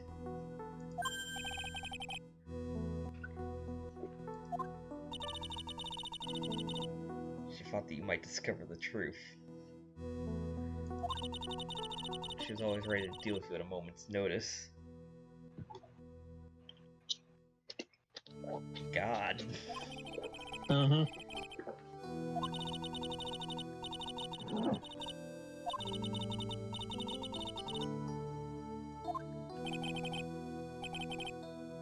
That's why you showed up.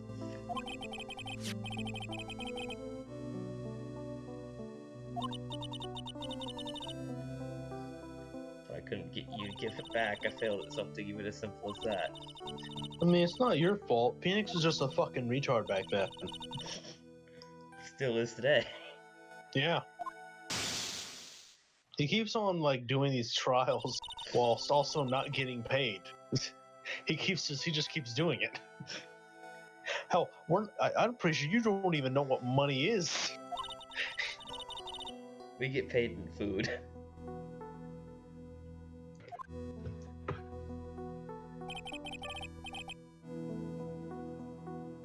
Bit strange.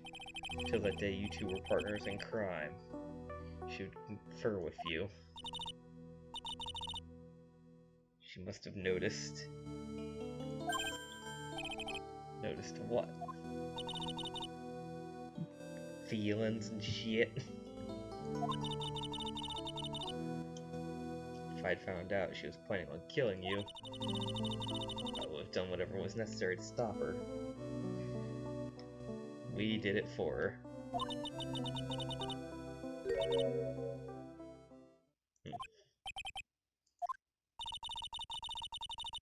8 months by your side.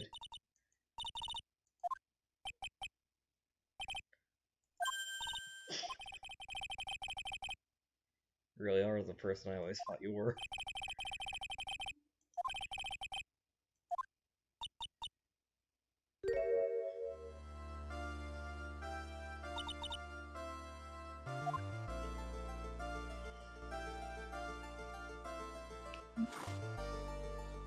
Hey, the blinking stopped.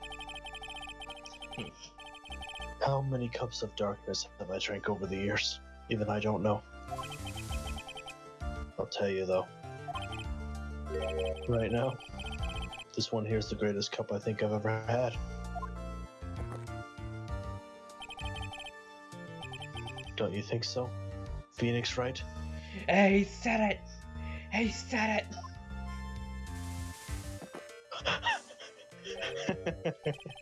Yeah, I think you're right. The purpose of this trial was to rule over the murder of the victim Elise Dixium. At some point, I expect you to be tried for your role as an accomplice in this case.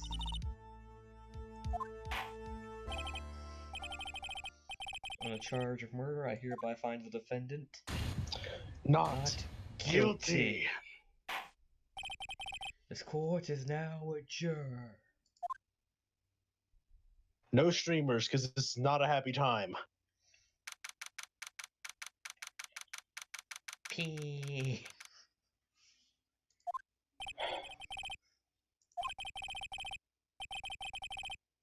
Yeah, we just gotta get through the fucking epilogues so we can finally get through step 5 of the 5-step plan to end this fucking game. And then we can finally be done. I'm still not done because I still need to finish 100%ing everything. Just not going to be in a video. You're doing that alone. For me, this is the end. Until I bring you along for the next game involving Edgeworth and Gumshoe. Of course, justice was served. Mia, you're cruel. I just want you to know that, telling my every fucking detail. Yeah, you're a fucking bitch. You may be proud of us for figuring out your bullshit, but kick your ass if you weren't possessing a 9-year-old. How cowardly.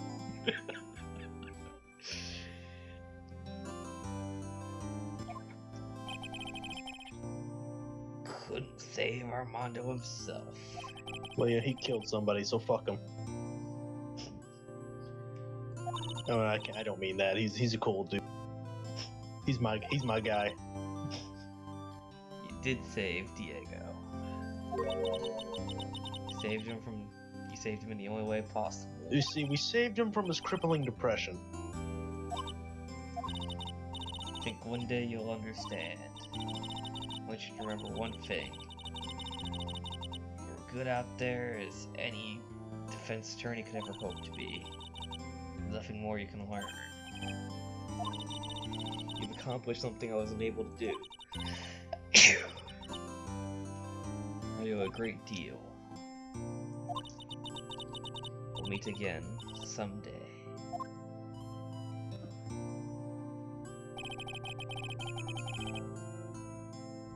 Handled lots of cases, seen lots of things. Along this journey, found myself asking one question. What does it really mean to defend someone?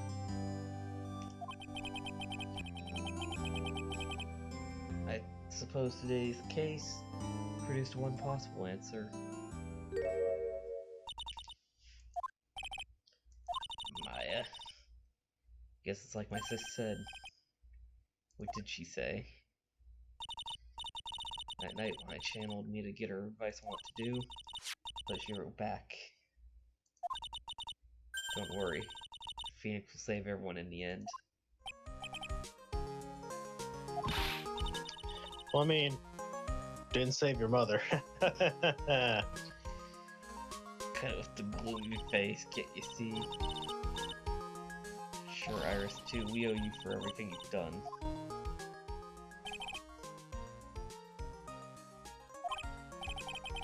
You'd be so bright and chipper after all this. You were brutally attacked, you saw your own mother murdered in front of you. You've also been kidnapped at one point. Oh, hi, you're here. Francesca's here! Still as softy as always, Phoenix. Excellent work, Wright.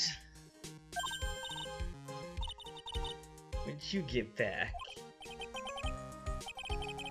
Someone filled her in on that one. They've actually been here helping because of day one.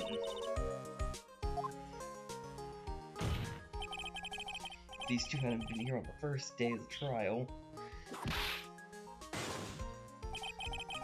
The fence wouldn't have gotten anywhere. Where were you? In the hospital after I damn near fell off. Well, I can't say damn near. I did fall off a fucking cliff and almost died. I heard he fell into a river and nearly caught a nasty cold which forced him to sleep all day. Yes, he laid in bed shivering from his fever with Iris's hood put over his head. Need more training.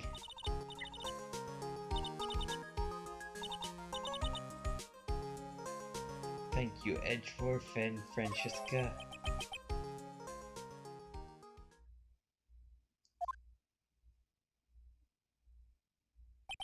Oh, fuck you. Don't suppose there's room for me in this group hug, is there? Larry. What's with the longer than usual face? I realized something when I was reborn. What the fuck? Is he high? I realized that Larry was never I realized that Larry was never of any use to anyone. Not even once. That's not true, right? You're asking me? Well, Nick, is it true? I got a place in the world, right? Yeah, of course. I knew it. Everyone would have been better off without me if I were gone for good. I don't know what this final thing's going to be. The portraits you painted, they were good. Isn't that right, Edgeworth? What? Me? Why are you making that face, huh, Edgy? Yes, indeed. I certainly can't say they lack resemblance. Do you really mean it? What about you, Franzi? Did I draw you well, too? Ow! My beauty can't possibly be captured by mere crayon. Nevertheless, I recognize the effort you put into it. That's worth something. So then you'll do it like you promised? You're gonna be you get a model for my next. Oh God! Don't get carried away.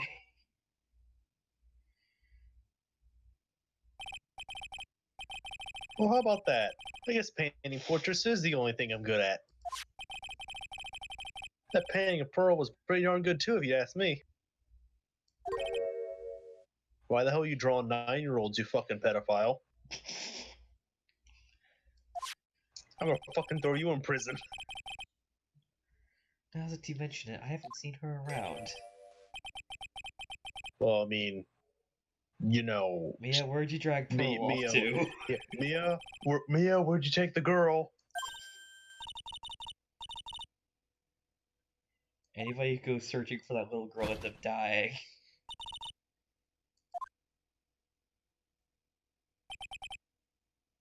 Right. You seem to be uncharacteristically puzzled. I suspect you're wondering how I can be so cheerful despite all that's happened. Yeah. She's probably in shock. To be honest, I can't understand it either. Right, she lost her father fairly recently as well. I think I understand how she feels. Maya is such a wiser person than she appears. I think she realizes something. Now is exactly the time when she needs to be as strong as she can. What do you mean by now is exactly the time? I wasn't the only one that was badly wounded by that accident. Hurt far more deeply than her. For that person, Maya's trying her best not to cry. Ah, yes. Ah! Tell me, Phoenix. Step 5 of 5, Pearl Fay. And also Gumshoe! Gumshoe!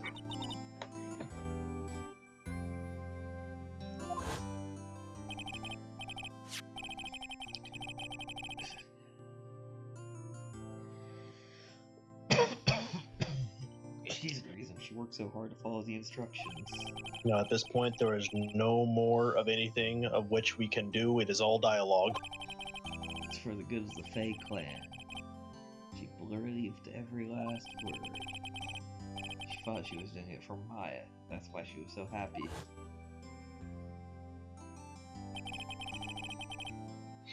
Shows how truly devoted she is.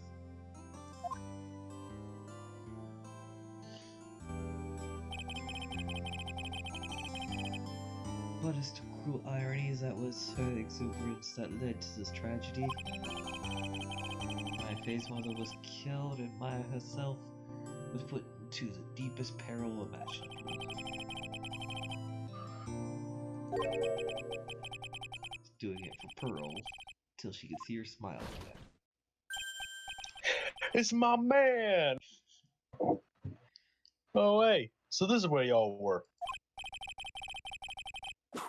Well, it looks like. Ow! What was that for, sir?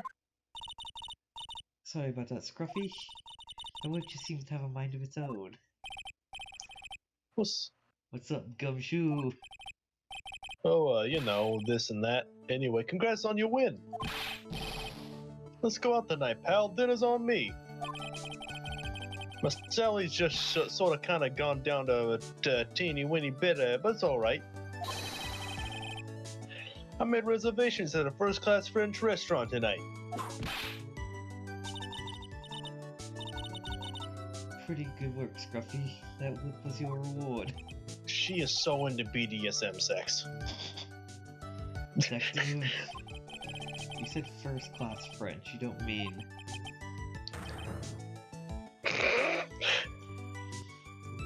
No!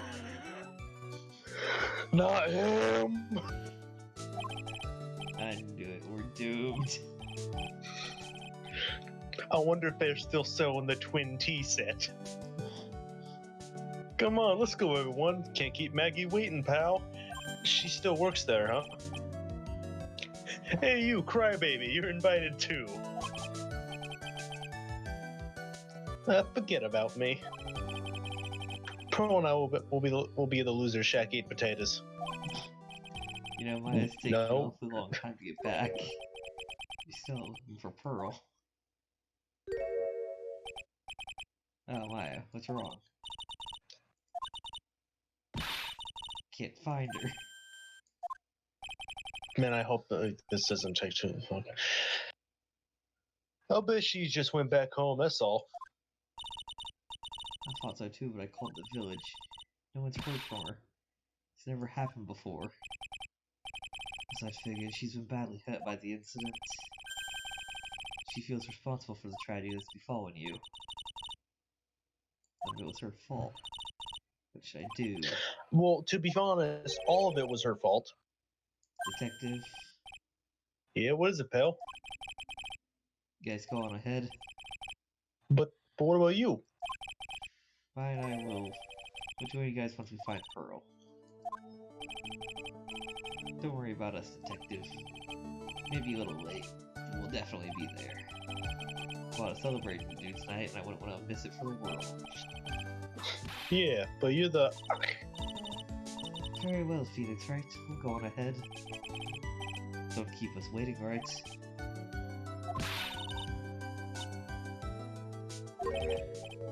Let's go. There's only one place Pearl might have gone to. Is it the office? Oh, no, okay.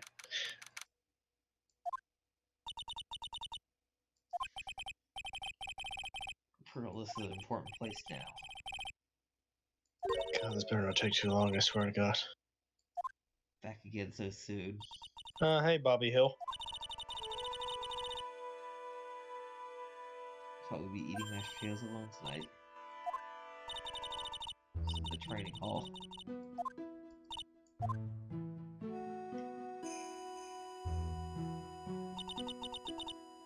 Well, you got the gravy off.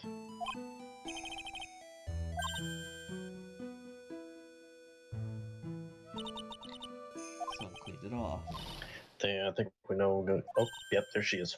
Mystic Maya. Why'd you just leave? Mystic Maya.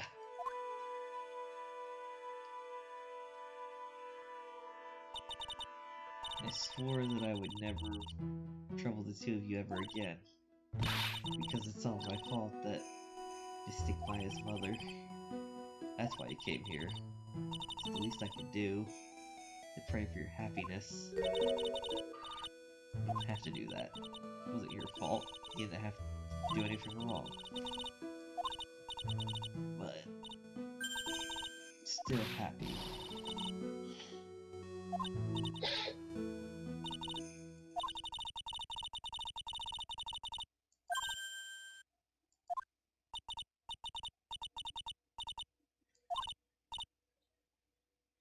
And you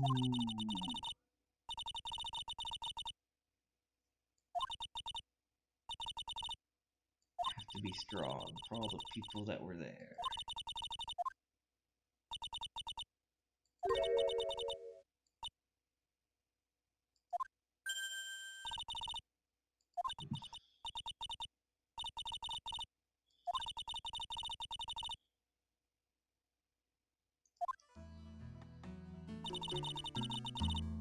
For dishonoring good as a name, I don't have the right to face her. It's always in my thoughts, it's true. She'll be with me till the day I die. Oof.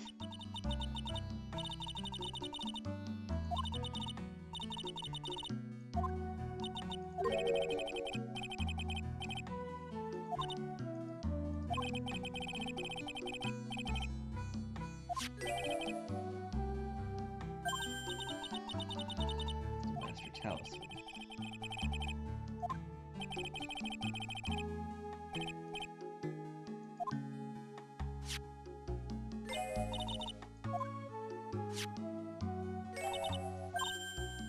Photo.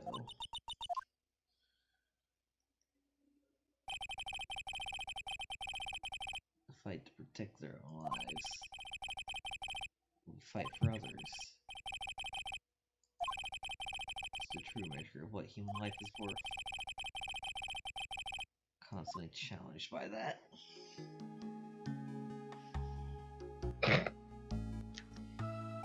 Every person in their family breaks that damn vase.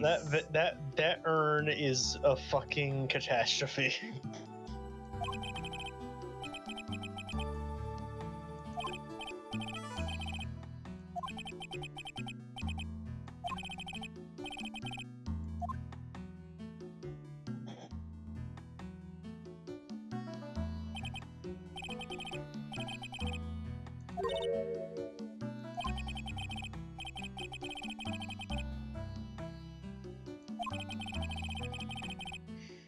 We should celebrate what we've overcome.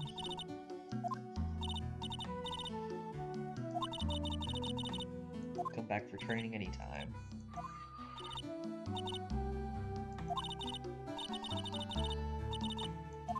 Beat back for more training.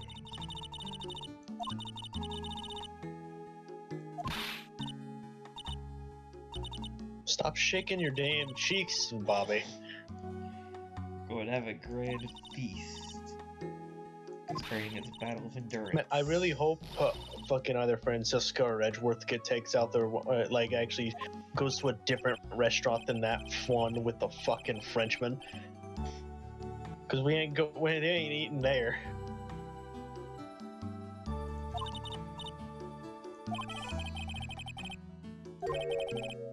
But why for Suri? You're one of us. You can train right alongside us. The fuck? He a spirit.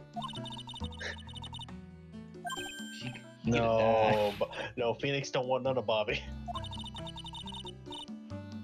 Doing a special course. It's a great idea, after all. You'd do anything for Mystic Fire, wouldn't you? Even walk over hot coals.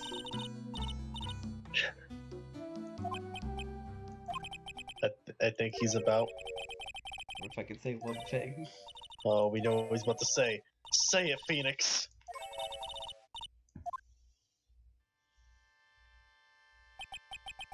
Well then, here goes nothing. Do it! He did it! Objection! He did it! It's finally over. We're free. After the epilogue, of course. Yeah, you're not done yet. You don't get to leave just yet. Yeah, I mean, we're not leaving yet. I'm not locked up or captured or something like that. I mean, after this whole epilogue thing, we're gonna have to give an honest to God review of this franchise here, this series. Well, specifically this one game. I mean, my thoughts are gonna be the overall just trilogy. Well, the Phoenix Wright trilogy. I mean, there's still a whole extra part of the franchise that we haven't even tapped into. Yeah, I mean, the other parts, it's whatever. I don't really care about them, but I know you care, so we're gonna be doing those at some point. But I want a wide berth first. I need some time to recover.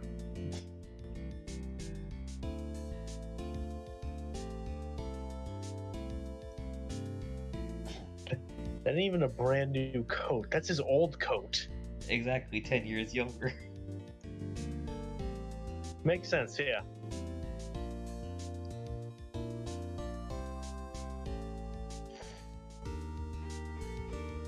But man, I want to see my man Meekins again. That's what I want.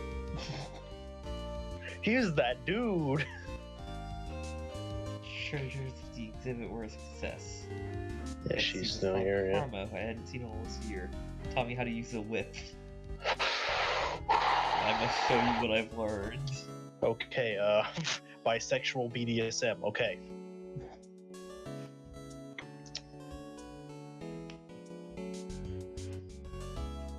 Hey, it's Princess Leia's a man. Mask consulting.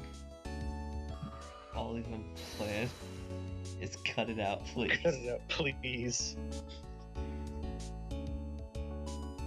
We also sell plans to criminals as a side business. Yo, they got the Ponzi scheme going. They sell the plans to the criminals, and then they bust them. That's genius. Then we have Cadaverini over here. Appreciation for exterminating Don Tigre, so I lent him 500,000 in a tea set.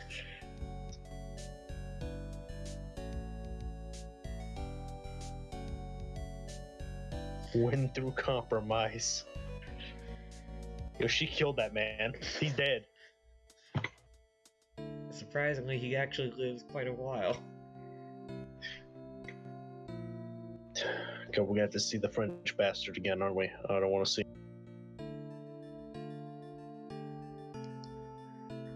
My grandkids had a birthday party for me the other day. 69 years old, and I cried like a baby. 69, huh? That's a sex thing.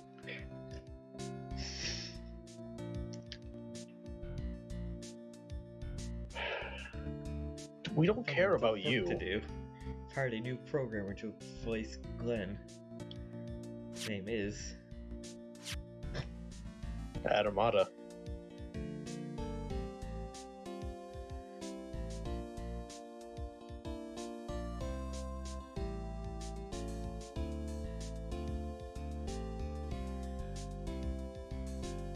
More reporters. Okay, I guess we're just skipping the French guy.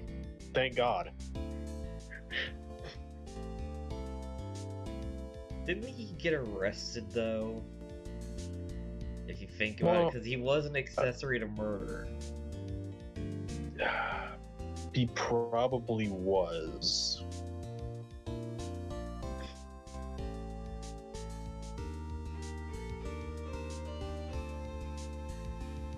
Trent is such a respectful man. So sweet of you and everyone else come visit me here.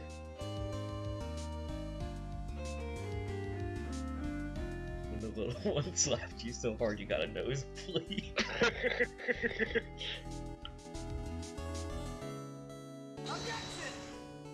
Man, Pearl is dangerous.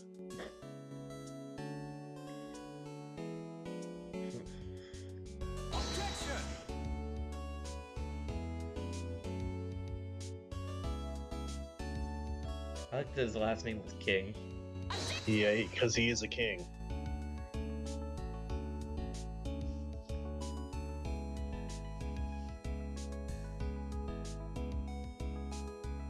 Objection.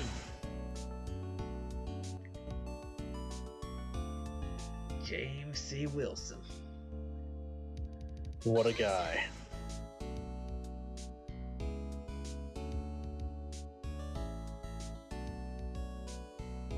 Yeah, you kind of forget how many people are actually have voices. Yeah.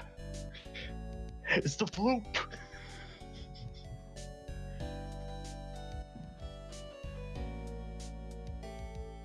Hey! This? I'm back from a long and tiring vacation. No one's here.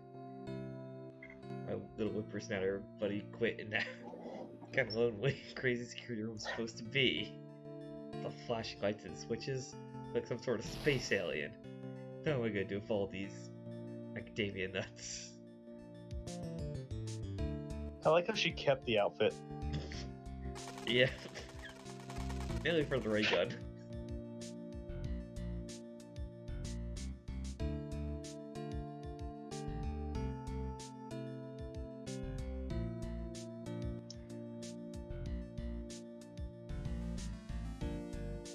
Frankie's whippity whip trip.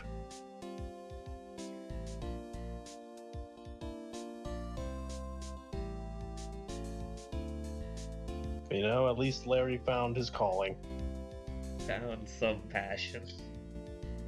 He should have been a clockmaker. I mean, he was great at that. Hey. The gang's all here.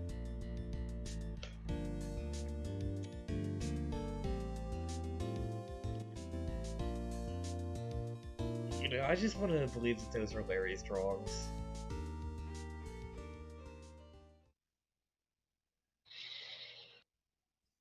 And it's over. Oh. It's all over now. A year and a week. Yep. A year and a fucking week. That's how long it took to beat all 3 games. No, I just want some. This trilogy is a good trilogy. This is good games. Yeah. Only thing I've got to say is, we're not doing the Apollo trilogy. Fuck that bullshit. No, we're not doing another trilogy. No more trilogies. No, we're done. Because the thing is, I like to believe this is where it ended. Because I don't like the fact that Phoenix Wright actually lost his lawyering license. Yeah, see, we're fine where we're leaving off here, alright? It's good here. This is where it ended. This is how it needed to be. We had good times. The characters were great, most of them. Not the Frenchman, fuck him. I feel like the first game was honestly the best out of all of them, regardless. It had the best soundtrack, the best cases. The best music, the best antagonist characters by far. Because we had Corporate America, who was great. I loved him. We had Manfred von Karma. He was good. And we had Damon Gant. He was the most intimidating motherfucker you ever seen. Yeah. with that fucking Blue Badger son of a bitch. Second game, honestly, the second game mostly didn't even need to exist. The only reason it exists is to set up Pearl and Franziska von Karma and Morgan, and that was about it. Yeah, and then the third game at least had a consistent story that I wanted to tell, and Godot is amazing. I love him. Honestly, if you had to say the best case out of all these, which one would you select? Oh god, I don't know.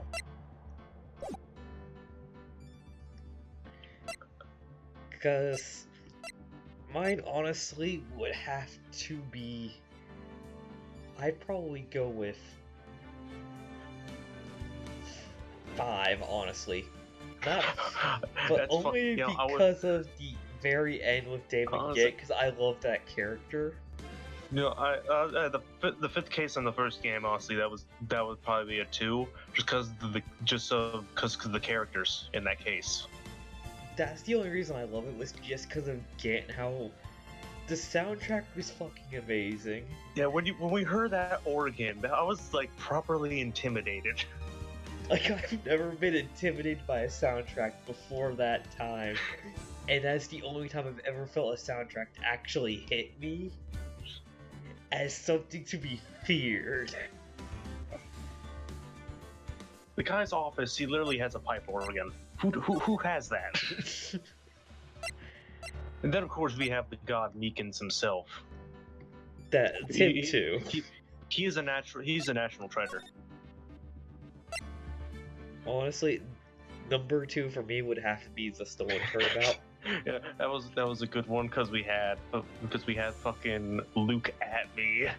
Godot was introduced there. Godot's introduction. Ron. All the great characters. And then I think we all know what our least favorite was.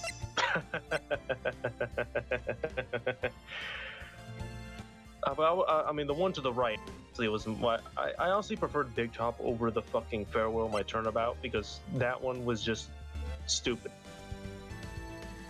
I feel like Big Top was more ridiculous. I mean, this really, one Big Top was filler. I can understand you though. Big Top was filler. That didn't need to happen. Big Top could have just been cut. It would have been fine. The thing is, really, Big Top in this one was basically the fucking Dawn game. Yeah. Neither of those had to exist. The thing that disappoints me though is the fact that this is never brought up again within the main Phoenix Wright storyline. That's what upset me about the second game. Like with Phoenix's unjustified disdain for Edgewood. Like, all you care about was your perfect record. Episode 5 cleared that shit up immediately. Yeah, the thing is, actually, with the original, there was only 4 to it. 5th was only added on later. Because you can tell that none of this stuff is ever brought up again. While 4 was supposed to be, there is the note from Edgeworth saying that he was quitting. Yeah.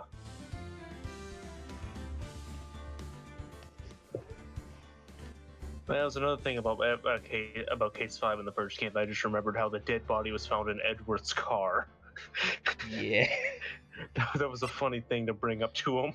Like, whose car was like the red car in the garage? Oh, that's mine. Oh. That's awkward. So, final verdict. What would you give it out of, I don't know, 10? 10. I think Phoenix Wright trilogy. I mean, I'd give it an 8. I'd say. I'd probably give it. Overall, it's like I'd give it more if there was a little less filler in the trilogy. Overall, I give it an 8. And most of its points it gets from the fact that Edgeworth, Phoenix Wright were main characters that stayed throughout the trilogy. Yeah.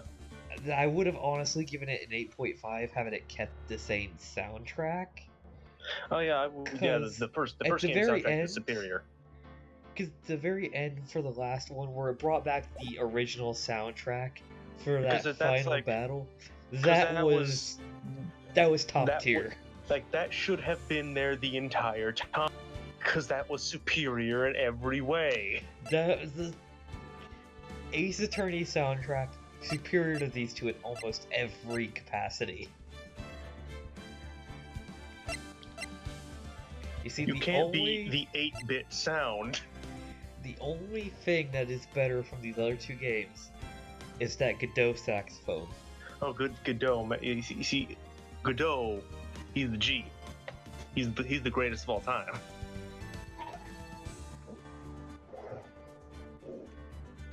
Maybe we'll see other Phoenix. Maybe we'll see other Phoenix Wrights on this games on this channel. Maybe not.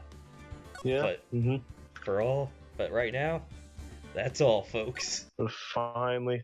Oh yeah, but and also, that was strike 4, by the way. No, it's